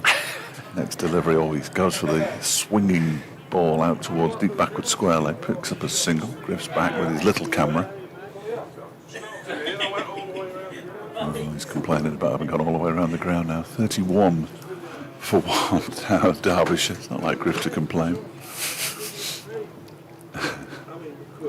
Missed out on the cheesecake. Oh no, he's not a fan of cheesecake. Oh, cheese. Says the word cheese in it. Wait till you see his list of... I mean, I don't know if he'll eat tonight after... because he's on a bit of a diet. But his list of requirements is remarkable. Balderson to Montgomery. Oh, and he's bowled him, has he? No, I thought he bowled him there.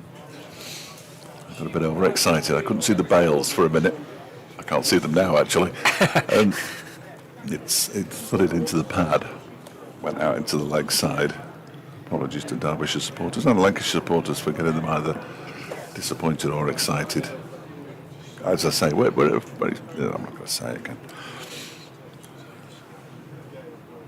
That's the other thing about being at an outground. I mean, this is your 3rd one in a row, so the novelty might be wearing off a bit. But I quite like being down here. You feel part of it, don't you? You're right in the thick of it.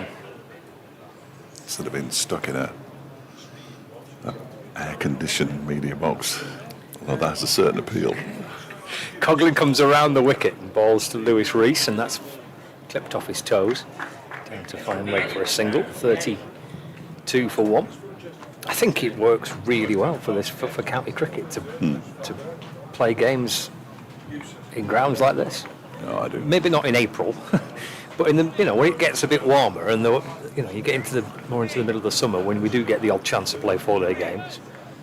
They're not allowed to play in September anymore, are they, at outgrounds? Right. And that came about because Derbyshire moved a game from Derby to here because of a concert at Derby, and they didn't bowl a ball in a match against Kent. Oh. Coughlin back over the wicket to Montgomery. That's left. So the ECB issued an edict that you could no longer move to outgrounds in September. I mean, it was a real shame. None more so than for Ben Watts, who was here for 4 days. Didn't see a ball bowler, but drove all the way back to Tunbridge Wells. Oh dear. It does work nicely. I know it helps when the weather's good, doesn't it? But you can say that about any ground, can't you? Of course you can. Coughlin to Montgomery, punching this to Bohannon at mid-off. And there's no run, but it just does feel a bit more like an event. In Lancashire's last 2 home games have been at Southport and Blackpool. Well, they've been really good. You know, the crowds have been good. The atmosphere around the grounds have been good. You just don't get that at Old Trafford in 4-day cricket. No. So Durham should do it a bit more as well. There was a lowish crowd at Chesterfield Street last week.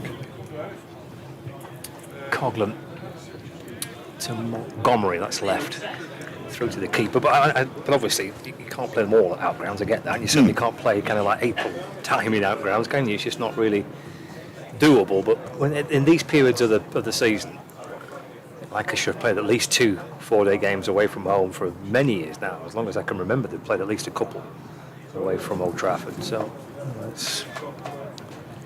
You should be quite pleased playing it because the outfield here is better than the one at Derby. 32 for 1.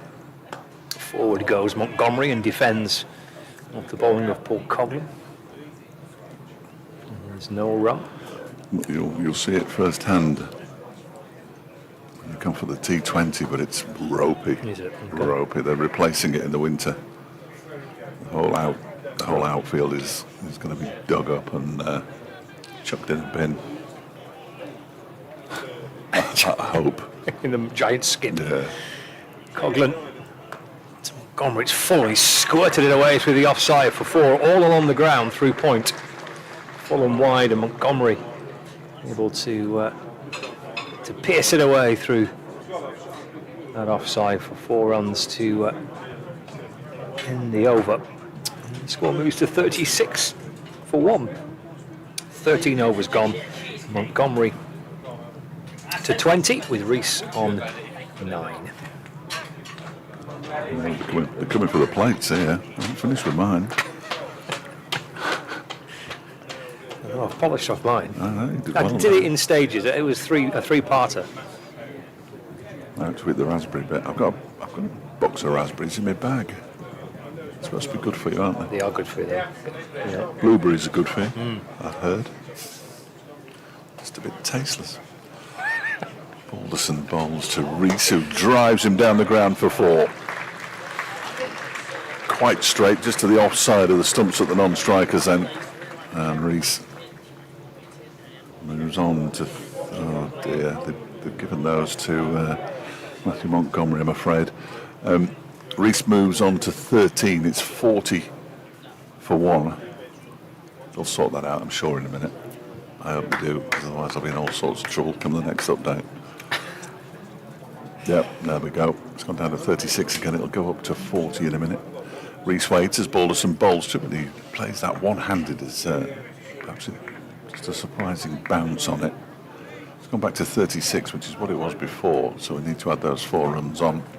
It's the one vagary of outgrounds, and it's worse in T20 cricket when you really do need to know what the score is. If the scoreboard it's corrected itself now, but you know, last 5 balls and you need so many runs and you've got to write things down. And here comes Balderson and bowls to Rees, who squirts that one off an edge, trying to turn it into the leg side. It actually goes down to about 4th slip where it's fielded by Jennings.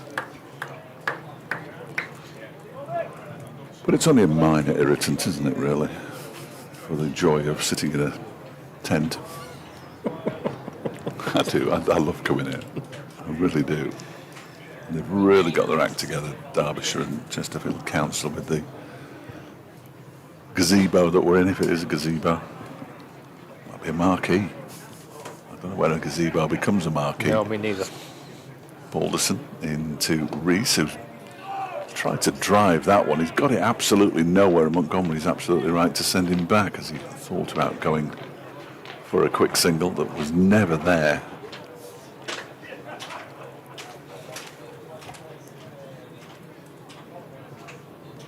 I bet he's delighted, Hartley, isn't he? He's on 12-man duties. Yeah, he'll be overjoyed at that. Yeah, they might have a bit of club cricket and go and play tomorrow if he's lucky.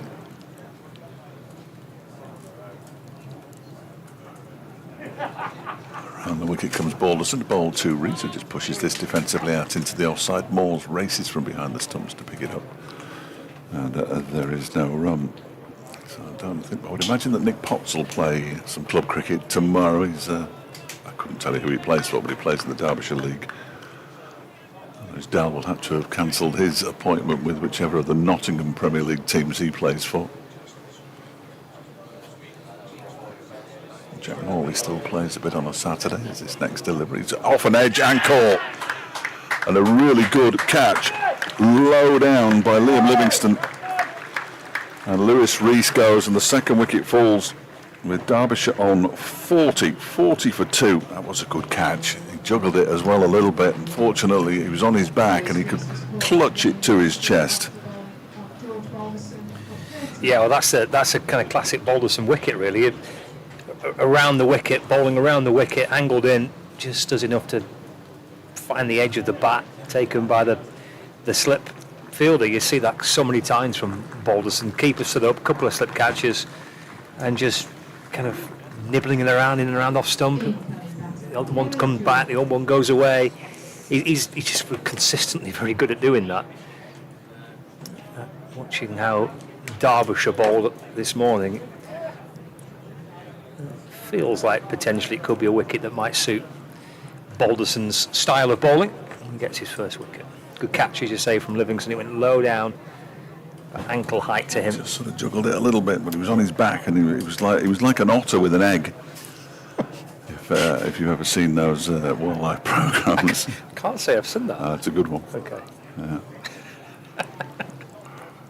Caleb Jules, the new batter, he's not had the season he had last year. Got to 1,000 runs last season before he headed back to Australia. This season, 277 runs at 23 with just 2 half centuries. How he would love an extended stay out in the middle here at Chesterfield. Jimmy Anderson's back. He's back, yeah. Sensing a chance here. On the ball is still new batter. Joining Montgomery, who hasn't. Well, he's not been the only one, Matthew Montgomery. There's a few batters that look pretty troubled today. He's been in that category, but as I say, not the only one. Leaves his first delivery then. Anderson sends down. So 40 for 2. And we've got 8 overs remaining before the tea break. 12 wickets have fallen so far on this opening day. Montgomery 20 from 36 balls faced, 40 for 2. Lancashire making 161 in their first innings. Anderson asking Stanley to drop back towards the square leg boundary. There's a fine leg as well. There's a decent way forward there. There's a stifled appeal for the LBW. As Montgomery got across and quite a way down. Ball deflects out towards the offside. As well as the 2 leg side boundary fielders. A mid-on, Marcus Harris, Josh Bohannon's at mid-off. Paul Coughlan's at cover. 2 slips in a gully as well. Anderson to Montgomery. Drives down the ground, and Harris comes to his left from mid-on to field. And there's no run. There's a deep point fielder, which is Michael Jones. He's out by the ice cream van. He's not queuing for an ice cream. He's just in that area on the point boundary with Mr. Whippy behind him. And Livingston at first slip, Singh at second, and Jennings at gully. Anderson comes over the wicket balls. Montgomery on the front foot, pressing defensively into the offside, and there's no addition to the score. A couple of pigeons look like they're having a race there. I wonder if they're going quite quickly. 40 for 2. I just looked to my left and saw this big water container that I'd realised it's now holding down the gazebo under which Lancashire are sitting. Anderson in to Montgomery, through to the keeper. So that's a strange place to store a big water Right in the container in the sunshine, but no, it's tethered to the gazebo. I remember last year we had George Bell to thank, didn't we? Remember the gazebo took off, didn't it? Just completely left the ground. George Bell, he was tethered onto the end of it. Almost blew him away. It's like watching Up. 40 for 2. Final ball of the over. Anderson to Montgomery. It's a quick single. Oh, dropped it into the offside and through they go for 1. The throw comes in towards the bowler's end by Coghlan. He may or may not have been safe, I'm not sure, but it felt like a tight single. But he keeps the strike with that. End of the over. 41 for 2. Montgomery on 21. Caleb Jewell still waiting to face his first ball since replacing Lewis Rees, one of the 2 Lancashire wickets. Derbyshire wickets that Lancashire have got. Harry came for 4. Lewis Rees for 13. 1 for Stanley and 1 for Balderson. Yeah, both openers gone. Similar stage. Lancashire were already 3 down by the time they got to 40 with 32 for 3. Balderson is in to Montgomery, who clips this nicely into the leg side for 4 runs. He's picked the spot perfectly in between Jones and Anderson on the leg side. 1 at mid-wicket, 1 at mid-off. And it raced away down the slope towards the lake, towards where Puffin Billy goes past. He's been quiet, hasn't he? It has been very quiet this afternoon. Busy in the morning session, but I don't think I've heard him since lunch. Maybe a few running repairs or something. Run out of oil. Might have lost his toot. Well done, yeah. It came in a splendid pair of trousers, goes past this next delivery. Montgomery is beaten. The ball takes off and actually hits Moores in the chest. Right shoulder more like. That was a delivery that out of nowhere, so it's clearly still tricky out there for the batters. Any kind of lead for either side is going to be very, very important in this game. Whether Lancashire can bowl Derbyshire out for 110, whether Derbyshire can go past 160. You get a 40-run lead, something like that. Balderson is in, and that one is going past the outside edge. Yes. Into the hands of Moores. There's been lots of that. And also lots of ones that have caught the outside edge and the inside edge. Ones that have got through and nipped back, and batters being bowled. There's been a lot happening for the bowlers. The ball is on top. Six wickets this morning and 6 wickets this afternoon. I could have done that far more quickly if I hadn't have been counting them. Balderson bowls, full delivery, clipped away into the leg side by Montgomery, and that's gone for 4 as well. James Anderson just waits for somebody in the crowd to throw the ball back. What's this throw going to be like? I threw the ball to Jimmy Anderson. No, he didn't. He rolled it to Jimmy Anderson, who stuck his left boot out and it flicked up into his hands. It is definitely one to dine out on, though, isn't it? Yeah. With your mates in the pub, that. I don't think I would throw it, though. No. I'd certainly throw it underarm if I was thinking about throwing it. Safer bet, that, isn't it? Safer option. Ridiculous if you... My overarm throws. It's embarrassing. Genuinely embarrassing. I used to be able to chuck it from miles away. You watch the club cricketers now chucking it in from the boundary. Remarkable. Montgomery, Balderson defended back to the bowler. 49 for 2. 29 of those runs to Matthew Montgomery, who was there in the middle when Derbyshire won at Middlesex for the first time in just about forever. Down at Lord's. Good trip to Lord's? Very pleasant. Yeah, very pleasant indeed. It's always nice to meet up with Guy again. That one is left alone outside the off stump. That's a no ball, so 2 more to the total. And Derbyshire 50 comes up as a result. 51 for 2. They will applaud when they all spot it, unless it's gone to 49. No, it should be. It should be 51 for 2, yeah, with that no ball. The scorers have clearly acknowledged it because the umpire is happy. Unfortunately, the scoreboard hasn't spotted it yet. Here's Balderson in to bowl. That one is turned into the leg side by Montgomery. Michael Jones does the fielding. And Derbyshire 51 for 2, despite what it says on the scoreboard, with 29 to Montgomery and Caleb Jewell yet to get off the mark. It's a bit of a damp squib when you get to 50 off a no ball, but it's even worse when it doesn't show up on the scoreboard and nobody inside the ground realises there was a case here. Mark Ramprakash scoreboard was wrong, and it suggested they got to 100 and then he was out on 99. Oh, no. But apparently he knew. Oh, so they had the kind of a round of applause from the ground, but he knew He was out for 99. It's gone up to 51 now, the scoreboard. It's too late to applaud. Yeah, apparently. I think that was in the same game that Wayne Madsen got centuries in each innings against Surrey in 2010.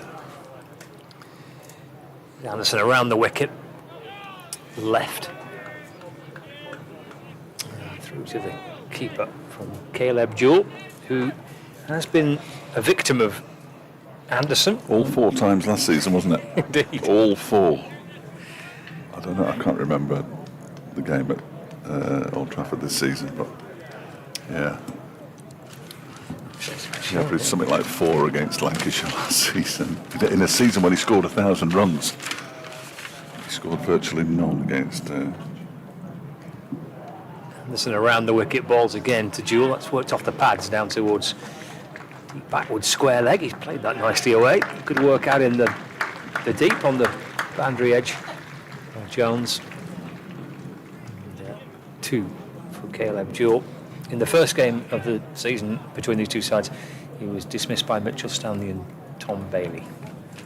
He's ended that sequence. So he's got the monkey off his back. the Jimmy Anderson monkey off his back. All 4 times. Yeah. In what was a pretty successful season for him with 1,000 in the championship. 53 for 2. He allows this one to go through. Taken by keeper Moores. He's on 2. That couple down to backward square leg, his first runs. He does well, keeper Moores, doesn't he? Because he not only played for Lancashire but Wales as well. I knew straight away where you're going with that one. 3 slips in the gully in place. Just trying to keep myself entertained. Anderson to Jewell, through to Joe Moores, wicket keeper. And there's no run. I almost said Tom. 53. Well, yes, I haven't fallen into that trap yet, but it's only a matter of time. It is only a matter of time. He's 17, Joe Moores. Is he really? Yeah. I'm almost old enough to remember Peter Moores in cricket. In fact, I probably am.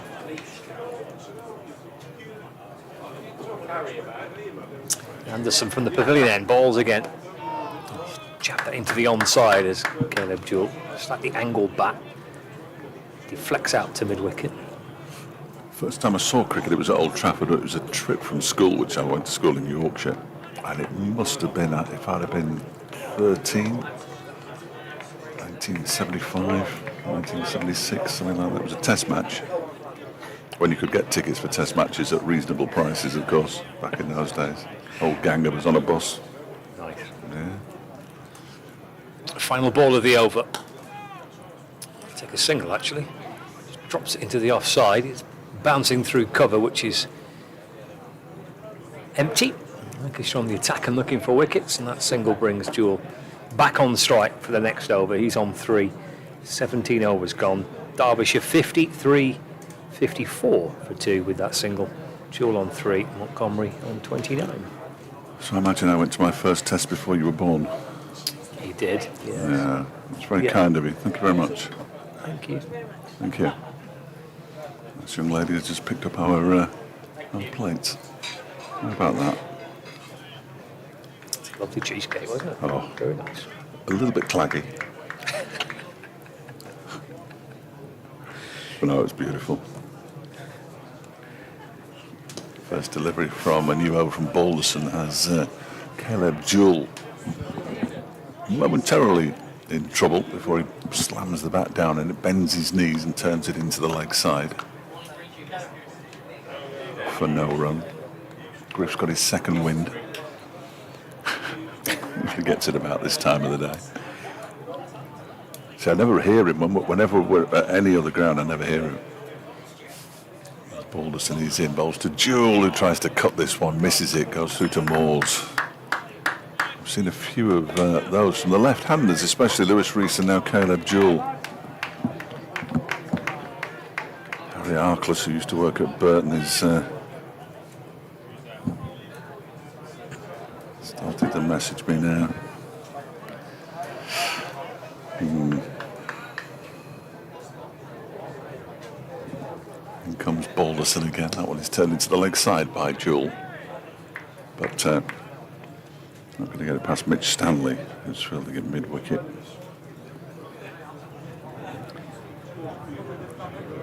The BBC website's gone big on, well, big in Burton Albion terms, big on the, yeah, there we go, 12 minutes ago.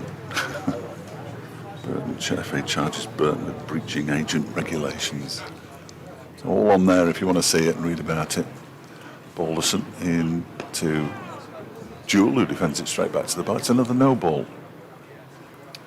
It's at least 3 in this innings, 56 for 2 now.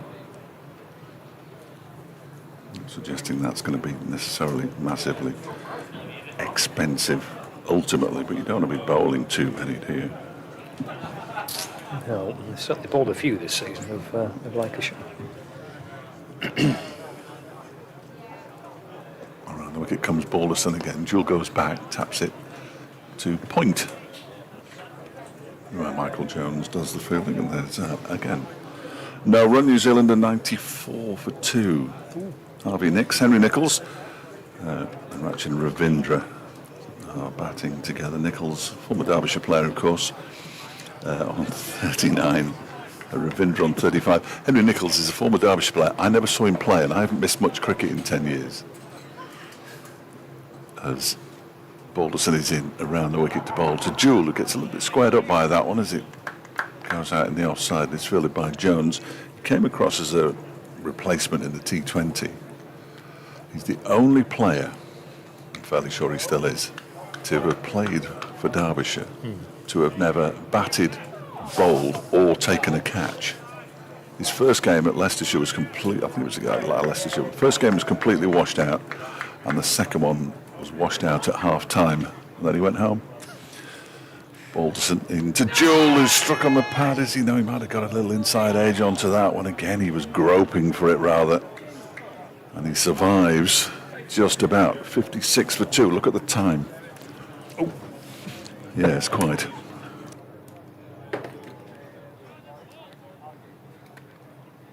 That was one of the quicker removals of headsets I've seen in recent times.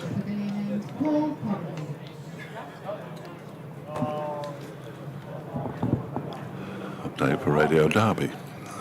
Coming up, here we go.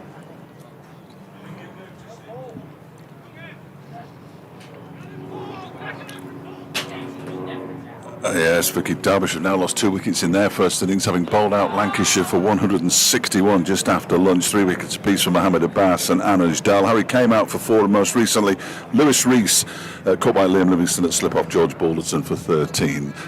Caleb Jewell has 3, Matthew Montgomery's on 29, and Derbyshire currently 56 for 2.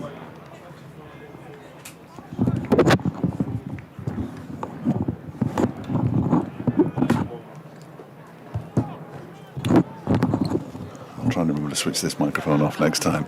Here comes Coghlan from the pavilion then, left alone outside the off stump by Montgomery to go through to the keeper. Just this over and 2, 3 more until the tea interval here at Queen's Park in Chesterfield, with Derbyshire on 56 for 2, which means they currently trail by 105. Coghlan back to the top of his mark. Pavilion end, 2 slips and a gully. Past the umpire and bowls. That's driven very pleasantly by Matthew Montgomery and fielded brilliantly in the covers, preventing a run from being scored. Could do with that fielder turning around, quite honestly. I think it might be Josh Bahad. This is after Lancashire balled out for 161 in the Although he could be somewhere else. In goes Coghlan across both sides. in arm bowls, and that one is slashed away out to backward point for 4 runs by Montgomery, who moves into the 30s. 33 not out. Derbyshire up to 60 for 2. Highest score of the match so far. George Balderson's 37. So Montgomery playing a decent hand for his side here.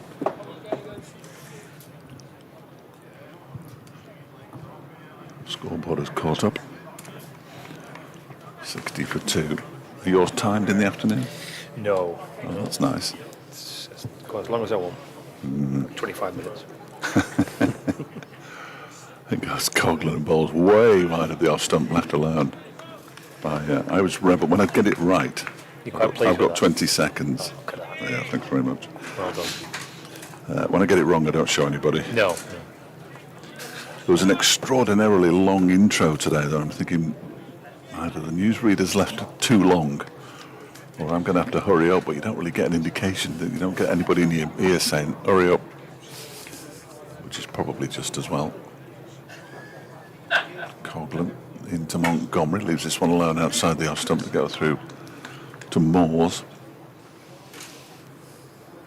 And a rather large Lancashire member of the coaching staff just to our left. It might just look large because he's sticking his bum at us, but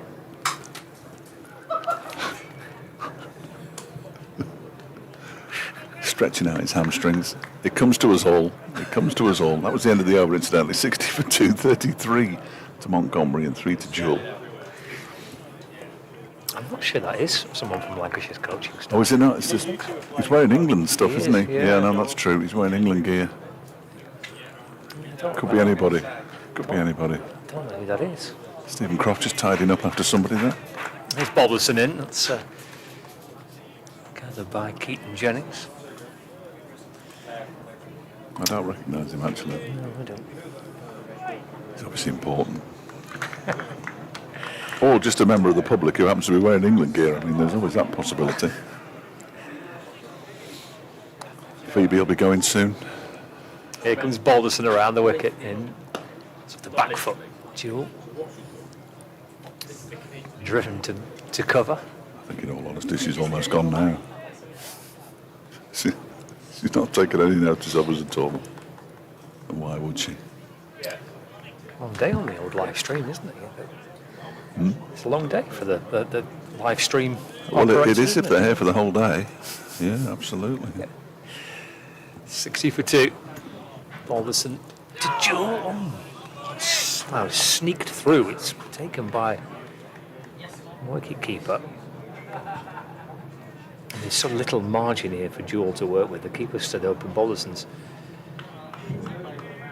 teasing just outside, in and around off stump. And just dragged his bat inside the line of that delivery. But, holding a really good length here. Balderson, a good line. Saying that's down the leg side. Clatters into the advertising board. It's been given as leg byes, I think. Seen any kind of signal? No, I was waiting for that. It's gone for 4 something. Has he gone for runs? Just waiting for the scoreboard. Can't really help you that much. 4 leg byes. It is it? Let's see, Okay. I'll try and pay more attention. comes Balderson. Drops it into the onside. Caleb Jewell, so he stays on 3, but that single will move him to 4. And the score now moves on to 65 for 2, and that is the end of the over. So we've got 2 to go until the... No, it's not. It's not the end of the over. There's 1 ball left of it. 1 ball to go. And then 2 overs until the tea break. Montgomery's on 33. Balderson is in to complete the over. 2 slaps in the gully. Montgomery trying to force it away through the offside, but it's bouncing out to Mitchell Stanley. And That is now the end of the over. So 65 for 2. I knew we'd get there in the end. We will get there eventually at some stage. 20 overs gone, 34 remaining in the day's play. I wonder if anybody needs one. That Lancashire's innings lasted just 93.5 overs. Derbyshire's has gone 20 so far. Just a matter of batting time out there, isn't it, really? I mean, there's so much time in the game, obviously. Goes without saying. Yes, they had one good partnership, didn't they? One solid partnership, 52 between Singh and Balderson, which managed to stretch things out for Lancashire. Caleb Jewell waits as Paul Coghlan begins a new over. He has an expansive drive, misses the ball, it goes through to Moores. And they've reached tee at New Road in Worcester with Gloucestershire at 173 for 4. So Swanepoel, who didn't play in the opening game of the season because he'd walked out on his team in South Africa and they didn't give him a NOC, no objection certificate, the South African board. He was halfway through a game and he said, I'm off to Worcester. Coghlan bowls. Oh, he leaves. That was a late decision to leave as well. Kind of missed the off stump by much as it just came back a touch. Kent 187 for 4. They've got 4 overs to go till tea there at Canterbury against Middlesex and Northamptonshire. Have lost a couple of wickets in recent times. They're 194 for 2 having been put into bat by Durham up at Chesterfield Street. They've only had 51 overs there. It must have rained. Coghlan in and bowls. That was down the leg side. The half-hearted appeals for a catch. Again, it's excellent work by Moores. Yes, it was. He's gone kind of tumbling away to his right, hasn't he? Ball down the leg side. Good take. Young Joe Moores playing his second successive championship match, having made his debut, his first-class debut last week against Kent. He's got a tickle then. There he goes. Coghlan around the wicket, bowls to Jewell, who drives. Oh, and it's half stop. That's an excellent piece of work at cover from Mitch Stanley. Diving away to his right, taking all the pace off it. That looked like 4 from the moment it left the bat, but he's tall, so therefore he's also long. He's holding his right hand though. He felt that because it was struck beautifully by Caleb Jewell. Did he get back for 2? 67, perhaps not. It was Jewell who hit it, perhaps they didn't score at all. We'll have to wait. I think they got 2. Jewell now pushes this one out to Stanley. Yeah. They got 2.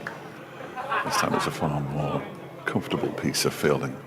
Stanley, who's got that right elbow, which he did at Old Trafford in fact. He's just a bit of extra support, isn't it, for his bowling arm and his right elbow. He fair cracked it away, didn't he? It was a really good stop from I thought Stanley. He hit it brilliant. I was just ready to declare it a boundary, but really fine piece of fielding. 67 for 2. Coghlan around the wicket to the left-handed Jewell, who drives at this one and misses it.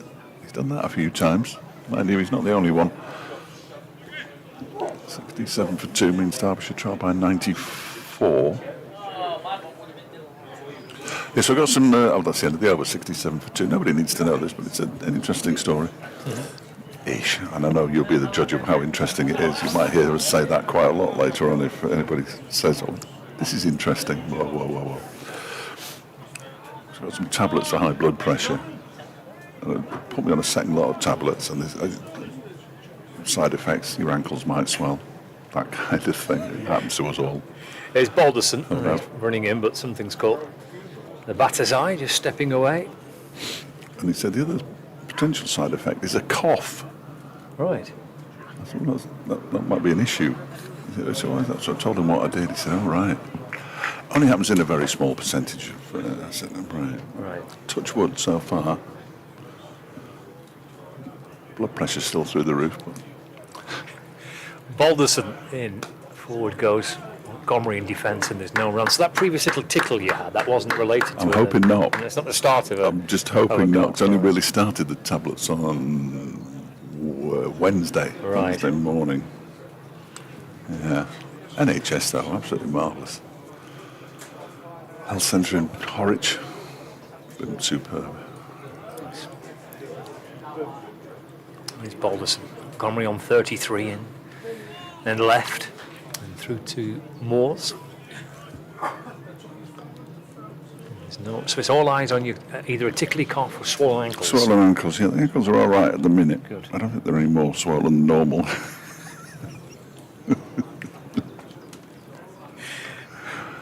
Oh dear.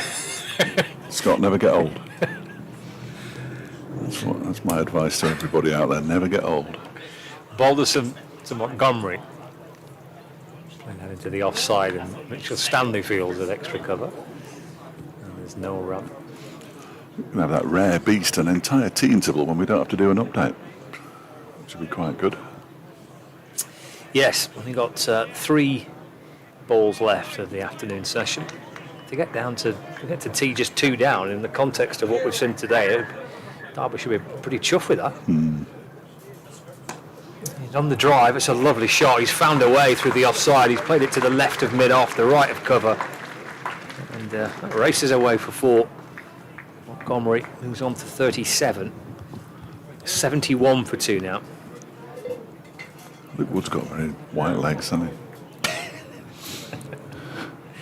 Got those compression type things on. Lewis Rees wears them all the time when he's warming up, and this makes me chuckle. But it might be good for me. Ankles. Balderson to Montgomery, and that'll be 4 again. Cracked away through extra cover, back-to-back boundaries. Probably the pick of the bunch, but nonetheless, 4 more, and that is 41. That's the top score of the minute of the match, isn't it, so far? Yeah, 37 was it that George Balderson got? It was. But we saw that as well in the Lancashire innings, back-to-back boundaries and then nothing for a bit. So it's a similar pattern apart from the fall of the wickets. 75 for 2. There is Balderson, left by Montgomery, through to the keeper, and that's the end of the over, and that is tea as well, I think it is. Yeah. Should be, yeah. Tea, and Derbyshire will be really pleased with that, because they're 75 for 2 at tea on the first day, in reply to Lancashire's 161 all out. They lost an early wicket through Harry Kane, thanks to Mitchell Stanley edging to Joe Moores. Rees fell for 13, but Matthew Montgomery has had a bit of good fortune, but on this pitch he'll need it. He's 41 not out, and alongside him is Caleb Jewell. He's unbeaten on 6. And Derbyshire at tea on the first day, 75 for 2. They trail Lancashire by 86. Yeah, good afternoon for Derbyshire after a decent afternoon for Derbyshire after a very good morning. And we'll return here to Queen's Park in sunny Chesterfield in just over 15 minutes' time.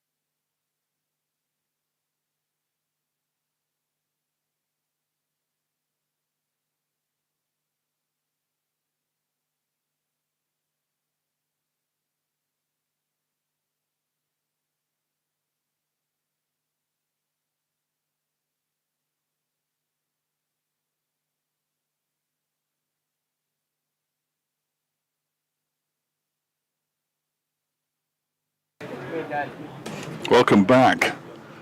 We're at Queen's Park in Chesterfield. It's the evening session of day one of the county championship match between Derbyshire and Lancashire. Lancashire bowled out in the afternoon session for 161. Derbyshire 75 for 2 as they resume after tea with Matthew Montgomery 41 not out. Caleb Jewell on 6. Dave Fletcher from BBC Radio Derby. I don't think I ever introduced myself at the start of the day there. And Scott Reed from BBC Radio Lancashire and BBC Radio Manchester.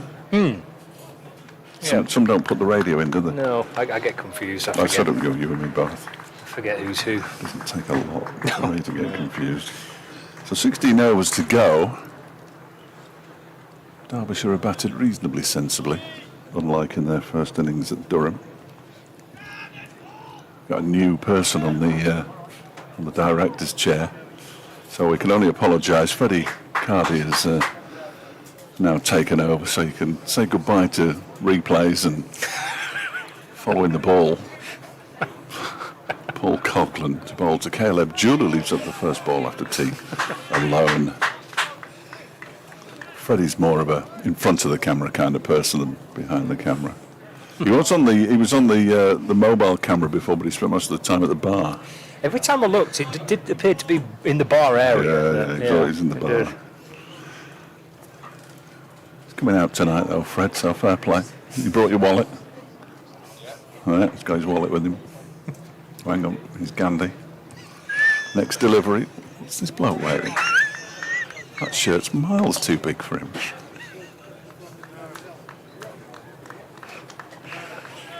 And he's just walked. I mean, are there any stewards on the ground at all? I can't imagine that there can be. 75 for 2. That was a remarkable outfit. He's just walking right. And now he's realised that he can't get through, and now he's behind the bowler's arm. For goodness sake, man. Don't walk into the pavilion. He's gone into the pavilion now. You can't go in there. No, sort them out, will you? They can't just walk into the PMOA area with impunity. That's remarkable. We can't get in there. It is Gandhi, to be fair. Oh, swing and a miss from Caleb Jewell. It was just the shirt was down to his knees. Absolutely staggering. And then he just walk into the pavilion, straight through. Probably stopped off for a cup of tea on the way. Lovely. Bit of cake, bit of cheesecake. Absolutely. Absolutely incredible.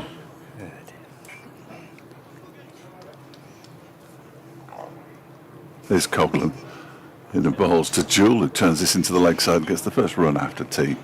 Just a gentle single. There's a lot of very nasty-looking cloud out in the. Is that coming our way? Or are we going to be? I think it's going just to the north of us. Lovely. Yeah, although having said that, the sun's just disappeared. Looks a bit threatening, that though. It does. The one thing you don't want at any outground is a torrential downpour. We've had a few of those at Chesterfield over the years. The water runs down this Oh, side excellent, very good. from the back straight through. Coughlin bowls to Montgomery, who defends this to backward point, and there's no run. There's a chap on the far side wearing some red shorts near the ice cream van.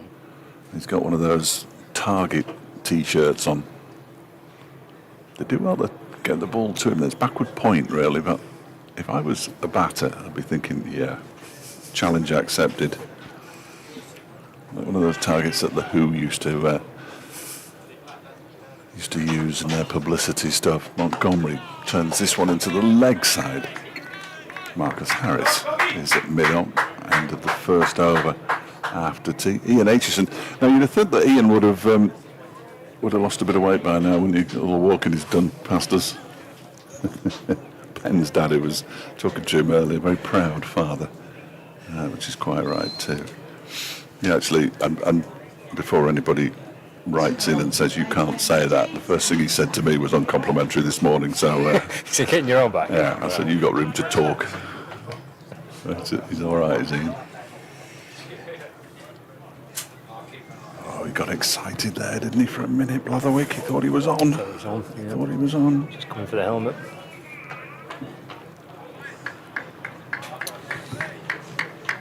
Hope for the fact that Jack Blatherwick's around this week again. Has been doing quite a lot of bowling pre-match at lunch as well. It means that he might be fit for the start of the T20s. He's in a bit of a rotten luck with injuries. He missed the start of the season, came back for the T20 Blast and picked up an injury in I think just the second match of the T20 Blast. Change of ends for Jimmy Anderson. He's around the wicket from the Lake end. It's left by Caleb Jewell through to the keeper. No run. Just having a look there. It's where is it? There is the 6th of July. Derbyshire are at Old Trafford. Okay. And I can't find the other one. Oh, they must be at home before that. There's David Lloyd. Can't keep away from a microphone, this man. Anderson balls again. Let's turn into the onside by Jewell. Just clips off his pads down to fine leg for a single. Moves to 8, 77 for 2. I imagine Bumble's just come down for a few post-match beers in town later on. Oh, no, honestly, no, I can't. I've brought insurance, my wife's with me, but he ain't coming out. But Ken Grime is ready. I believe so. Ken Grime is ready. I believe so. He kept talking. He said, White Rat. Yes. White Rat. Ossett Brewery. So that's a beer. Yeah. We found it in the Shakespeare in Durham on last Saturday night. Shakespeare in Durham. Yeah. So no, I've got 2 dogs and my wife with me. So I'm sure they'll allow dogs and wives into the pub. no, my wife's it's teetotal vegetarian. Good as she feels all day when she wakes up. Anderson in the balls. It's defended down towards Blackwood Point, and there's no run. He's just wearing those shorts in for a friend, is he? I think he's been doing a turn in the hospitality town. Oh, I I see. think he's been on the kind of a bit of a Q&A type thing. Excellent. Excellent. He's been doing a lot of Yorkshire recently. I know he lives that way now, but Dodgy keeps roping him in. He'll learn sooner or later to say no. He was there for the Roses match, actually. Yeah. There's some balls again. Turned by Montgomery out towards the leg side. There's no run. Well, the T20. Yes, Yeah, yes. we They were on Sports Extra as well, which was slightly disappointing. We were driving back from somewhere or something, I can't remember. Yeah, I was desperately searching around for Radio Lancashire, my preferred radio station, my radio station of choice. I couldn't find it. 77 for 2. The alternative was listening to a Notts match. Montgomery's on 41. 2 slips in the gully. Anderson. He's into bowl over the wicket to Montgomery, playing and missing. A loose-looking shot through to Moores. David Lloyd here. Paul Allen's here as well today. Oh, is he? Yeah, Paul's out, sat on the balcony, on the little kind of grass banking on the far side. July the 1st at Derby. And July the 6th at Old Trafford. I knew I'd find it eventually. I knew it existed. It's twice in the space of a week. Yeah. Don't know what that means. There is Anderson, balls again to Montgomery. It's left. Through to the keeper. End of the over. Just a single coming off at 77 for 2. And we've got the prime days, Wednesday and Monday, just to maximise the crowd. Derbyshire in that last week of T20 play on Monday, Wednesday, Friday and Sunday. Right. Having played virtually one in the week before. I mean, it's mad, including the visit of Somerset, which we're all very much looking forward to. Last time they played Somerset, records tumbled. Not in a good way. No, in a very bad way. Right. Good afternoon to Matty McKeon, if he's listening. 84 or 4 overs. Dear. Coghlan into bowl to Jewell, who drives very pleasantly, but straight to Josh Bohannon, and there's no run. Matty's part of the Lancashire Thunder setup now. He's working with Lancashire's women's side. Spotted him down at. Well, I've seen Lancashire's women twice recently. They played at Chelmsford as part of a double header, and they were at Trent Bridge as part of a double header as well. I can't remember which of the 2 grounds I saw him at.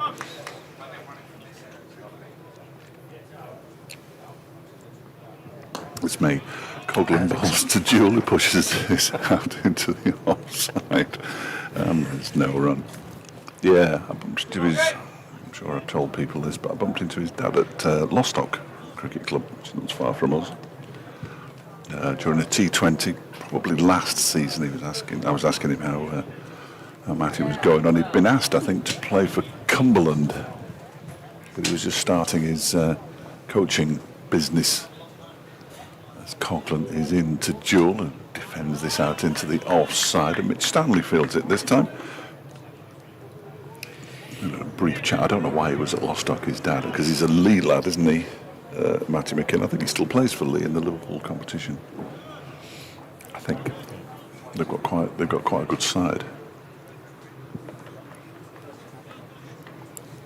I suppose if he's coaching, though, his playing time will be restricted, won't it?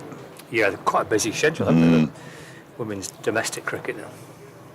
Coughlin bowls. Jewell guides this to backward point this time. He's playing. What's that game of darts that you play when you have to hit each double? He's just gone round from mid-off to cover to point, so the next one will be guided down to third slip. Then he has to hit the ball, of course, at some point. So round the world, I think it's called. Is that who? Clock, round the clock. Round the clock. Oh, thank you, Freddie. I knew there was a reason Freddie was here. I couldn't work out what it was.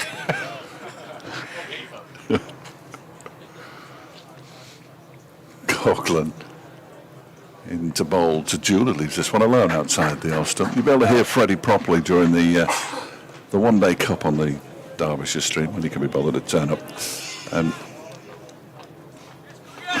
There's a very much an equal commentator. I think he's just broken the speed limit. Or she, but it's more likely to be a he, you would have thought. Coughlin into bowl to Jewell, and that one is pushed into the offside, and it's picked up by Josh Bohannon, and that's the end of the over. 77 for 2, a maiden over. Just the 1 run, 2 runs since tea. 41 to Matthew Montgomery and 8 to Caleb Jewell. Yes, that Coughlin's bowled a much tighter opening spell, hasn't he, so far? Yes. Just a little bit short and wide, I think, in the few overs he bowled before, well, during the course of the afternoon. It's come back nicely so far. Anderson sets off and starts a fresh over, defended by Montgomery. Montgomery playing this season under the weight of being described as the potential successor to Wayne Madsen, as both captain and number 3 by Mickey Arthur. Right, no pressure then. No, quite. Mind you, Rory Hayden played his first game of the season described as the Stoke Abbas by Mickey Arthur, which apparently was some kind of joke that they'd cooked up over the winter. They've been doing a lot of bowling together. Anderson to Montgomery. Defender back to Anderson, no run. For somebody who's very much in the infancy of his career against somebody who's got a gazillion wickets and is still going into his early 40s. We asked Laurie about that down at Lord's, and he laughed it off. It's easier to laugh it off when you've got a fifer in each innings, though, isn't it? I think that was down at Kent. In fact, it was at Kent we spoke to him. 77 for 2, Anderson to Montgomery, that's left. And through to Joe Moores. No run. Montgomery has a little wander away towards square leg. He's the top scorer in the match so far, and by a reasonable distance in a low-scoring game to date. He's 41 not out. Caleb Jewell 8 from 36 deliveries at the non-strikers end. 2 slips in a gully. Point, cover, mid-off, mid-on. That's cut through the offside. He's managed to find the gap between cover and point. And now run out towards the scoreboard. And it's 4 more. Moves on to 45, Montgomery. It's 81 for 2 now. That shot twice before tee as well, didn't he? It's a sort of punch as much as anything, isn't it? Almost like a straight arm.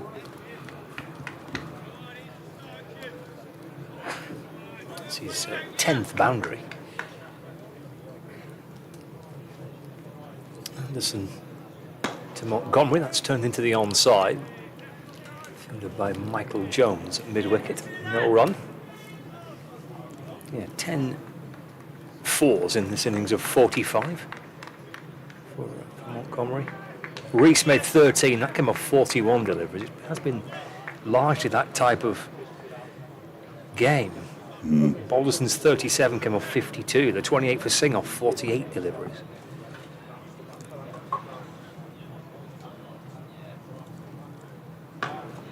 Tapped away by Montgomery. Drops it into the offside. So they're very tidy over that for Derbyshire. The 4, which was struck nicely by Montgomery, pushing the score to 81 for 2. End of the over, trail by 80. They'll be content just to stay out there. You stay out there, runs will come, of course. That's what they should have done in the first innings against Durham. This innings has already lasted longer in terms of overs than that one, but they were going along at 4 and over and losing wickets regularly as Coglan begins a new over to Caleb Jewell, who pushes this out into the offside, but Stanley does the fielding. The breeze has dropped considerably since this morning, looking at the trees at the far end.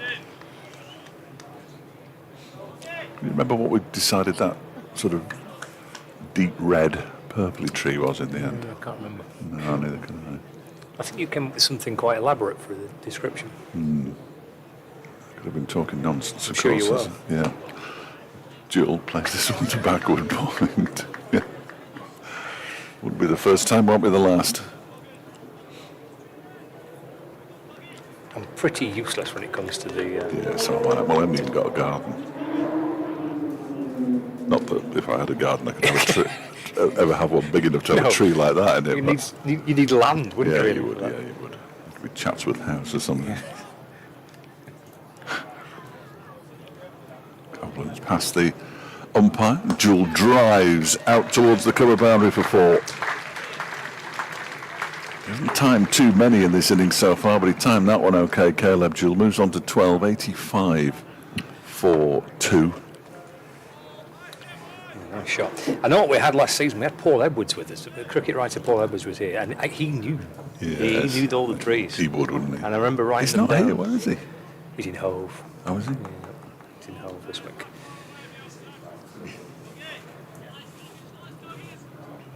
Decided the top of the first division's better than the middle of the I second. know, I can't understand why. It's Coglan again. Balls to Jewell, who gets a wide one and tries to guide it away. Just goes over the top of his angled bat through to Moores. He's been happier to take more risks than Matthew Montgomery, and yet Montgomery's got 45 off 73 and Caleb Jewell's got 12 off 40. That boundary a moment ago was his first. Here's Coglan once more, bowls to him, and that one is driven away out to the point boundary for 4 this time, so he gets his second boundary. Fielded nicely by the gentleman in the chair, and the throw again. A bit lacking, I'm afraid. It dribbled. It was a gentle underarm, though, wasn't it? Very gentle. Yeah. Very gentle. Trying to put your shoulder out here, really. Well, no, there is that. 89 for 2, 16 now to Jewell. It sat up there to be driven, didn't it? Yeah. Made the most of it. Yeah, it certainly did. Derbyshire moved to within 72 runs of Lancashire's first innings total. Ben McDermott's going for a bat in a minute by the look of it. In comes Coglan, and that one beats the edge of Caleb Jewell's bat. Bless him, he won't remember me. I interviewed him at New Road. He came over as Derbyshire's overseas for the T20 2 or 3 years ago. Played a first-class match at New Road. So I thought this is the ideal time to talk to him. Had a good chat with him. Didn't really know what he looked like, so I'm just shouting Ben at everybody who walks down the steps, one of those. And the next thing is he gets picked for that ludicrous Australian tour to the West Indies that everybody said, no, you're all right, mate, we're not bothered. Because you couldn't turn it down because it was close to a World Cup. And it's the West Indies. Yeah, never played a game for Derbyshire in the T20. Right. Never played a game. Anderson balls to Montgomery, dropped into the onside, fielded at mid-wicket, no run. So he's a sort of former Derbyshire player, but in Didn't actually first-class play. cricket, which is the wrong way around, really. He'd just come off the back of a brilliant blast. Not blast. What's it called in Australia? Big bash. That's the one. And where he was tonking the ball down the road and all sorts. Played for Hobart, I think. Same as Caleb Jewell. Yeah, but we never got to see him play T20 cricket, which was a bit disappointing. Anderson in balls. Run away through backward point. Stanley will try and get around and does so. Oh, it's a really neat pick up, one-handed. Excellent piece of fielding. Scoops it up with one hand. Throws it in with the other.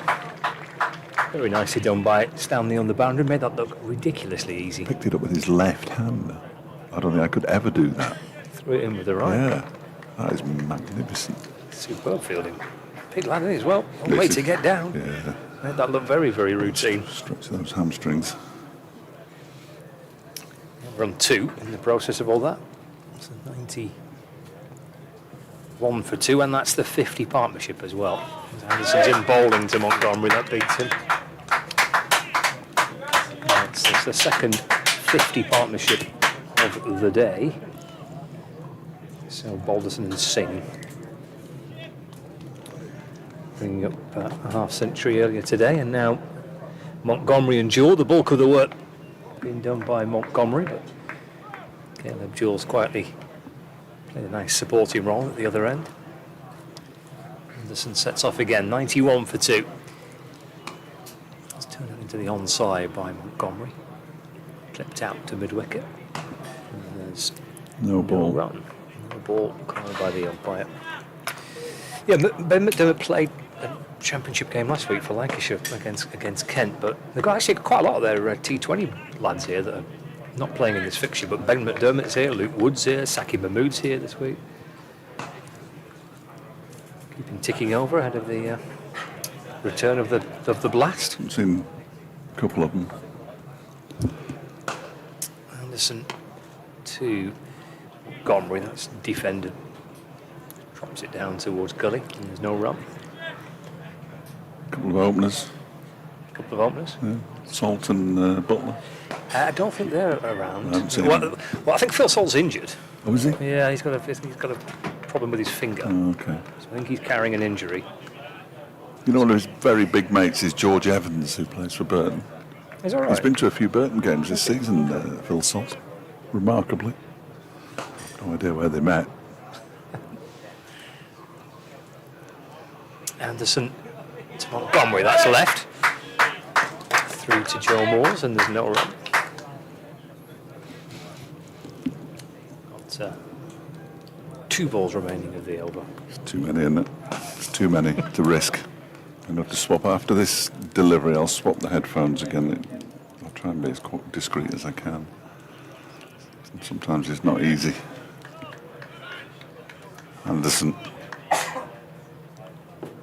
on his way in from the lake end to bowl to Matthew Montgomery, who pushes this down into the gully that pretend shy at the stumps from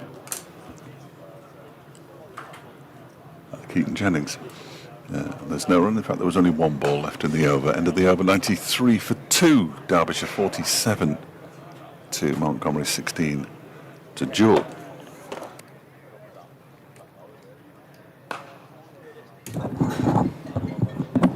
Seamless. Better get the stopwatch out.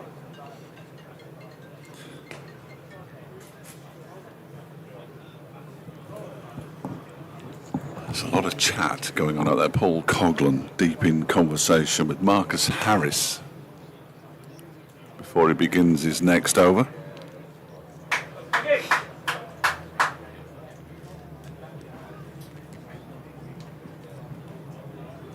The last timed update of the day, my favourite time.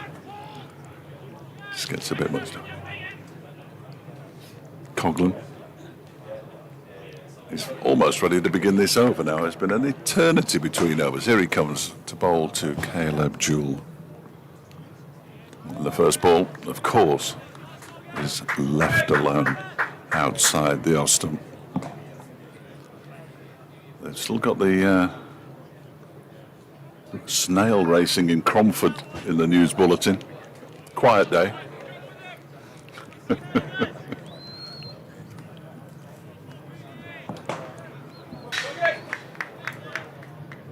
French snails have come over to race in this country. Come over here. It goes Coghlan, and that one is played into the offside. They're going to scamper through for a quick single. There's a shy at the stumps that misses. And they pick up another single. 17 now to Jewell. 94 for 2.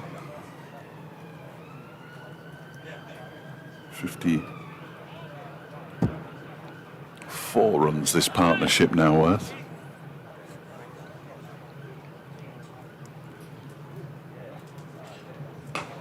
Ooh, there we go. Oh, no doubt. They've gone for Burton's charges first. In comes Coghlan and bowls. That's left alone outside the off stump by Montgomery, who's batted beautifully. 47 off 81 with 10 fours. Henry's doing this on purpose now, isn't he? He's waiting for Montgomery's half century. Here we go. Batting nicely as well here, Vicky. 94 for 2, early stages of the evening session. A 54 run partnership at the moment between Caleb Jewell, who's on 17, and Matthew Montgomery, who's leading the way with the highest score of the match so far on 47. They earlier bowled out Lancashire for 161. Was cut off in mid prime. I still only did 17 seconds. Anyway, swap these headphones over again.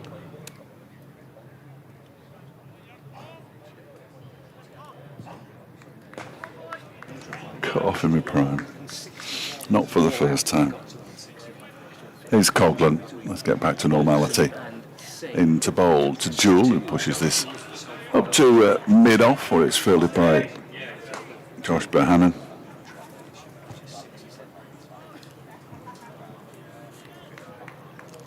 It's the issue with timed bulletins. If they leave me till last and give me 20 seconds and I've only got 15, they can't tell me. I could have fitted it into 15 if she'd wanted. It's cut off in my prime. Oh, no. I just got, that's the latest. That was it. That was the end of me. Here comes Coghlan and bowls to Jewell, who goes back towards the stumps, pushes it out to Bohannon on the offside. Had you managed to get the score out at this point?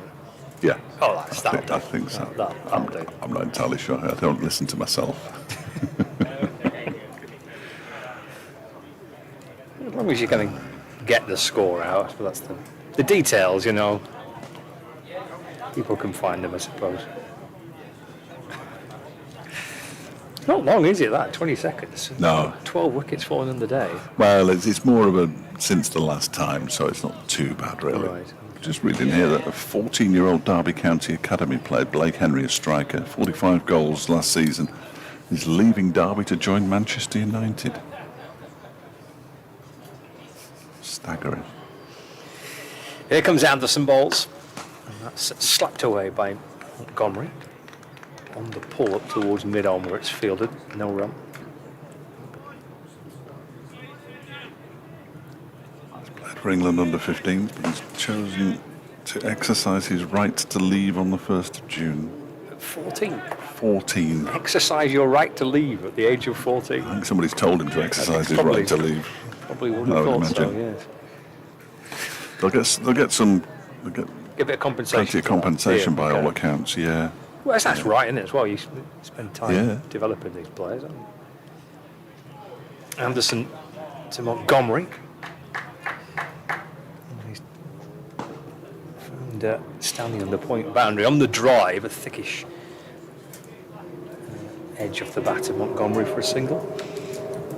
96 for 2. Is it a thing that cricket should introduce that? Some kind of financial compensation for... Not to be skinned, wouldn't it?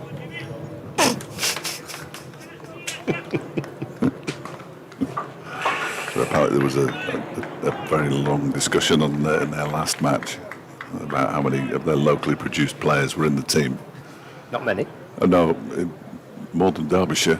Around the wicket comes Anderson.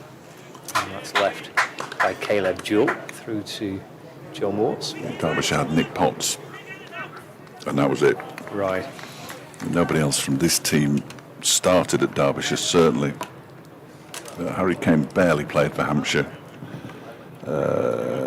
Martin Anderson obviously played a lot for Middlesex. Brooke Guest, did he play for Lancashire's first team? Yeah. So Lewis Rees obviously did. He played quite a bit, didn't he? Aitchison? Don't think so, no. Anderson to Jewell. Oh, that's in the air. It's flashed up and over Jennings in the gully. On the drive from a full-length delivery from Anderson.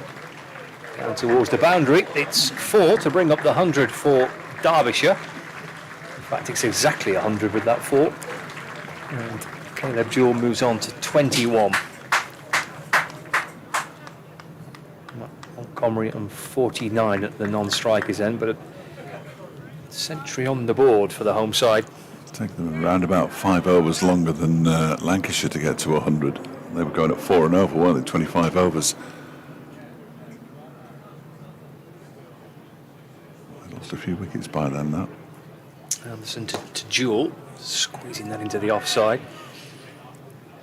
Gathered at extra cover, and there's no run. It's the dot ball. There's one more left of the over. It's 100 for 2. I forgot to ask you at tea, your post 6 o'clock requirements? I don't know. No, I haven't been told about mine yet, but I'll be fairly sure in the summer with precious little going on.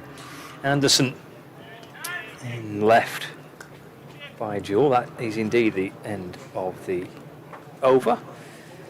So 100 for 2.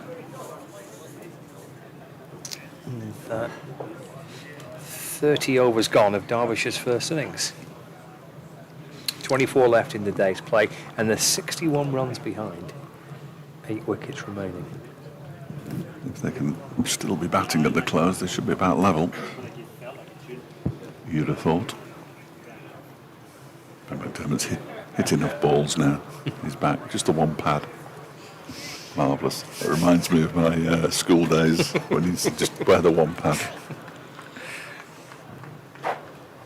Here's Paul Coghlan bowling to Matthew Montgomery on 49. He guides that to the gully region, and there is no run. I'll no doubt receive some instructions at some point, which is always handy.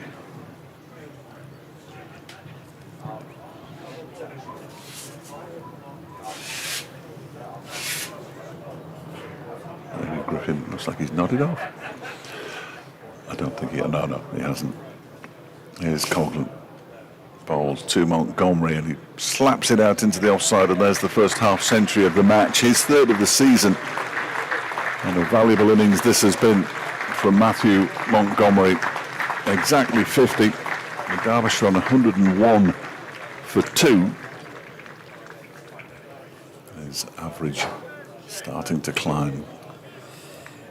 Well, it's a very, very commendable effort, isn't it, on a tricky pitch. A little bit of good fortune at the start of his innings, but that's fine. Batters are going to need that. Have needed that today. Oh, no question.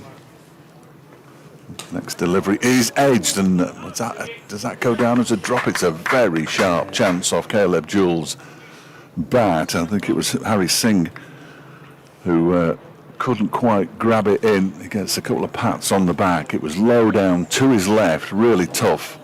Jewell gets a half-life, if you like, on 21. I think it was too difficult, really. It goes to hand, so by the definition. But if he'd have clung on to that, that would have been something special. Yeah, he certainly got something on it, but he just went very, very hard, didn't it, away to his left. And Jewel defends the next ball from Coughlin up towards Josh Bohannon. There's no run. For those watching the live stream, the replay is a good one there. You can see just how far to the left that was of Harry Singh. It pretty firmly flashed away. Did get something on it, but it would have been a pretty spectacular catch. Remarkably good work from Freddie. Well done, Freddie. It's got nothing to do with him, really. Coughlin bowls and Jewel drives out towards the backward point region, picks up a single, moves to 22, 102 for two. Montgomery's 50, incidentally, 86 balls with 10 fours. Yeah, good effort.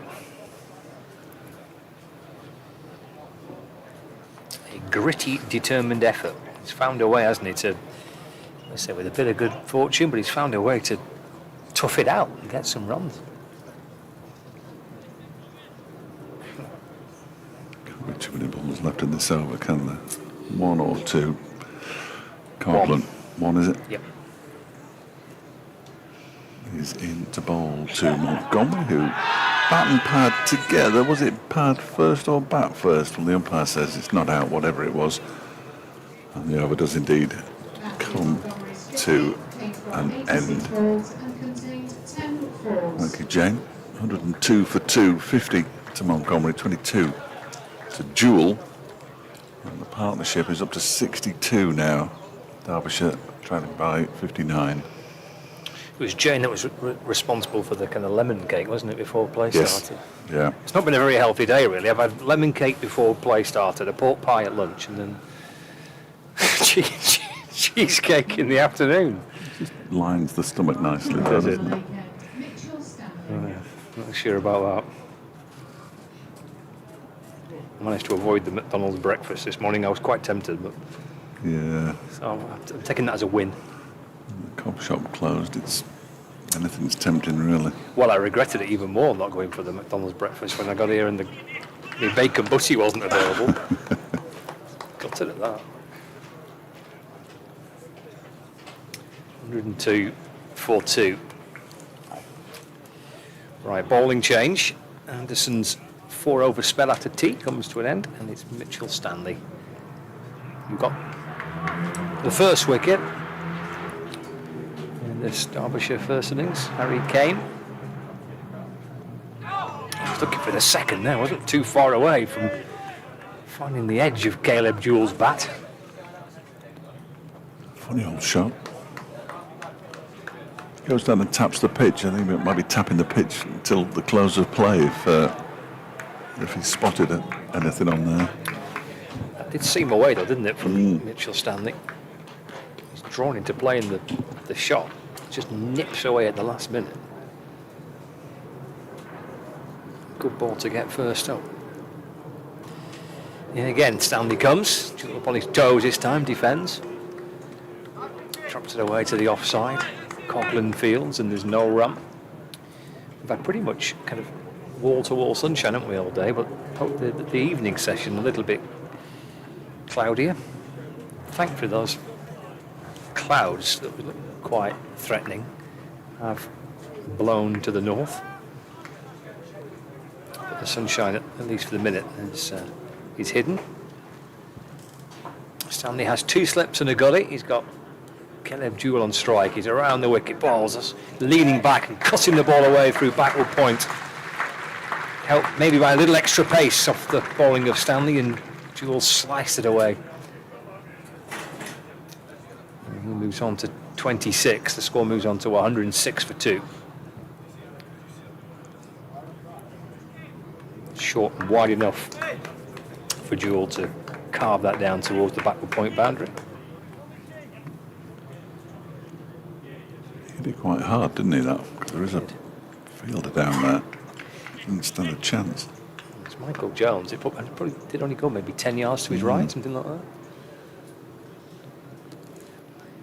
Stanley to Jewell. It's defender back to Mitchell Stanley. And he'll lob it up to Josh Barnum to give the ball a polish. As he wanders back to his bowling mark.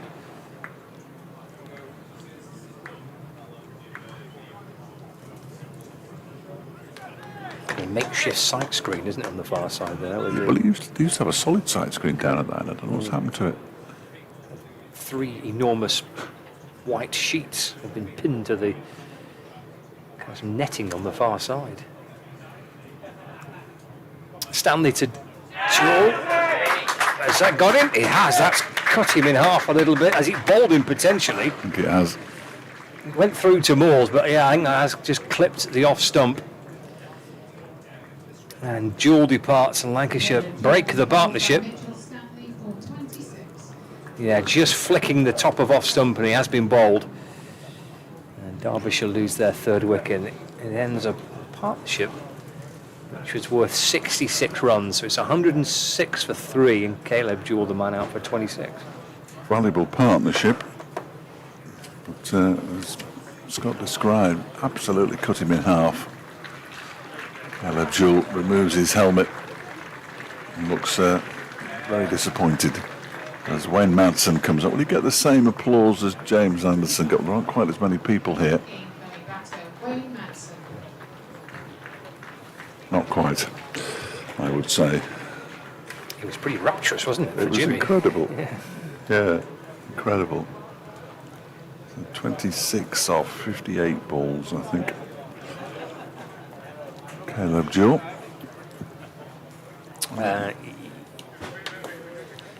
57, I think. Oh no, sorry, you're right. Swan, 50, 58. Should never have doubted you, Fletcher. No, you should. Sort of adding things on. So it's a good partnership, that though, isn't it? That Yeah, was useful. 66 runs. Very useful. Stand out of the match so far. I mean, another one of those, or even 2 of those for Derbyshire, and they'll have themselves a very tidy Yeah. first innings lead. They've got to be telling themselves that in the changing rooms, you would have thought. 2 more half-century stands and you get a first innings lead on a pitch that continues to be tricky. Whether it is tricky all the way through the match remains to be seen as it's exposed to the sunlight and the heat. Through for Mitchell Stanley on his 2nd wicket of the day. Chipped in with 18 with a bat as well a little bit earlier on. Sets off and then pulls back. Maybe Madsen wasn't quite right, or maybe Stanley didn't feel quite right, so he loops back to his bowling mark. So 106 for 3. Still with the 2 slips in the gully. And a deep backward point. It's a fine leg, square leg, mid on, mid off, and cover. He's all set now. Mitchell Stanley strides in, bowls. And, Madsen works it to mid wicket. And there's no run. The over, it is. So 106 for 3 at the end of the 32nd over of Derbyshire's first innings. Montgomery on 50 and Madsen on 0, having faced just 1 delivery so far. His 18th season playing here at Chesterfield, Wayne Madsen. Century in each innings in his 2nd match.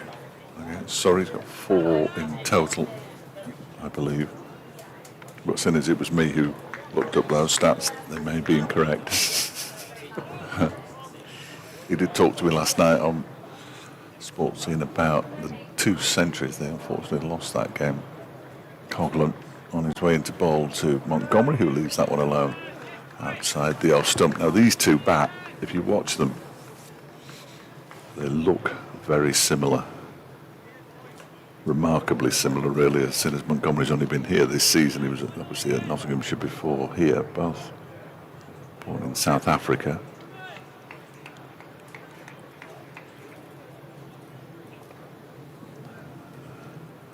We're down to a couple of slips now. As Coghlan runs in and bowls, Montgomery drives a little bit aerially to start with, out towards the cover boundary.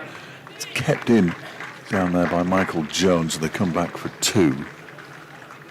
Montgomery moves to 52, 108 for 3.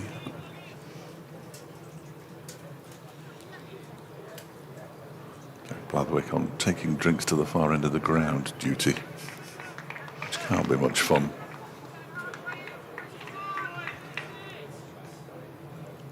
It's Coghlan past the umpire, and Montgomery leaves this one alone outside the off stump.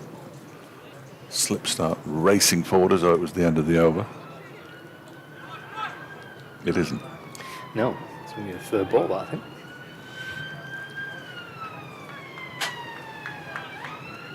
First siren of the day, I think.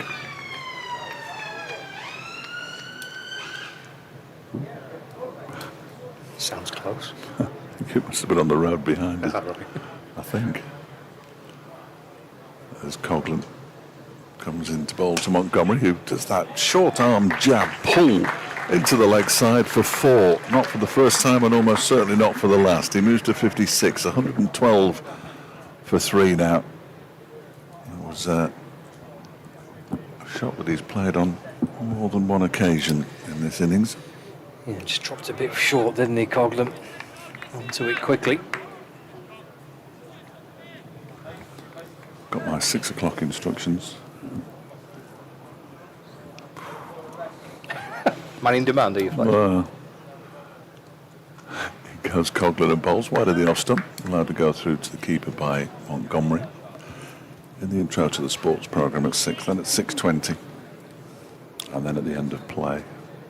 That's easy for you, Yeah, man of your calibre. Yeah, it's not bad, is it? It's not bad. 6:20 will be a bit of a longer chat, I think.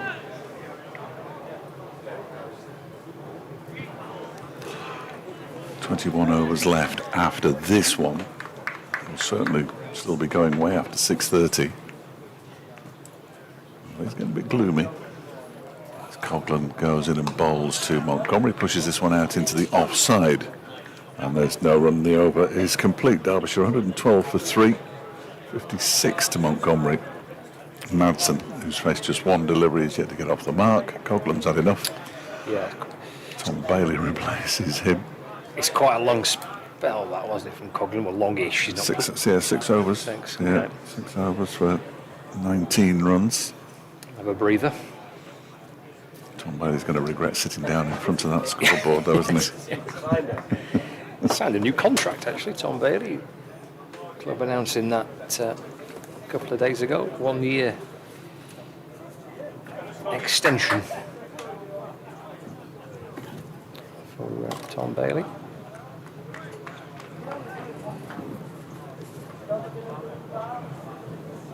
There's Mitchell Stanley. Wayne Madsen's on strike. Stanley in the balls, left by Ooh. Madsen, not taken by cleanly by the keeper. Get through for a bye. Very Joe Moores like that. And 12 for 3. The 1 year extension takes Tom Bailey into his 15th season with Lancashire. Good effort. Made his debut in 2012 against Surrey. That's why he was far too experienced when they wanted to use him as a substitute down at Bristol. Far too much experience. Yes, Stanley in the balls. Forward goes Montgomery in defence, and there's no run. Sort of died down a bit, the substitute discussion, hasn't it? There haven't been as many recently. Well, Lancashire got stuffed a couple of times in the first 3 games of the season. Because they weren't allowed to use Tom Bailey to replace Ajit Singh Dale, and they were told they couldn't use Tom Hartley to replace Arav Shetty in the following game. Too experienced. Well, yeah, because Hartley had played a couple of test matches about 3 years ago. Even though they didn't really pick Hartley, just on form, they picked Shetty as the preferred option. Defended by Montgomery to point, and there's no run, but it has seemed to have calmed down a bit. I don't know, I think there were a few questionable injuries, weren't they, in the first round or 2 of fixtures. I think there was a dodgy breakfast, wasn't I there? think, well, yes. Involving Yorkshire. Maybe 1 or 2 clubs looking to exploit a loophole or 2. I think Jimmy Anderson said himself, didn't he? if he could never be a substitute because he's too experienced. There is nobody more experienced. It's driven to mid-off and there's no run. Yeah, he did, didn't he? So I might as well play every game because there's no point in resting me, because if one of the bowlers gets injured, I can't replace him. No. The same would be said of Matt. I know they're both the captain, but Madsen couldn't come on as a substitute batter for anybody because he's been playing for so long. None of it made any sense really. And the rule is still there. It's not been changed, has it? No, as I understand it, the rule is still there. But it has quietened down a lot. 113 for 3. Stanley comes over the wicket, balls left by Montgomery. Carries nice into the gloves of Joe Moores. There's no addition to the Derbyshire score, 113 for 3. Wandering back to his bowling mark. And the two spectators just coming over the bridge. Whether they're spectators or whether they're just coming for a walk in the park. It's probably just a walk in the park, isn't it? Over the bridge and having a stroll around. There was a jogger this morning. My word, they put some miles in. Stanley to Montgomery, it's fall and play back to him. One bounce back to the bowler, end of the over, 113 for 3. Montgomery on 56. Call her a jogger. She was sprinting down that far side. 2 seconds later, she seemed to be there again. Freddie's looked after himself with the ham sandwiches. Well done, Freddie. That pork pie, I tell you about that pork pie. It was absolutely delicious. Did I mention it earlier on? I've still got one there. Oh, that was sensational. Yeah. Thank you, mate, for that. That was lovely. That is Goose. This is uses. Yes, it was the end of Coughlin's spell. 6 overs, 1 maiden for 19. And George Balderson, who bowled 7 overs from the river end earlier today, picked up the wicket of Lewis Rees. He's in for a spell from the pavilion end. Initially bowling to Wayne Madsen, who's yet to get off the mark. Hasn't faced too many deliveries, in fairness. Matthew Montgomery at the other end on 56, 113 for 3. Balderson is in, bowls to Madsen, who pulls this around the corner and gets 4 for it. It was a lot squarer than I imagined it was going to be when it left the bat, and Mitch Stanley down in the far distance. I'm not sure if he picked it up. Either way, I don't think he'd have got anywhere near it. And Wayne Madsen's off the mark with a boundary, 117 for 3 now. Derbyshire, Northamptonshire, who were put into bat by Durham, 268 for 3 at Chesterfield Street. Going nicely at the moment, Northants. He's got runs out the top for them. That's a really good question. I'm glad you asked. Here's Balderson in a bowls to Madsen, who pushes that one out into the offside. Ricardo Vasconcelos, one of my favourite players, has got 138. Nice. 58 to Luke Proctor as well, formerly of Indeed. the parish of Lancashire. Saif Zaib is on 35, not out. Calvin Harrison, in contrast, made 0. Nathan McSweeney 7. They might even be second in the table, I think. Yeah. Balderson bowls. That's a cut away this time off the back foot by Madsen, out towards the point boundary for 4 more. The pitch seems to have quietened down a touch. Yes, yeah. A little bit. Although, I said it before, Derbyshire bowled wicket to wicket, didn't they? All 4 of their bowlers bowled wicket to wicket. There was never a moment when you thought there's a couple of pressure-releasing deliveries. Balderson will be disappointed with that one, as that's better. Madsen has to push it back towards him. Yeah, the 2 boundaries that they've scored in this over have been just a bit too short, haven't they, from Balderson? I've pressed all sorts of pages here now. Northants definitely are second. That was a top 2, wasn't it, Durham? Yeah, I'm Northants. fairly sure it was.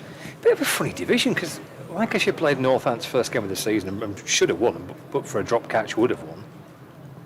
Next delivery from Balderson is stroked into the offside by Madsen, no run. And then there doesn't appear to be much No. between the rest of them. I don't think there is. Durham apart, they look the strongest side in the division, don't they? They don't have all their players. Yeah, absolutely. They're absolutely missing 1 or 2 at the moment. Kent at 248 for 5, having decided to bat first at Canterbury against Middlesex, so they put the foot down there a little bit. As Balderson is in, Madsen gets struck on the pad, trying to turn it into the leg side. Stifled appeals from behind the stumps rather than anywhere else. And Gloucestershire, who chose to bat first at New Road in Worcester, at 225 for 5. They've gone off a bad light in Cardiff, because of course they can't use the floodlights during championship matches. No, it's in a park. Yeah, no, the neighbours won't let. I think it's the council. Oh, right. Okay. So it's not like there's many houses around. No, there's nothing. Leicestershire, a surprise package of this round by the look of it. Yorkshire all out for 185 at Grace Road. Leicestershire 111 for 1. Nice. A lot of games moving on. It's good that, though, isn't it? You don't want teams who are being promoted and getting hammered, no, and absolutely. struggling. Absolutely. It's Mitchell Stanley, fresh over from the Lake End. Again, that nips back in, this time to Madsen. He had one that cut Caleb Jewell almost in half, that bowled him in the end, and that one's caught Madsen in a... Sorry, it's Jewell, isn't it? Sorry, apologies. In a pretty awkward spot. You've just been done. I've been done there. No, I've been done a number of times. Montgomery and Madsen look almost identical in the way they set up and everything. And that's caught him, I might have caught him on a hand, because he's removing his glove. He's already taken one glove off. He's not a happy bunny. No, the dismissal to Jewell was shot, kind of cut Jewell in half, didn't he? And that one's done something similar there to Montgomery from standing. He's bowling at a good pace as well, isn't it? Yes. It's an awkward one for the batter to get. A quick bowler on there. It's his right hand that's troubling him here. Physio's gone out to have a look at it. It'd be disappointing if he had to retire on 56. Yes, he's fought very hard for those he ones. certainly won't want to, will he? Those other scores in the First Division, while he's getting some treatment. Nottinghamshire 83 for 2 in reply to Essex's 184. Sussex 89 for 1 in reply to Hampshire's 191. I've got a feeling Hampshire might be in Division 2 after a number of years of escaping it this season. And Warwickshire 57 for 2 in reply to Somerset's 208. The physio's seen enough. Matthew Montgomery is staying out there, which is good news. Jack Morley took a towel and a drink out. Hold on, Jack. Hasn't played in the Championship at all this season. Right. 10 wickets in the T20, though. Before he arrived at Derbyshire, he played 1 game of T20 cricket for Lancashire and bowled 2 overs. He's already got 10 wickets in this season's competition, but... Yeah, strange, isn't it, how the kind of careers evolve or change. And Lancashire viewed him as very much a red ball bowler. Stanley, he's into Montgomery, who's recovered. He's played a forward defensive. He tries to smother the ball away towards the onside.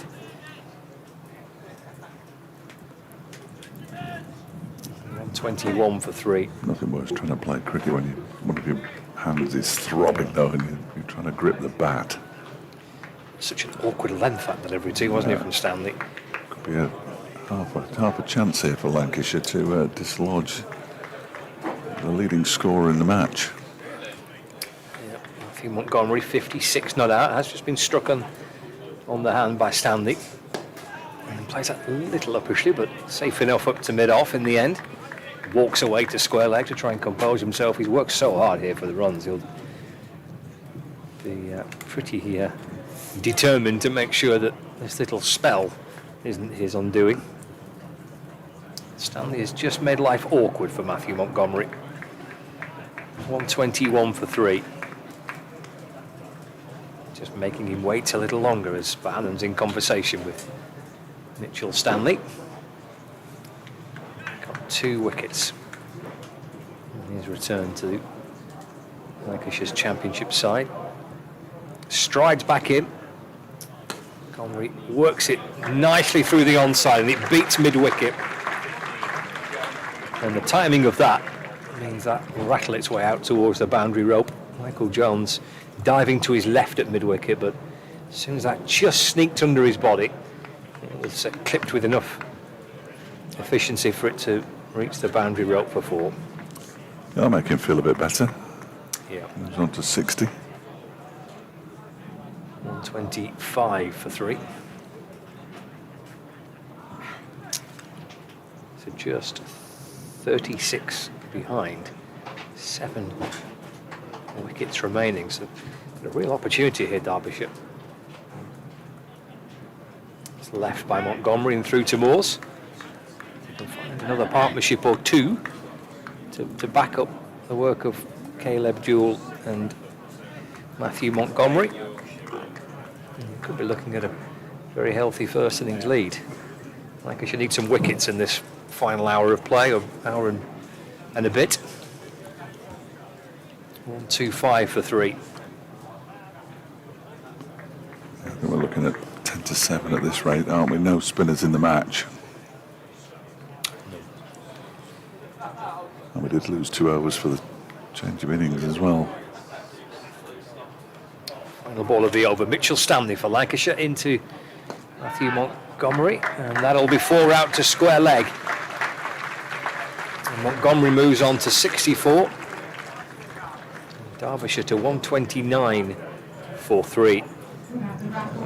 32 behind at the end of the over. 18 to go. You don't get these announcements at the headquarters, do you? Brilliant. Winner of the raffle. It's the to be fair, that's probably the most important announcement of the day. If you're in the raffle, It's it's the where, one you want to hear, isn't it? it's where Chesterfield make a lot of their money. I could imagine. I'm not sure whether it's a Bottle of wine. giant plate of meat. Which it normally is. Is that right? Yeah, a full mixed grill. Lovely.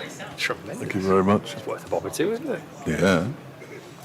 Balderson bowls to Madsen, who drives, but straight to the man at mid-off.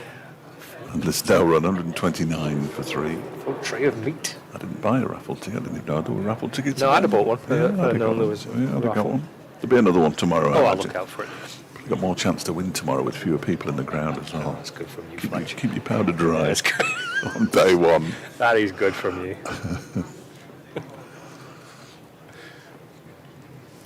Madsen waits as Balderson's in again, and he just turns this one up to Anderson at mid-on.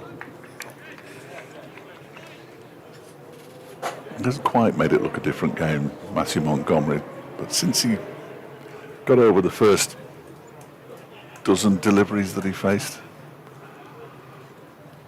it's been a classy knock. 64 off 104 balls, 13 fours. Not much running. As Balderson bowls and Madsen goes to cut it and misses it, and it smashes into the hand this time of poor old Joe Moores. He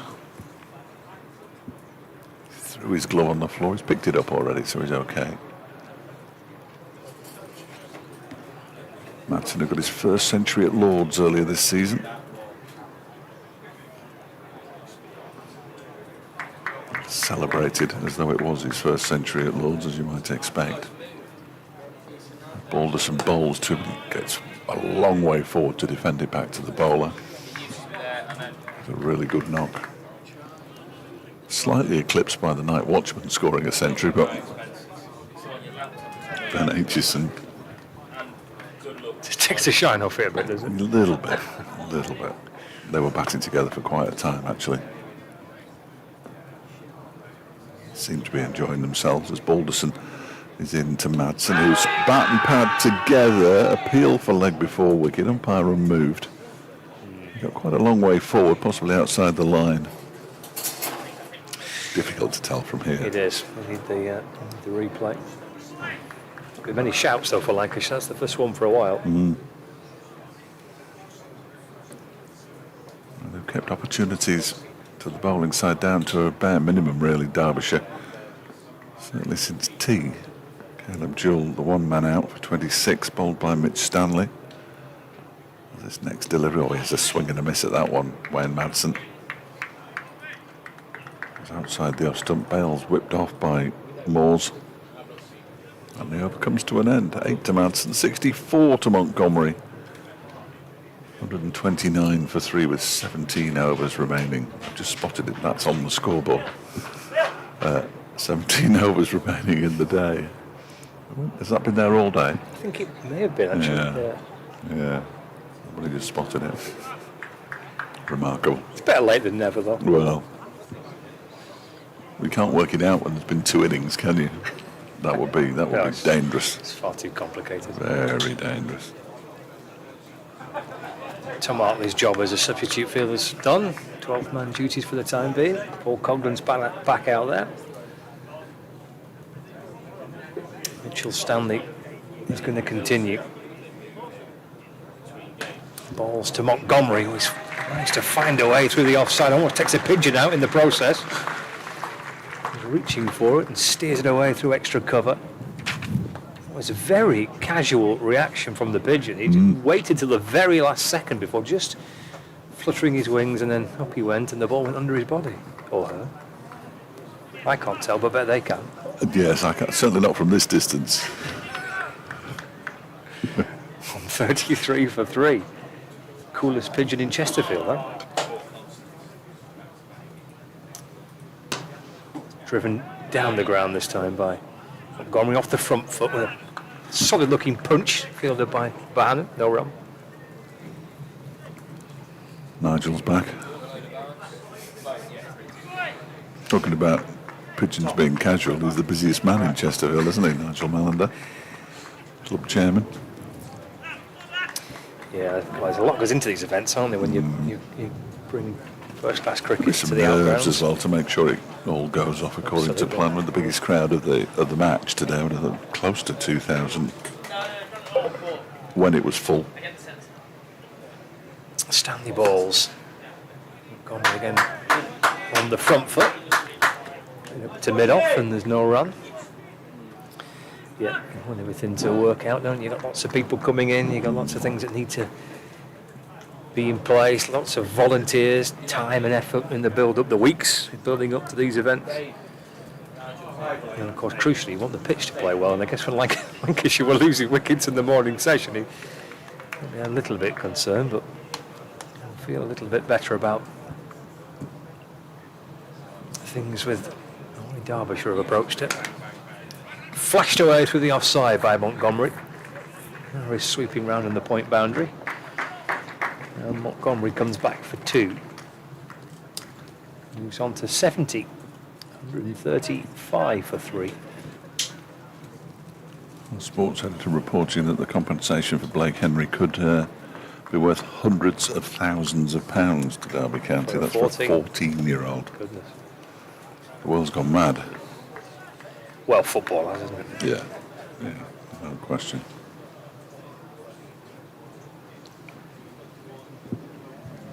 One, 135 for 3.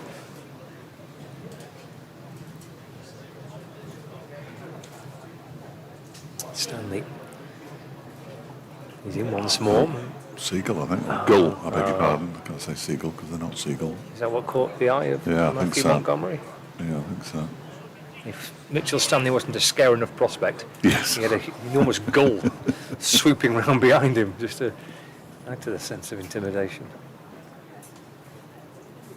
And big Mitch has to go back to his mark. He's a wonderful walk like a fast bowler, hasn't he, Mitchell Stanley? Trudge back to his bowling mark. Into Montgomery, just tucks it out towards the leg side, just be a single. Takes him to 71 not out. Derbyshire now 136 for 3.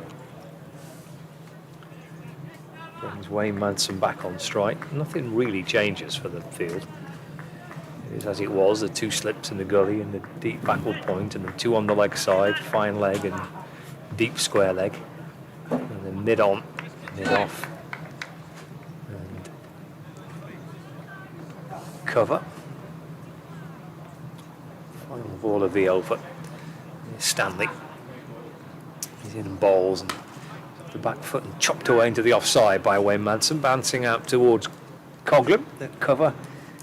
End of the over. 7 coming off it. 136 for 3. With Montgomery on 71. Manson beaten on 8. The raffle price hasn't been claimed, yeah. Oh, right. There's a lady with a list away to our right asking the people in the posh seats whether they, just to check their pockets. That's when you find out which of the corporates have bought a raffle ticket, isn't it? Oh, sorry, it's not me. It's definitely not me. Well, how do you know? Didn't buy a ticket. Balderson from the pavilion end bowls to Montgomery, who just pushes it gently down the ground. Anderson fields and then throws the ball while he's tumbling. But they get through for a single. Which means that Montgomery will move on to 72, 137 for 3. We're into the final hour, 16 overs to go. What time are you on Radio Derby again? 20 past. 20 past 6, yeah. Is that bad? I'll just tell them. This one is a no ball from Balderson, pushed up to Anderson, 139 for 3. We're talking about no balls, only there have been far too many. The Lancashire bowlers, that's the 5th no ball. Extra 10 runs on a pitch where runs are hard to come by as Balderson bowls, turned into the leg side by Madsen. Chase in from the boundary for Mitch Stanley. Doesn't pick it up cleanly. So they can get through for the second run comfortably enough in the end. Came back for the second, put a bit of pressure on Stanley there to pick it up cleanly. And he couldn't quite manage to do so. A terrific piece of fielding a little bit earlier in this session with his left hand. Pick that one up. 141 for 3. Madsen into double figures. He's on 10. And this time he chops it into the ground. Can't have been far away from the stumps, that one. Didn't look like it from our view, did it? Well, there was precious little noise from behind the stumps. Having said that, the 2 slip fielders, their view would have been obscured by Moores standing up. There goes Balderson again, in and bowls left alone outside the off stump by Wayne Madsen. 2 to go in the over, I think.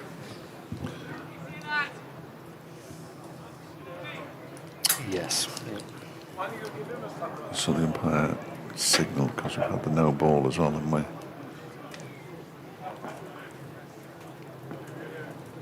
The Lancashire boys keeping themselves amused by throwing ice at each other. Balderson is in, and that one is driven, but not really timed by Madsen. And it goes up to Josh Bohannon, who's fielding at mid-off.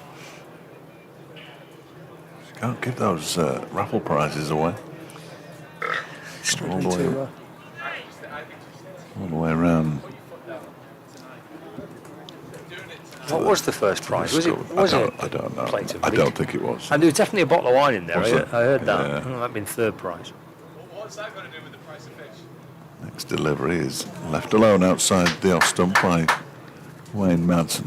Magnificent black dog in front of the scoreboard now. Beautiful. Variety, I'm not entirely sure of, but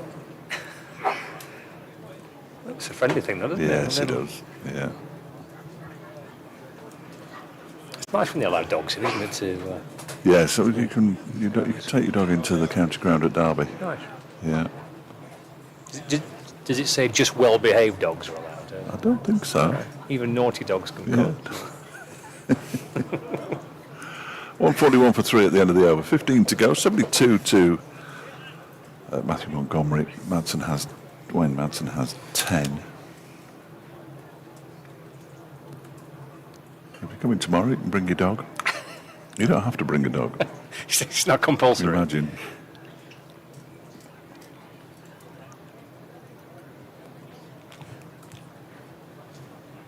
We've got some fielding changes here. What's happening here? They're just taking a slip out, aren't they? So Liam Livingston was at first slip. He's now at mid-wicket. Harry Singh's the only slip catcher. There's a gully as well. There's Mitchell Stanley to Matthew Montgomery. Able to find a gap through the offside, but Hannon will catch up with it. Comes back for 2 in the process. Moves to 74, 143 for 3. So a mid-wicket in Liam Livingston, the mid-on is James Anderson, then 2 on the leg side boundary. Deep square leg is Michael Jones. George Balderson's at fine leg. Singh at slip. Jennings at gully. Harris has been down at deep backward point all day. Seems like he's been there forever. There's a cover and a mid-off as well. Stanley balls. Off an appeal for a strangle down the leg side, but Mitch Stanley just leapt in the air, turned round and walked back to his mark. Deficit down to 18.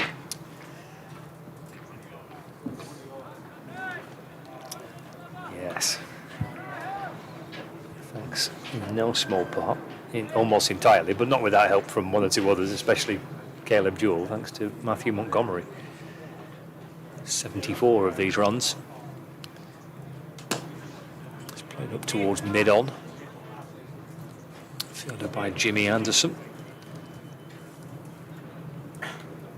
143 for 3. Lancashire all out for 161, but it could have been a lot worse had they not found a partnership between Harry Singh and George Balderson, which was worth 52.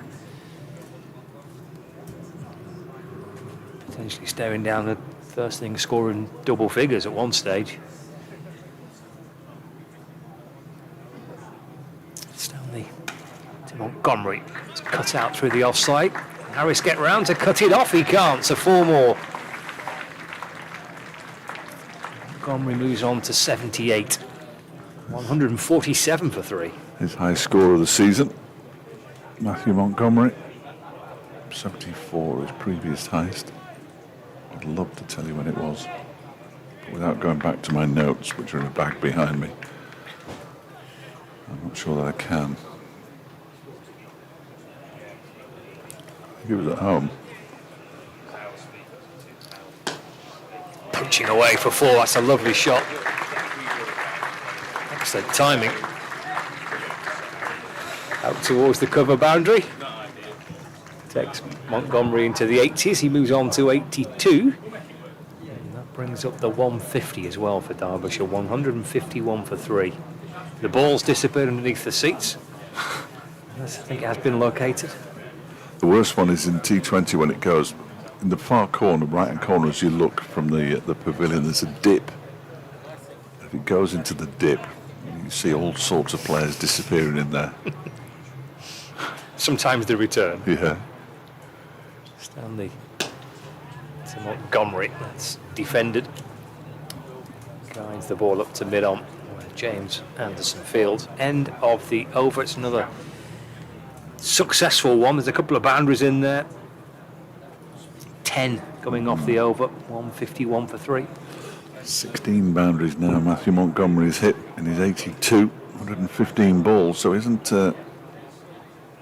been a slouch, has he really? He's got 26 off the last 17 balls that he's faced.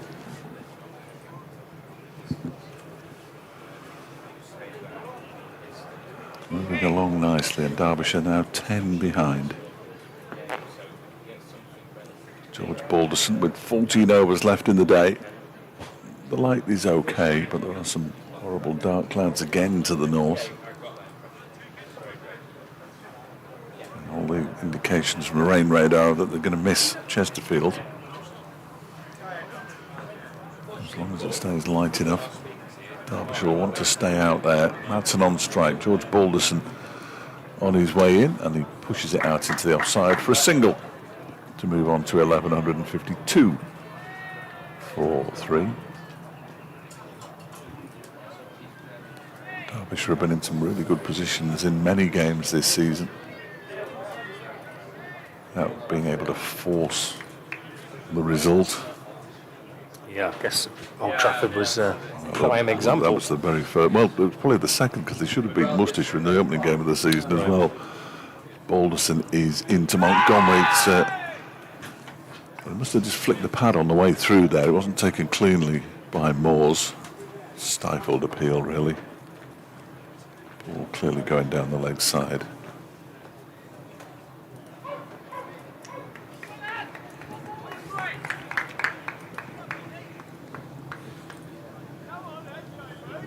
.152 for 3. Montgomery's beaten outside the off stump. Ball doesn't miss the off stump by much either. Good delivery from Balderson. As you say, wicket to wicket. You'll get results on this pitch, I think. Derbyshire will have to remember that second time around. Well, they did that certainly first time around. It's almost revolutionary, isn't it? Montgomery waits, Balderson bowls, too many defends it straight back to the bowler. The underused ice cream van remains here. I wonder if it's underused because he's very close to the portable toilets. Might be frightening one or two off. We had 2 different ice cream vans here last year. I think another one appeared over there. Balderson bowls, defended by Montgomery. That's what ice cream was. Was it Bristol this season? And there was, oh, don't mention ice cream, by the way. They've stopped the ice cream vans coming into the ground. They're very highly controversial by all accounts. They're selling their own ice cream from a little stall in the grounds. The ice cream van isn't coming in, but it's not gone down well, apparently. Balderson to Montgomery, who leaves alone outside the off stump. But they are. End of the over. James Anderson's popping off for a moment. Hartley and Bailey are going on, so looks like Keaton Jennings is coming off as well. 152 for 3. 11 to Madsen, 82 to Montgomery. They can't help themselves, can they? Little squirt of water there from James Anderson on the substitute fielders over the other side of the board. They just can't help themselves, sports people. You see, Josh Bohannon. Okay, I thought I saw him warming up. So it is the end of Balderson, and it will be Josh Bohannon's 4 overs, 1 maiden for 14 in the spell for Balderson.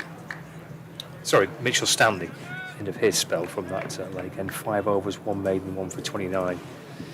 So Bohannon replacing Stanley. Keeper standing up. Starts with a no ball. No idea. Yeah, that's Stanley's spell. You kind of accept it that he's going to go for runs maybe at times. He has got the wicket. He got the dismissal of Caleb Joe with a really terrific delivery that cut back and clipped the top of his off stump, but went for runs in his final over.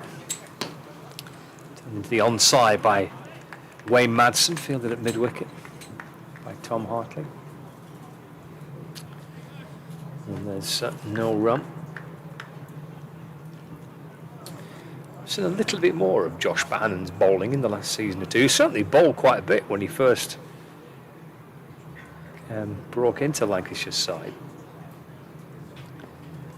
Kind of put it to one side for a while. It's fallen wide and driven to mid-off, and there's no run. Do you have a 6? Yes. Thank you, Flash. No, you're welcome. Mine's just after 6, but I might have to swap the headphones over. Bohannon into bowl to Madsen, who gets the ball that pops on him a little bit, reacts quickly, pushes it out into the offside, where it's fielded by Marcus Harris, who's a lot closer to the bat now than he has been for a lot of the day. 154 for 3. Derbyshire 7 behind. This partnership started to grow. 48 runs Madsen and Montgomery have put on. Montgomery been the senior partner for much of it as Bohannon bowls to Madsen, clips it into the leg side. Time to swap the headphones over.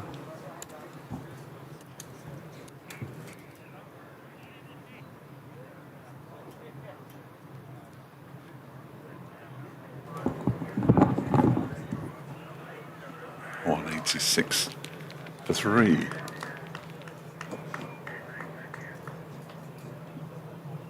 Bohannon from the lake end, bowling to Wayne Madsen. Madsen clips it away into the leg side. There is a fielder out there on the square leg boundary. It's Michael Jones, it is. Madsen moves to 12, 157 for 3. 4 behind. Still talking about the snail racing on the news. Cromford, if you want to go.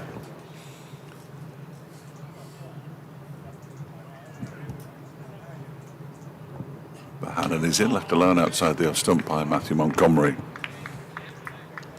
82 of 122 deliveries now.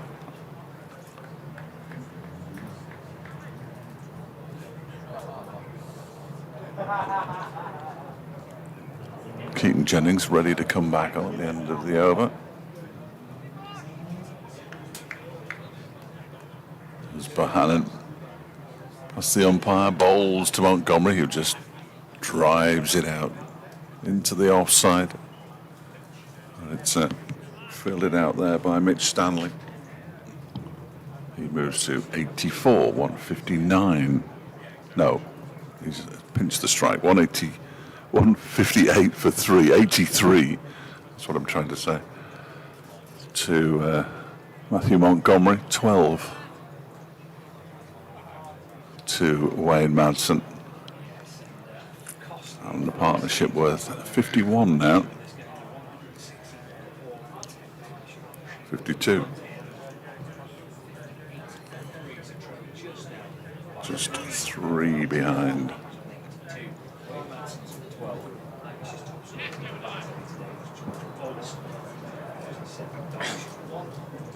George Balderson from the pavilion end. He's in to bowl and beats the edge of the bat of Matthew Montgomery. Goes through to the keeper.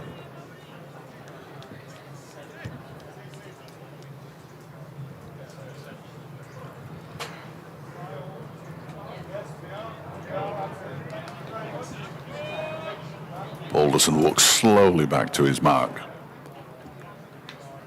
12 overs to go, including this one. As Balderson is on his way in to bowl, and that's carved away to backward point by Montgomery. Has he got a boundary? No, it's been kept in by Jones. He'll pick up 2 though. And Derbyshire just 1 behind now as he moves on to 85. Matthew Montgomery.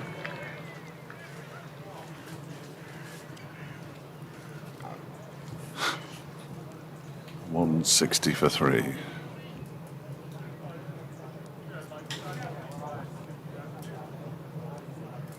Balderson in and bowls.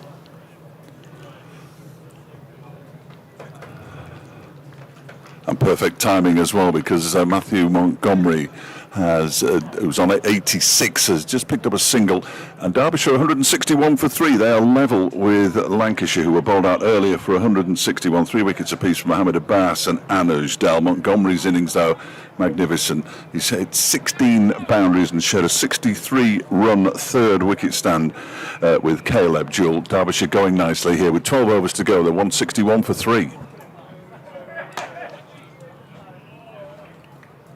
Final ball, but no, not the final ball of the over. That one was tried to turn it into the leg side. Headphone swap.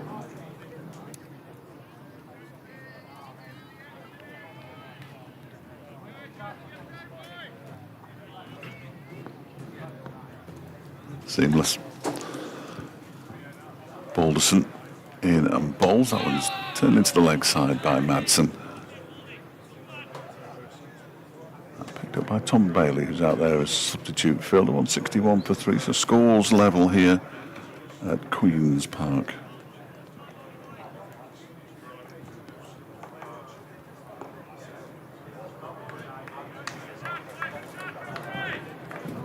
And hear more about Burton Albion's charges. It's on Sports Scene at the moment with Dominic Dietrich. This one says trapped him in front. There's a big appeal. Not out, says the umpire. Madsen trying to turn that one into the leg side, failing to make contact. And the over does indeed now come to an end at 161 for 386 to Montgomery, 12 to Madsen. The score's level with Derbyshire still having 7 first innings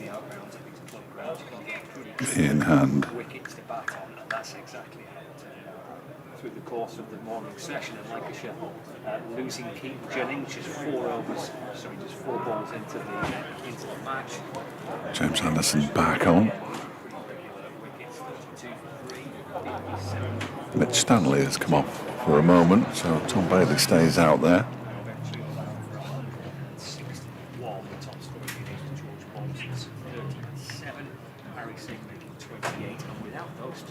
There is Bohannon, bowls to Montgomery, clips that into the leg side.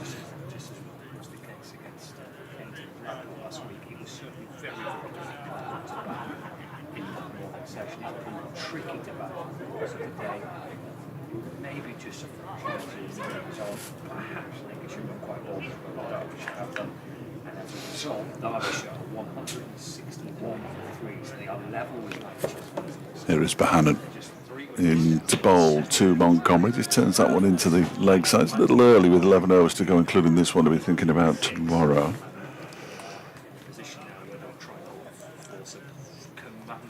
But if Montgomery can still be there in the morning, Derbyshire will be in a very strong position to kick on, you would have thought. 161 for 3 scores, still level.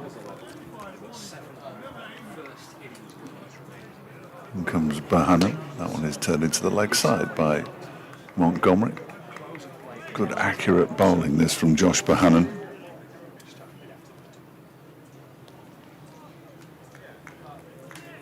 Started the over very nicely indeed.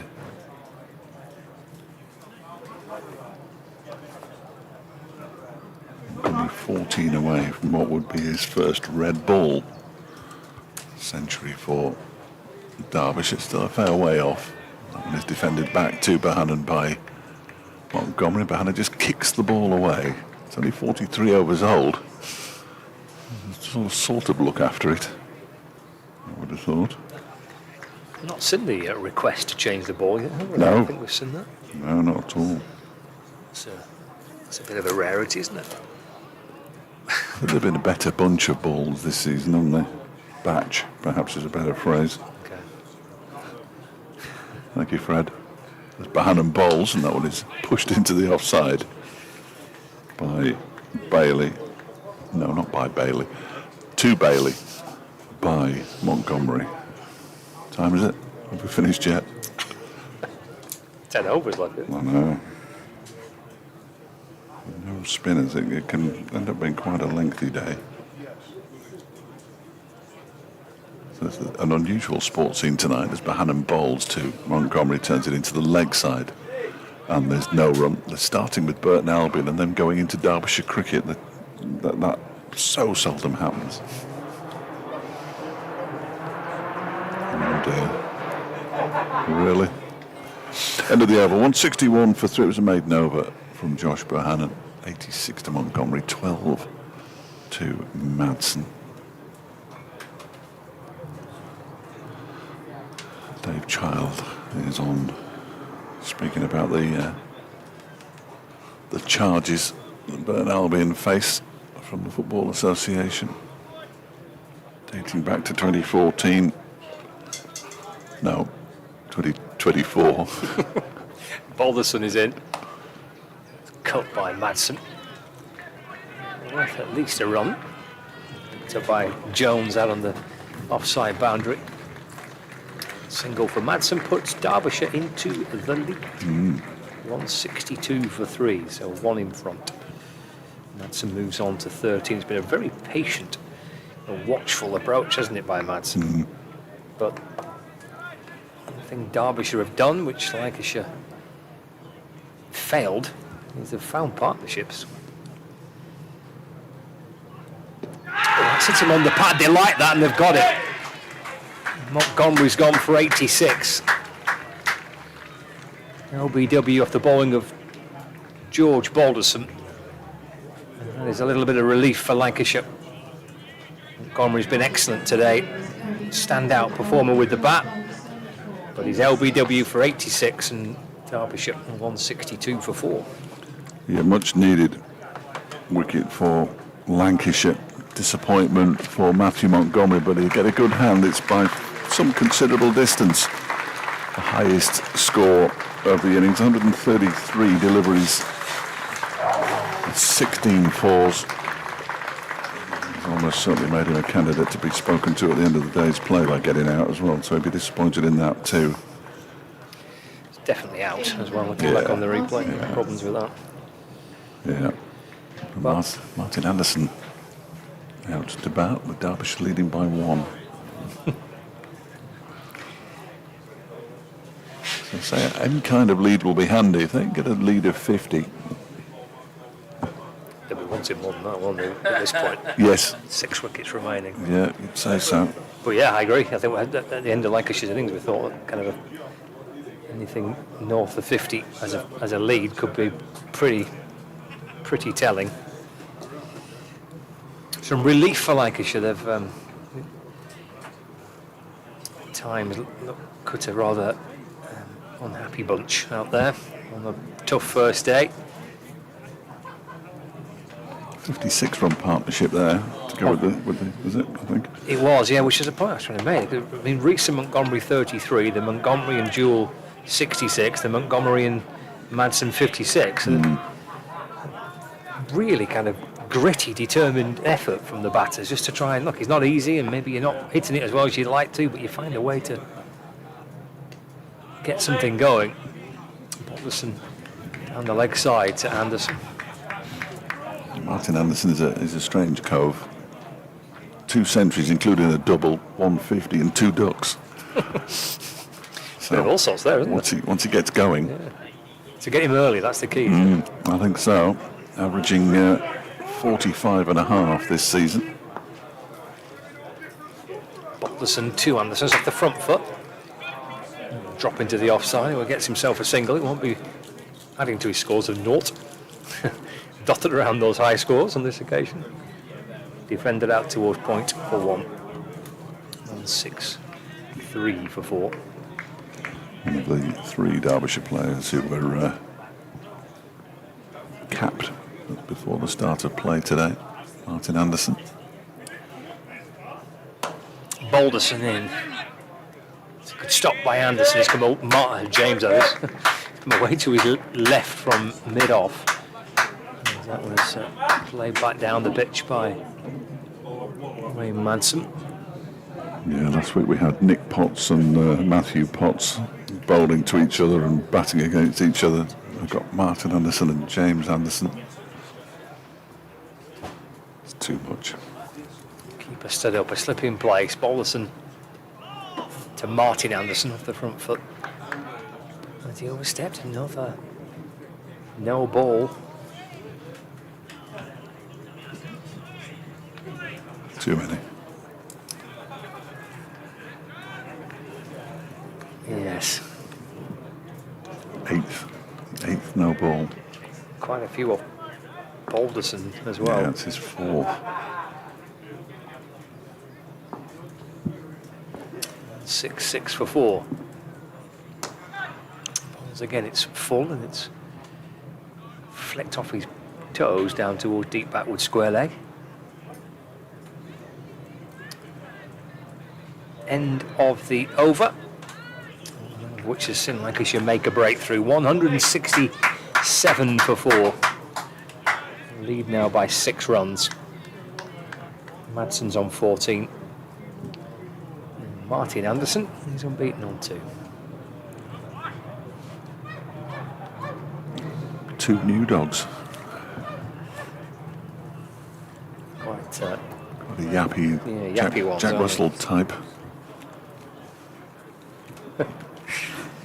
They can be a bit yappy, the Jack Russells. They can, yeah. Bohannon to Anderson. It's flicked away off his hip down to fine leg for a single, where it's fielded by George Balderson, who just finished the previous over. Anderson moves on to 3, 168 for 4. There's been good lights on the scoreboard because the sun is shining brightly on it now, and the numbers are still relatively clear, aren't they, which is good. Balderson bowls. Madsen pulls aerially, one bounce out to Jones on the mid-wicket boundary. He moves to 15. His first real shot in anger, 169 for 4. Do you have anything at 20 past 6? No, I've told them I'm unavailable at 20 past. Oh, that's very kind. That's all right. Hope it comes to me at the right time then. Balderson bowls, defended by Anderson, into the leg side this time, no run. Crowd, as it tends to do, has thinned out in this evening session. There's a fair few over on the bank away to our left, just enjoying some late evening sunshine, or early evening sunshine, really. Good numbers in this morning, weren't they? It's a Yeah, good crowd. no, really good. It was knocking towards 2,000. Balderson is in, and Anderson just flicks this down, fine leg, and the fielder won't get there, and he'll pick up 4 runs for his troubles and move on to 7, 173 for 4.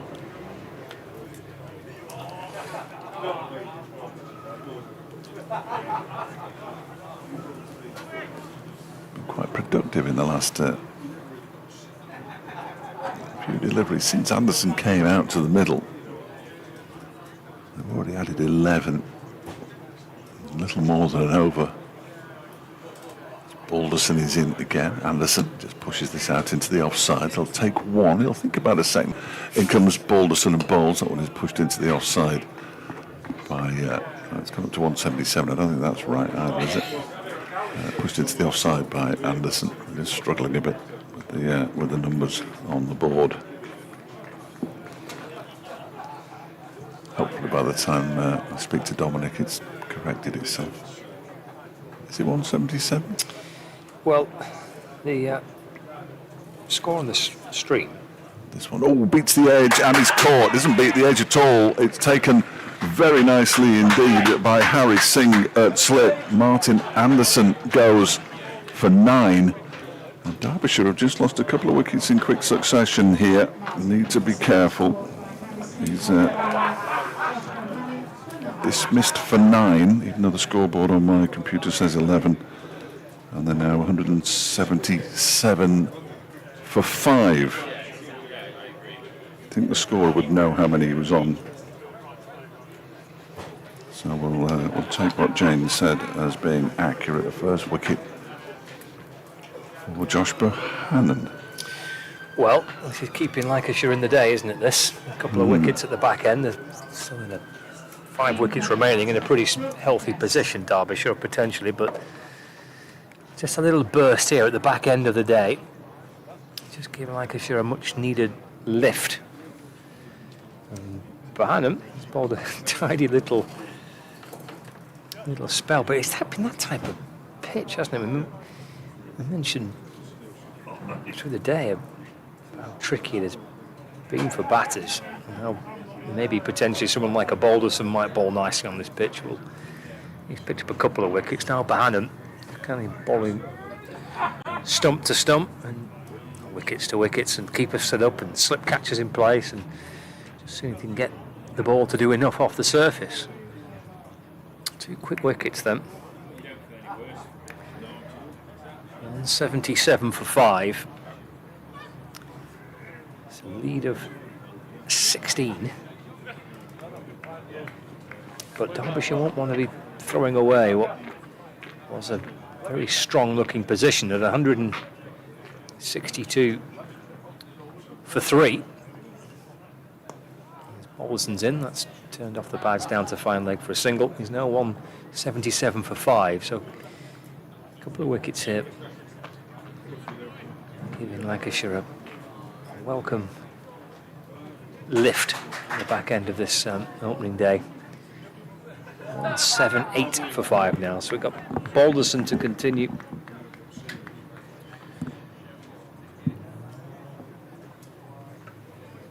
over number 7 in this spell for Balderson. 6 overs, 1 maiden, 1 for 23 prior to this over. Asking for the LBW as that gets through the new batter, Brooke Guest.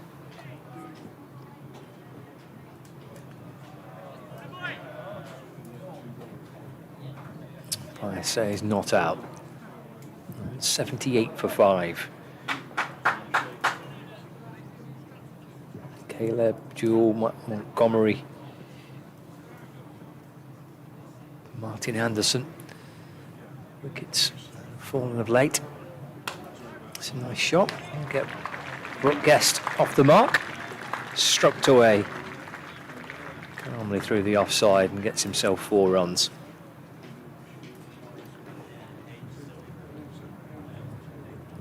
Score moves to 182 for 5.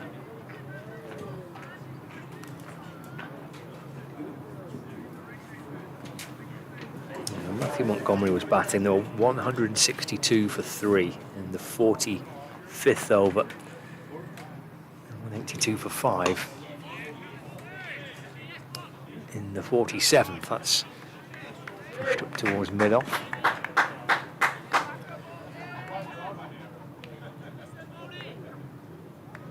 There's no run.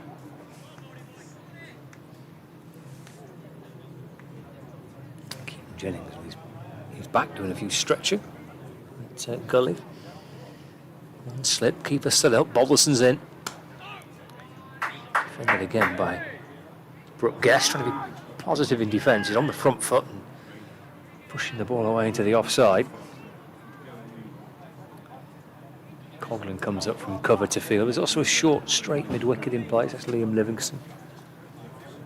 Very much in a catching position there. Anderson's at mid-on. There's 2 out on the leg side boundary. Deep square leg and fine leg.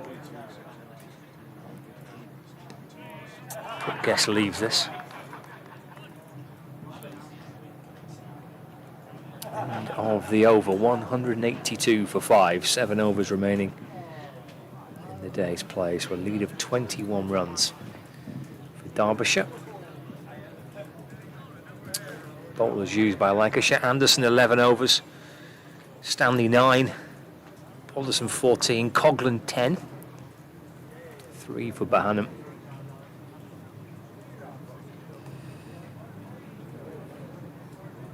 2 wickets for Mitchell Stanley, 2 for George Balderson and 1 for Josh Bahanam.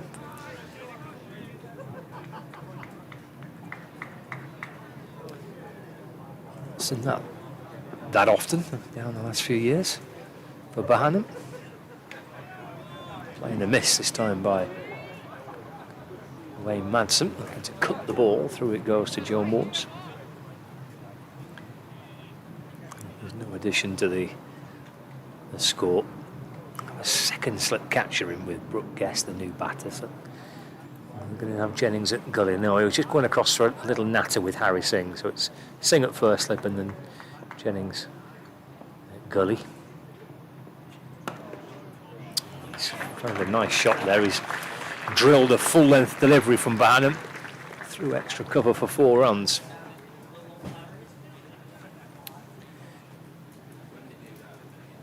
Madsen moves on to 20. Is that? Score moves on to 186 for 5. Flashed away by the Derbyshire skipper. Nicely fielded by the spectator of the boundary rope. Steered out towards the leg side on this occasion by Madsen. And there's no addition to the score. 25 in front.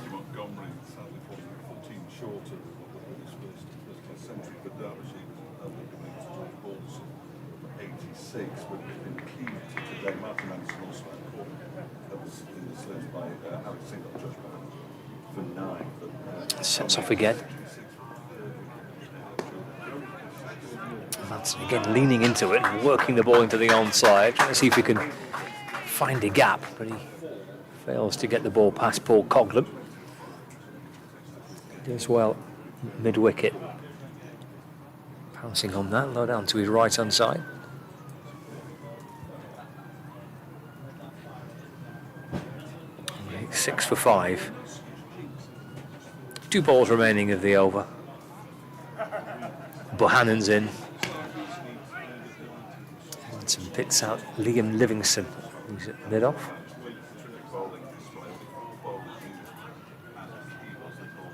No run to the Derbyshire total.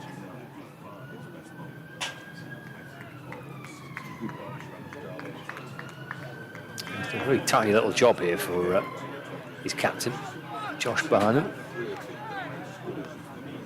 He's found a breakthrough. Forward defensive from Madsen. Actually, that's timed so well, just on the the forward press. And it runs up through straight mid-on. Really is beautifully timed by Wayne Madsen. He moves on to 24. There's the end of the over. And Derbyshire with that 4 move to 190 for 5. 6 overs remaining in the day's play.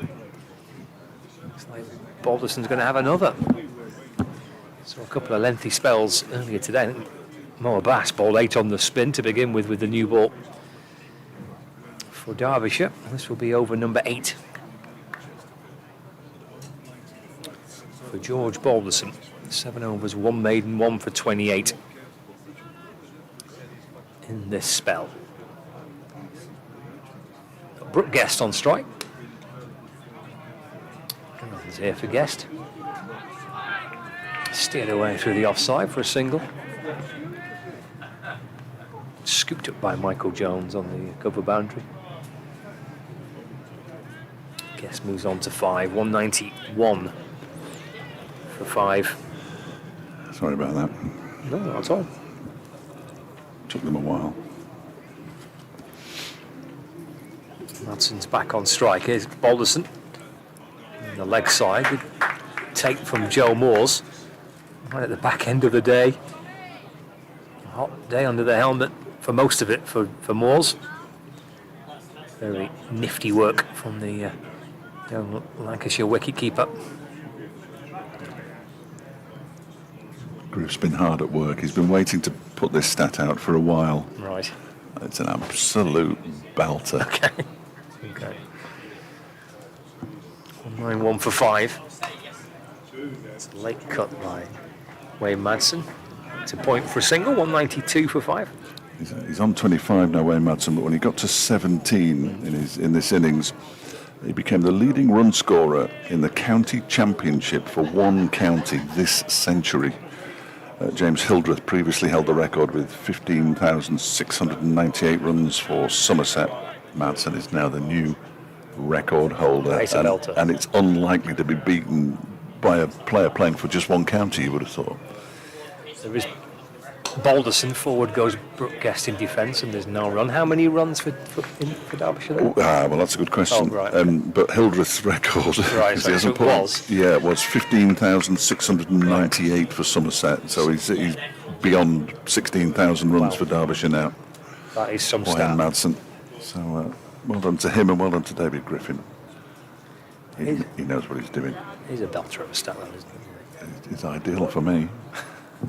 192 for 5. Balderson to Brooke Guest. Defends to Jimmy Anderson at mid-on. And there's no run. It's one for me to mention my close of play if we get there before 7 o'clock, which we ought to do. Just about. The discussion on Burton's charges took a bit longer than they expected. I think one of the supporters they had on was very good. It's a no ball again. And as Brooke Guest defends. It is far too many, isn't it? Far too many. 94 for 5.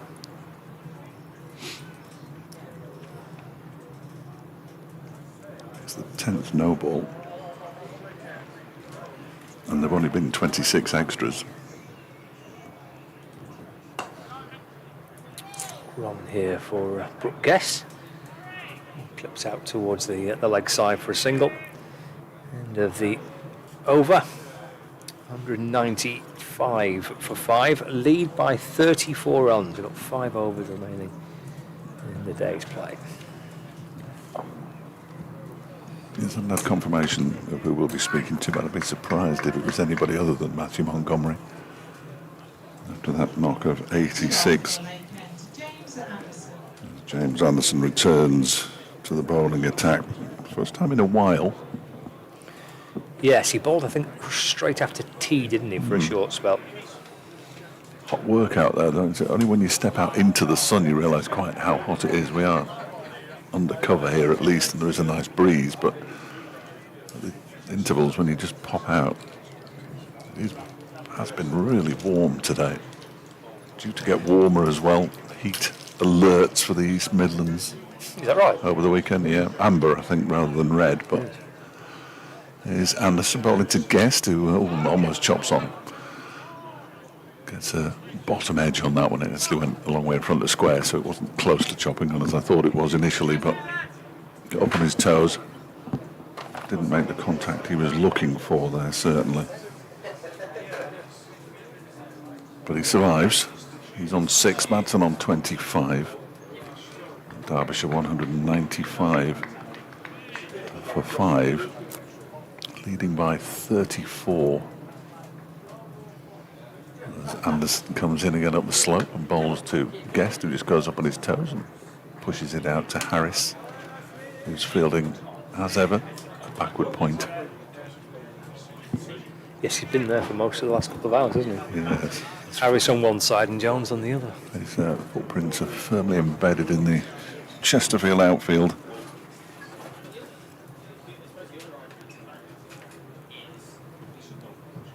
Guest and Madsen just have a brief chat.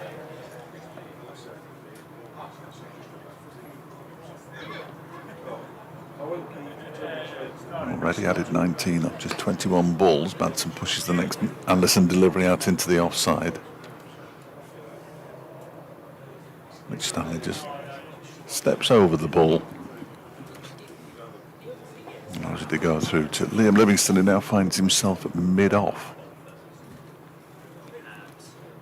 Two vastly experienced cricketers chat, Livingston and Anderson. So a little bit gloomy. There's some blue sky up above, but fortunately the sun's nowhere near it.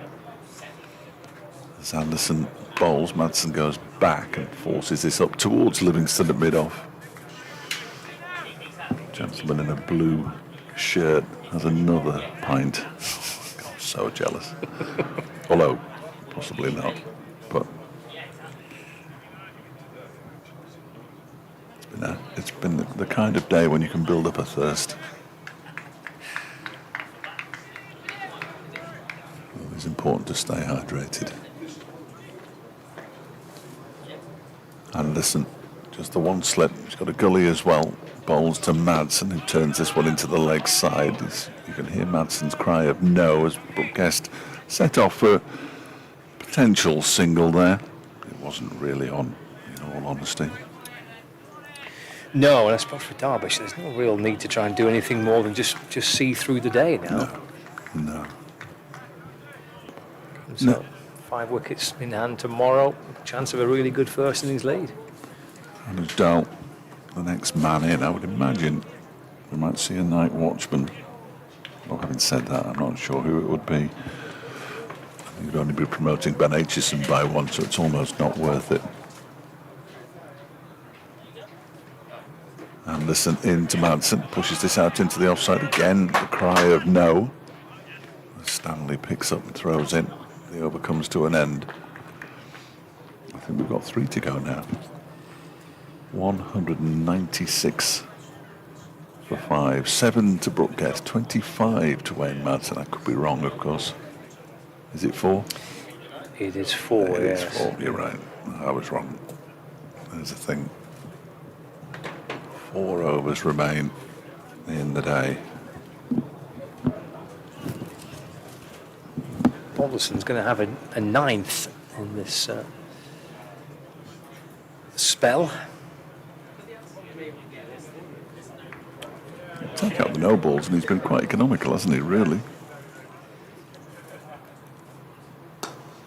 It's turned into the onside by Brooke Guest. Thinking of a second, it's out towards mid-wicket, but Harris on it pretty quickly, so denying the chance for 2. Single takes Brooke Guest onto 8. 197 for 5. Never saw Don Amott with his ice cream, did we? Never turned up for you, did he? I'll get a message later. You were promised one, weren't you? In fact, you were promised 2 from your colleague as well. Yeah, Didn't happen. they're all talk. Left alone by Madsen. It's a good man, is Don. Then Becky's a good woman, just in case anybody at the radio station's listening. Just not keen on buying you an ice cream. Clearly not. And she's from Chesterfield. But I don't think she's ever been to the cricket, which is a little bit disappointing. 197 for 5. Balderson to Madsen, who's off the front foot in defence. Pops it away into the offside. And there's no addition to the score. Definitely has clouded over now. Isn't it? Put the trousers on for tonight. Could be a bit chilly around the calf later on. 197 for 5. I don't think it will be. No, probably not. Balderson to Madsen. Oh, he's pushing at that. The ball nips past the edge of the bat. It's a really good take from Joe Moores. Keeping's been absolutely exceptional, really. I mean, he's 17-year-old. He's right at the back end of a hot day, which he's been keeping largely standing up for most of it. It's a top effort from young Moores. 97 for 5. In comes Balderson. That's a proper solid front foot defence from Wayne Madsen. Deflects it off the full face of the bat. Back to Balderson. And there's no run. There's some weary-looking Lancashire players. The ball's been shown to the umpires. That's the first time, isn't it? Yeah, I think they're discussing the gloom as well. Sort of looking up to the sky as much as they are looking at the ball. I don't think they're doing anything with the ball. They're not trying to fit it through anything. Having a chat. But the Queen's Park is surrounded by trees, which makes it look darker. Oh. Check of the watch by the... I think we're off. and that's it. Bad light stops play, and that might end play, but Derbyshire won't be too disappointed. 197 for 5 with Madsen on 25. It is dark, to be fair. It's unusual midway through an over, isn't it? Yeah. We kind of tend to check it and have a conversation at the end of the over, so that's slightly unusual, I suppose. But I mean, the previous deliveries, he's played the most solid front foot defensive shot. It's not like he's one that's just nipped past his outside edge, and he's played a couple of solid defensive shots, but I don't know. Anyway, that's it for bad light, and as you say, maybe that's it for the I'm not sure it's going to get any lighter, is it, really? We've got 3 overs left, haven't we, after this one? Yeah, and there was only one ball of that over left. Yep, that could be it. We don't get those overs back, though, because we've lost them after 6 o'clock. I think that's the rule.